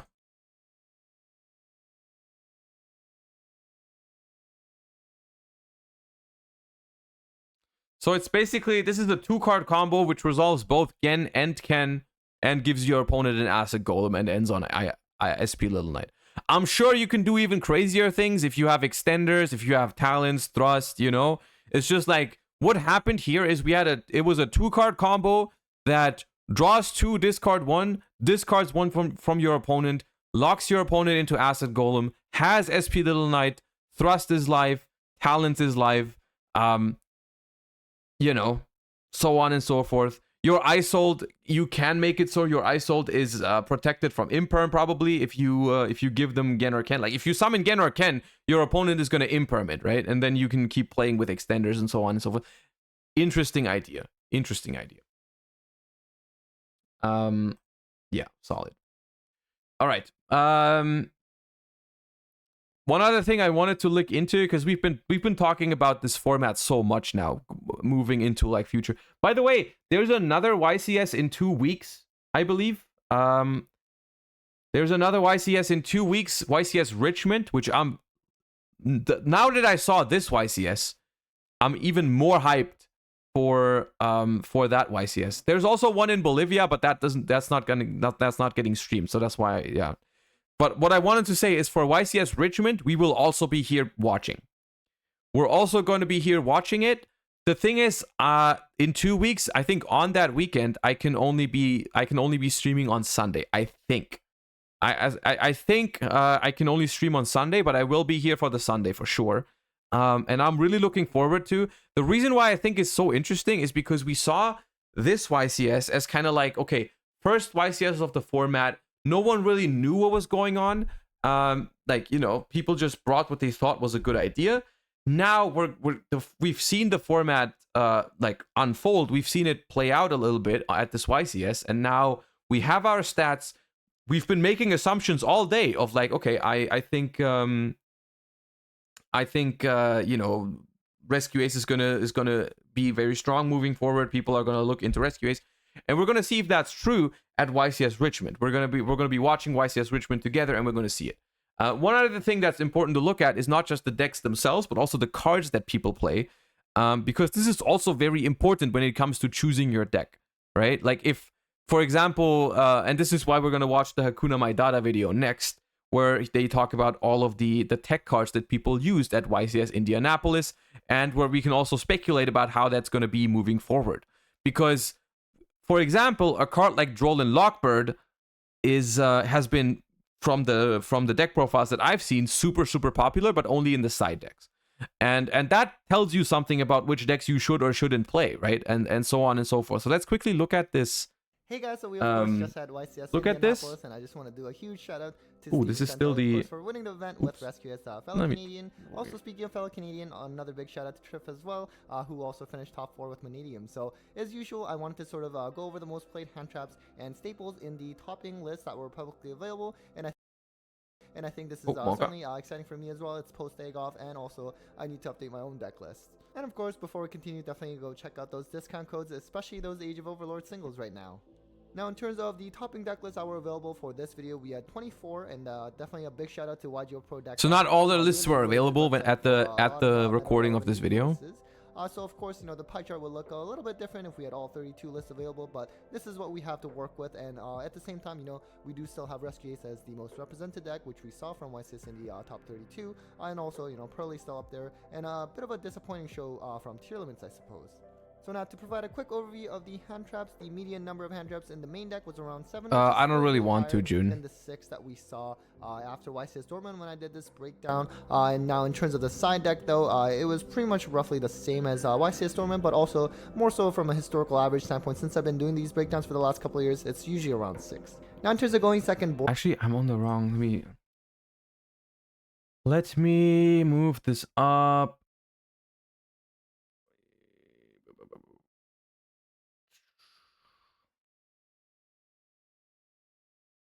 Board breakers, and I'm including cards like even like Fenrir or even like Triple Tactics Talent as board breakers for the purpose of this breakdown. And you guys are back, yeah. You guys are last back. Time at YCS Tournament, which was around 5, and also in the side that was also around 5. So there has been an upwards trend of hand traps, slightly. I want to say 7 hand traps average in the main deck, which is, you know. Hand traps are okay this format. The one thing about hand traps that I want to say is that hand traps, to me at least, it feels like hand traps are the only realistic way to combat a super diverse format like the one we have right now. Like, hand traps aren't super good against everything, but quite very simply said, there's like literally no there's no other way to play something that impacts everything just slightly, right? You play a board breaker deck, you get completely farmed by certain decks, right? Because certain decks simply don't lose to board breakers. But every deck in Yu-Gi-Oh can sometimes pass to the right hand trap, right? Sometimes you have the right hand trap to your opponent's hand, they just pass, right? And that is something that it works in diverse formats, it works in super narrow formats sometimes, right? And so that's why I kind of understand people wanting more hand traps. Also, like I said earlier, I don't think it's possible to consistently break a Rescue Ace board. Like once they get the turbulence, they probably win, right? Once they're out there wee-wooing, like once they're out there going for the wee-woo kind of stuff, you probably lost, right? And so like you kind of want to, even if your chances at hand trapping them aren't phenomenal now with the Sinful Spoils cards, it can work. Last couple of years, it's usually around 6. Now in terms of going second board breakers, and I'm including cards like even like Fenrir or even like Triple Tactics Talent as board breakers for the purpose of this breakdown, and it was by and large about the same as last time at YCS Tournament, which was around 5, and also in the side that was also around 5 post YCS Tournament, but for Indianapolis it was a little bit lower at. This is something that I think in side decks. By the way, the average side deck amount of hand traps was 6, which I'm pretty sure is just because, like, I mean, on average, it's just every deck had side deck, droll, and nib. I think board breakers in side decks might be on the come up a little bit, because I think they could be, if you're already main decking a couple hand traps, I think it could be nice to just play like Evenly or Lightning Storm or Harpy's Feather Duster against what's it called? Rescue Ace, because I'm pretty sure, but that is something I would have to that's something I would have to work out and see if it actually is true. But one thing I could imagine is if you have, let's say you have a hand trap because you main deck a lot of hand traps, like an impermanence, and you have Evenly, right? You can probably prevent your Rescue Ace opponent from setting up a negate for Evenly, right? So a combination of Evenly and hand trap is probably pretty solid against Rescue Ace. That is my perception of it. Like if for example, if my opponent is going for the Terahertz line, you could imperm the Reprodocus. And then they probably don't have an Omni negate for the evenly matched, right? And then you just evenly them and you're Gucci, right? And so if you play a lot of hand traps in the main deck, which I think is the trend, and I think that's a solid idea, I don't think that's bad. I think siding evenly on top seems nice. 4. And so in terms of, you know, like the number of hand traps in the side didn't really go up since the last time. Number of board breakers kind of went down. And I did notice in the side deck there were a lot of cards that were more so, you know, I guess quote unquote like deck core, or at least not a board breaker or a hand trap that were being seen play in the side. I'm happy more. about Like, the return of Droplet. Droplet is, he actually had like 3 extra deck monsters in the side, or let's say even cards like, I don't know, like Scattershot, or I've even seen like Keldor or Medora in non-Tearlament decks that were being played in the side, and those aren't really board breakers or hand traps. Now, in terms of the most common hand traps in the topping deck list that were publicly available, we still have Ash at number 1. It's definitely the most generic of them all. You know, like Nibiru and Droll are very, very high impact, but I am finding that, you know, like with you're gonna watch the 2010 video tomorrow. Good against certain decks, really bad against other decks, like let's say Thunder, and even like Droll, for example, is really impactful against, admittedly, a lot of decks, but sometimes it's just not that much high impact as well against others. So, you know what, if you want to kind of play it safe, at least in the main deck, sure, I think Ash is definitely the best in terms of being able to hit every deck right now. And same can be said with Imperm, also very generic and also can be good in terms of, you know, maybe shutting down a floodgate for a turn if you set it in the same column. We do have Nibiru. It is kind of like flipping back and forth nowadays. I mean, Evenly is good against SP is good against Evenly. You are right. Evenly, like they can save 2 of their monsters from Evenly. The main thing about Evenly though against Rescue Ace is that it still bobs the entire back row, right? That's the thing, right? You can still, like, just banishing all of their back row face down is huge, because they can also not reset it with HQ if it's face down banished. That makes it like very nice in the grind game if you just go main phase 2, start playing uninterrupted, and then they also are hurt in the grind game. So yes, Evenly doesn't auto win you the game, but it still is a very valuable card if it resolves. You know what, I think like Unchained is still around against Tearlaments. From my understanding, if you saw that Tearlament survey video I did recently, you know, I guess if they're not on the King of the Swamp package, I'm told that Nibiru can be a bit more impactful in that regard. Of course, you still have Nib is a weird one, because it's like I said, very diverse format, can be really good against some decks, can be really bad against others. I personally think it's more of a side deck card, but it can perform in the main as these stats show. I think that's good to know as well. Have something like, let's say, Rescue Ace as well, which I'm sure the top players kind of expect. Fudo, thank you for the kind words. Appreciate that. Glad to have you back in the community. That to be kind of like one of the better decks going into this new format, and Nibiru can also be impactful against that as well. We also have Droll, which Droll is was definitely a side deck card. Recently, it's a side deck card. Dorman, saw an increase in play again, even though it kind of actually dropped off quite a bit since like YCS Vancouver, for example. I'm honestly surprised you know it's only at 15 out of 24 in total. Like I feel like everyone should have Droll in their side deck, like literally everyone. I think if you're not siding Droll, you're making a mistake.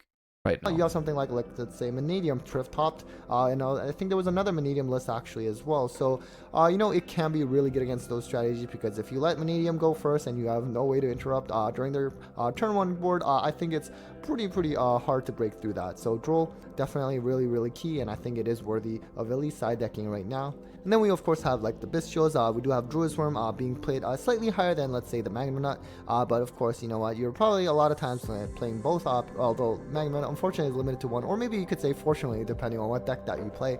Still good against, let's say, something like I mean, Unchained, only main deck and Dragon decks, right? Rise of Tearlaments, at least we thought, although of course at post YCS Indianapolis did not have as much top cut representation. And then we, of course, speaking of Tearlaments, of course, Shifter is a very good card against that strategy, and you were actually seeing it's not a lot that many of different Shifters decks that were not I mean, not that many. I say not that many, but it's almost 1 in every 3rd deck, which is kind of cringe still. For example, that would still like a 1 in 3 chance to play against a Shifter deck is actually, no, I take it back. That's a lot. That's a lot.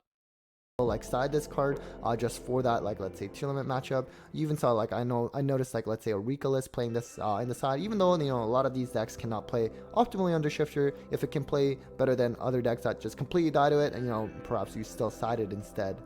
You also have DD Crow, which has also been gaining popularity, even though we still have Bestials. DD Crow is still pretty unique in that it can also banish something like, let's say, spells or traps, which can certainly come up against something like a Pearly matchup, whereas Bestials really not that good against. I'd be inclined to say Crow is probably more versatile than Bestials right now, simply because Pearly is a thing and this card is decent. It's pretty good against Pearly even. And Bestials, I mean, they're only really good against Tier and maybe Unchained. Like that, is there anything else where they're like really strong in the meta? Like, do they do anything against like Vanadium? I guess you could like It could be annoying if you like banish their visas. They're like okay against lab, but I wouldn't consider them great. Like they don't solve many of your problems against lab.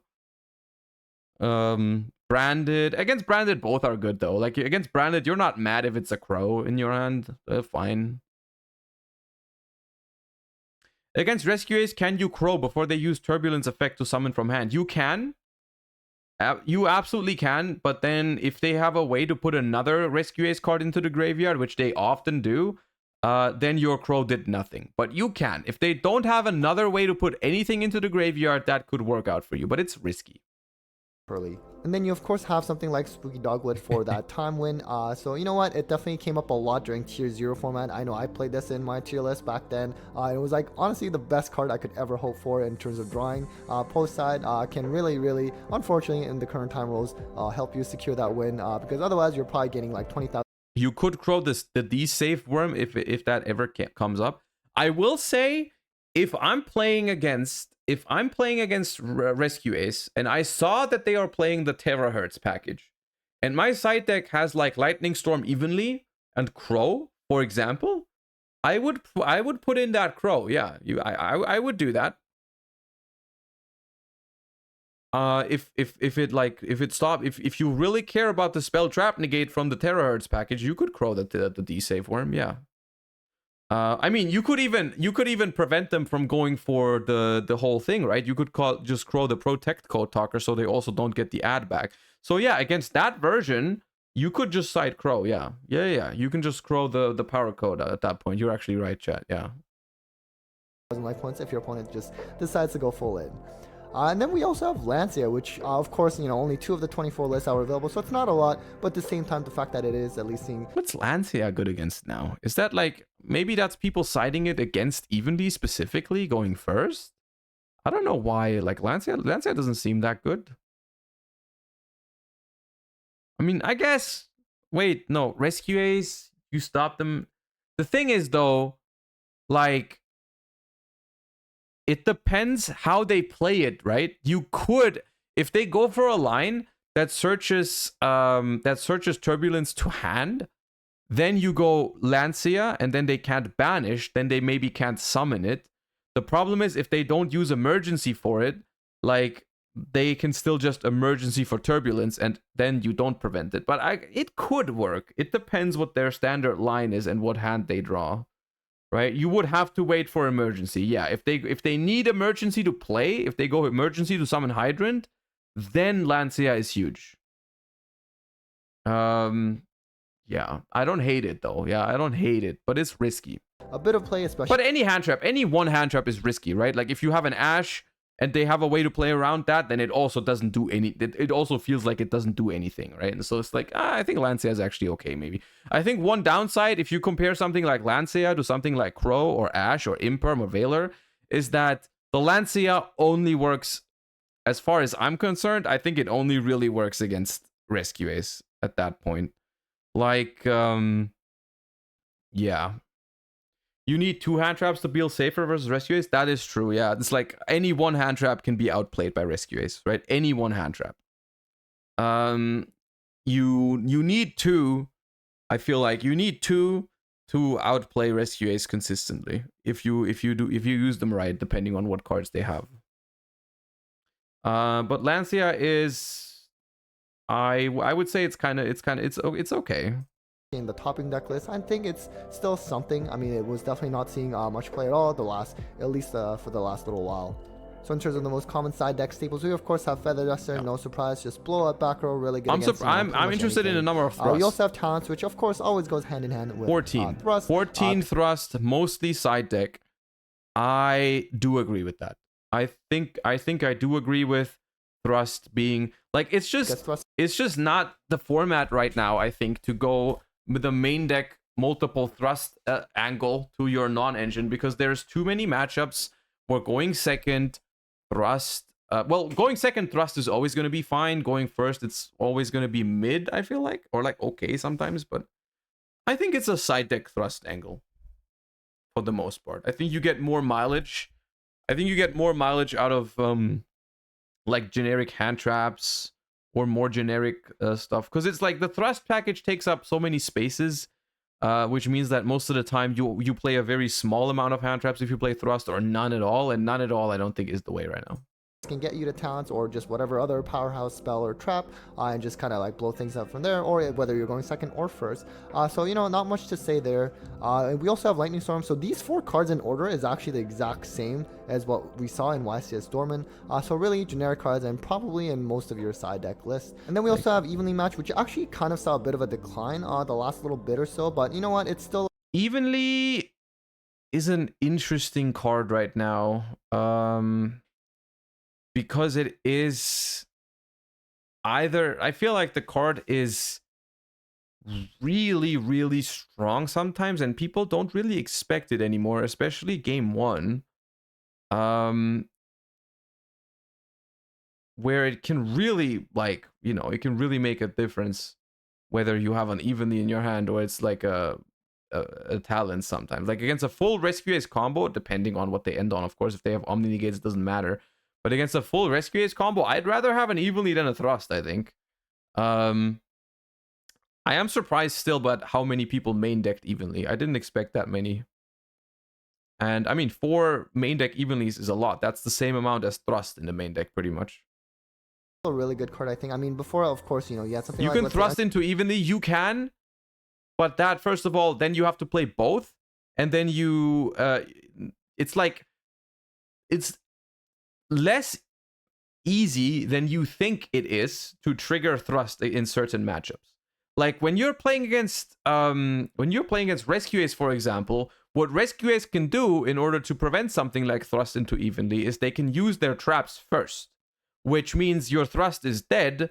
Then you have to force them to use a monster at some point, and then your Evenly might either not work anymore because you have stuff on the board, or it's not going to be that much value anymore because you already traded with their trap cards, right? You already traded with some of their board, and then Evenly after that is not very exciting, right? So like, I actually have yet to see a thrust into Evenly that was completely amazing. Like, thrust into Duster, sure. Thrust into Talons, great.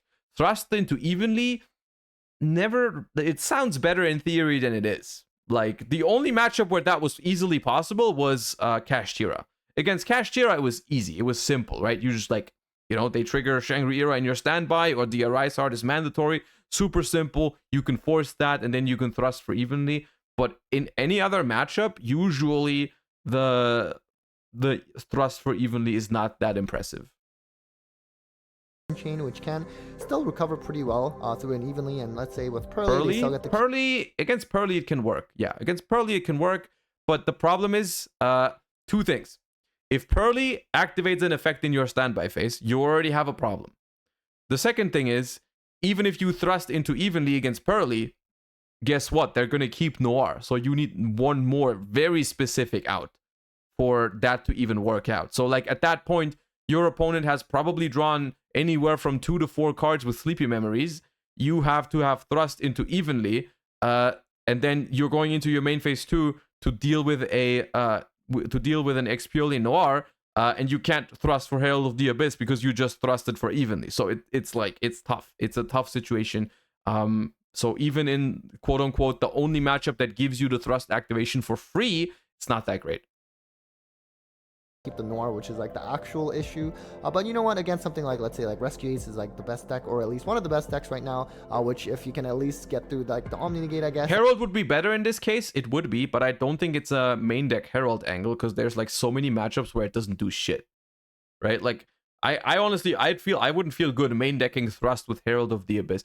And that's kind of the thing, right? Even a card that looks so generic like Thrust, struggles when the format is so diverse because you simply can't have all the right search targets for Thrust in your deck, right? You can't, it doesn't make sense to play a deck that has Duster, Evenly, Change of Heart, Talents, Herald of the Abyss all in the main deck for your Thrust to have the value you need it to have in every matchup, right? So like the only decks that can realistically main deck Thrust right now, I think, are decks that can use Thrust to grab Engine, right? Like if your deck really needs like Rhoda or Terraforming or whatever card it would be, if you can thrust for Engine, Branded Fusion, for example, right? If you can thrust for Engine, I think it's okay to play Thrust. I think if your deck cannot Thrust for Engine, you might as well play real like board breakers or non-engine or hand traps or whatever dedicated for going first or second, whatever, like books, all that kind of stuff. Because you get more mileage out of it. Because if a Thrust package, let's say it consists of on average 6 cards, where 3 of them are Thrust and the other 3 are situational, and you don't want situational cards in a diverse meta, but Thrust forces you to play situational cards because that's the whole point. The whole point of the Thrust package is to search the right card for the situation. So you're gonna play situational cards, but you don't want to be playing situational cards in a deck in a format with friggin' 30 decks, right? Does that make sense? It's still quite devastating, and also just a lot of other strategies. It's just kind of like the best generic board wipe there is. And then we saw Fenrir, which of course, you know what, Kashira as a deck is not really like tier 1 anymore, but you know what, Fenrir, you're still going to see a lot of play. I don't know how this is still at 3. I suspect it will get put to 1 at some point, because so many deck lists are playing it, and it's just like a really, really insane card, whether going first or second. We also have Xyz Encore, which we didn't see as much. Last time we actually saw more Herald of the Abyss, because obviously it's something that you can get your access to through Thrust. But you know what, Xyz Encore is still quite good, especially being able to out that X-Pro Noir. And also, speaking of quick plays, we do also have Droplet, which with the Rise Heart being gone, you know, we kind of expect this to see a bit more play. I think, I'm not really sure. I was hoping for some more Droplet, but it's not great right now. List the post Age of Overlord to play Ibli. I know they are certainly capable of doing it, but from what I saw for the topping deck list, I don't think they were actually on Ibli. But I guess if there were, you know, Droplet is an easy way to get rid of that, and also being able to negate your opponent's monster as well. We also have Solemn Judgment, you know, just generic, just being able to stop pretty much about anything. And then I guess there's actually a new trap that was announced that was sort of like another iteration of Solemn Judgment in a sense. We also have Herald of the Abyss, which you had briefly talked about, which can help you just out that X-Pro Noir. But Josh Toupee confirmed. No, dude, it's just my freaking hairline is like all the way back here. That's the only thing.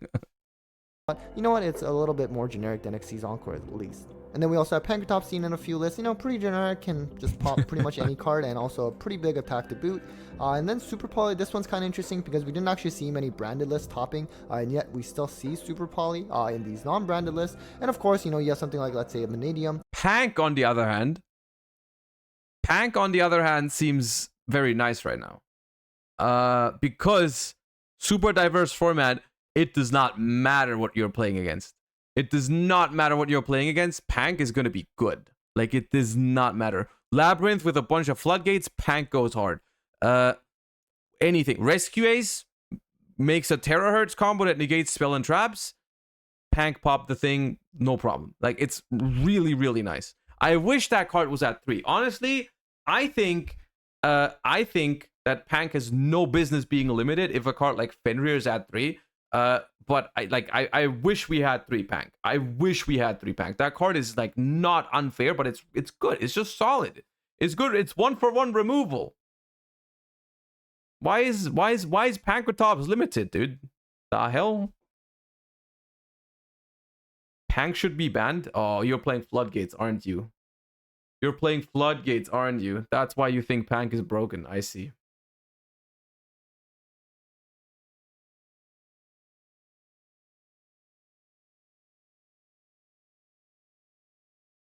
First of all, thank you for the 2 months. Ghost Reaper, I think, could be played in Rescue Ace. The problem is, I don't think it's worth to take like a generic card from your opponent's extra deck. Like the cards you mentioned, IP, SP, Zeus, Baron, Typhon, none of those cards are worth Ghost Reapering. Because your opponent's deck, if it gets that far, it's just going to make a different Link or a different level 10 Synchro or whatever, right? It's just, you're not doing enough.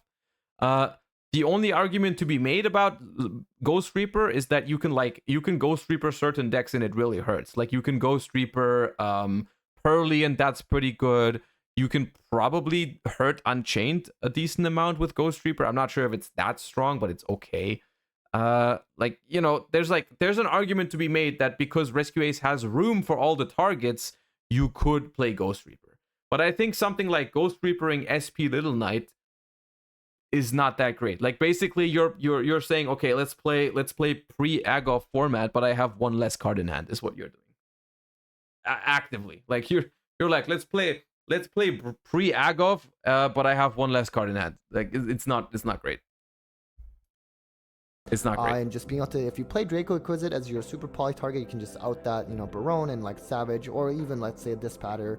So it can certainly... Sorry for joining late, but did we do a post Agov tier list? No, we haven't yet. We might do that at some point in the next week. Be pretty good in this current format, but I think it more so depends on the deck that you're playing, and especially, you know, you do need a bit of a flexible extra deck.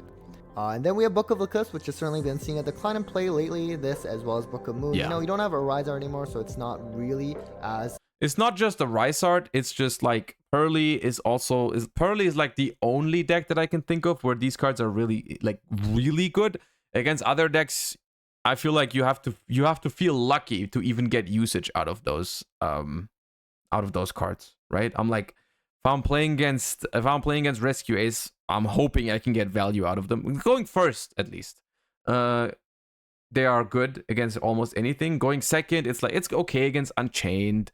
If I guess, yeah, the Caesar, you can book the Caesar, that's valuable, that's true. It's fine, it's just fine, right? There's so many other solutions though. Like if I want to out a Caesar, I think there's better ways to do it.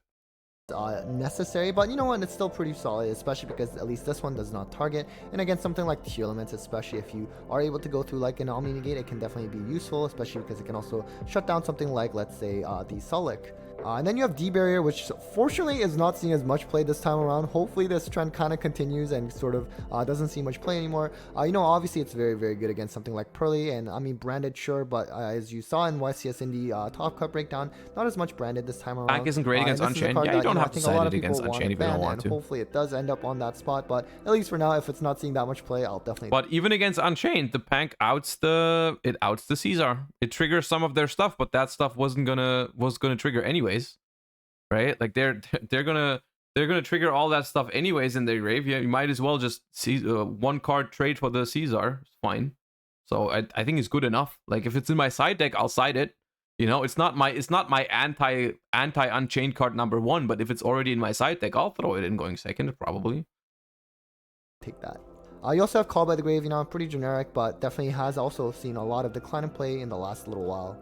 Now, in terms of tech choices, you know, there's a few. Definitely, there were other cards like, let's say, like Spellbound don't or show Magic me Deflector, these. which I already covered in a previous YCS Top Cut Breakdown video. So I thought I'd try to cover something new. We had a few cards here that will kind of briefly go over each one. The first one was Scrubbed Raid, which was actually seen in that Runic list. So it was kind of funny, you know, like during the battle phase, you can send a card, you control the graveyard, except this one, and then just end the battle phase. I originally, when I first saw the card, read the card rather, I thought, why not just play something like Threatening Roar? But then I realized it's a continuous trap, so okay, I guess that kind of makes sense. So I thought it was pretty funny to see this. Definitely, if you want some other singles, go check out Tier 0 games or Card Brawlers and use my code 25 for 5% off. And another card that was seen in just one list is Soul Drain. And so this is a card that where monsters that are banished or in the graveyard cannot activate their effects, which of What is that? Just like Unchained hate? Of course, can be pretty good against Tier Limits. Definitely did see a little bit of play during that Tier 0 format. And I guess it can also hit Flunder too, because those monsters are banished. Tier and Unchained. Yeah, I mean, it's a floodgate, but yeah, it works. That was a running stun. One thing with Soul Drain, though, from my experience playing this card in the past, is that a lot of times you're kind of like forced to like shotgun this card a little bit, just because essentially, let's say for example, your opponent activates a monster effect in the graveyard, and then you chain Soul Drain as Chainlink 2. That Chainlink 1 effect, whatever it was, it will still resolve. It's not like let's say a Skill Drain where your opponent, you know, someone's a monster, activates effect, you use Skill Drain, and then you know that effect gets negated. So essentially, Soul Drain just prevents it works them from against activating blue, the so effect, it's but if based. it already activated and then you chain this, it stops them from coming back. It's still gonna resolve. So it does kind of reveal where Soul Drain is located, for example, which can get sniped by something like, let's say, Cosmic Cyclone, but that's just a little side note. And then lastly, we have Necro Valley, which actually saw play in I'm not scared of Scrub Raid, I'm scared of the deck that has you know, of course, this is something that we also saw play in Tier Limit format, just to prevent them from being able to move out of the graveyard. But one side note about this card as well is something like, let's say, Bestial Lubellion, that can actually still special summon from the graveyard under Necro Valley, so just keep that in mind. Alright guys, so that was it for the breakdown of the most played hand traps and staples for YCS Indianapolis. Hopefully that was helpful and helpful. Alright, that was nice. Another nice Hakuna Matata video. Chat, I'm gonna link you guys the video. If you liked this type of content, make sure to go subscribe to Hakuna Matata. Always does these type of things after big tournaments. Very interesting. Appreciate the content a lot. Yeah.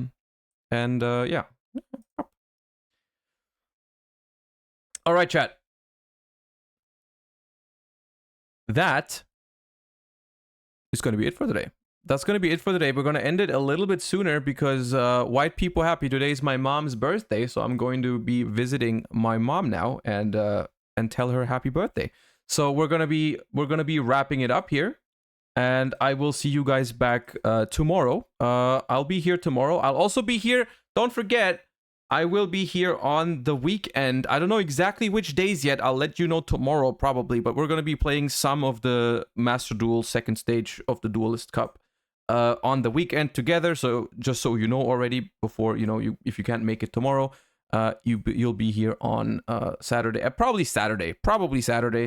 I'll just send you guys somewhere. I'll raid someone. Let me see. This person is playing the Duelist Cup. Sure, let me raid them. Until then, hope you guys enjoyed the stream. Thank you for watching. Appreciate all the follows, all the subs, except for the subs that went to like Lokai and Circular and all that good stuff. You know what I mean? Anyways, have a wonderful rest of your day. See you all tomorrow. Bye bye. Thank you for watching. Peace.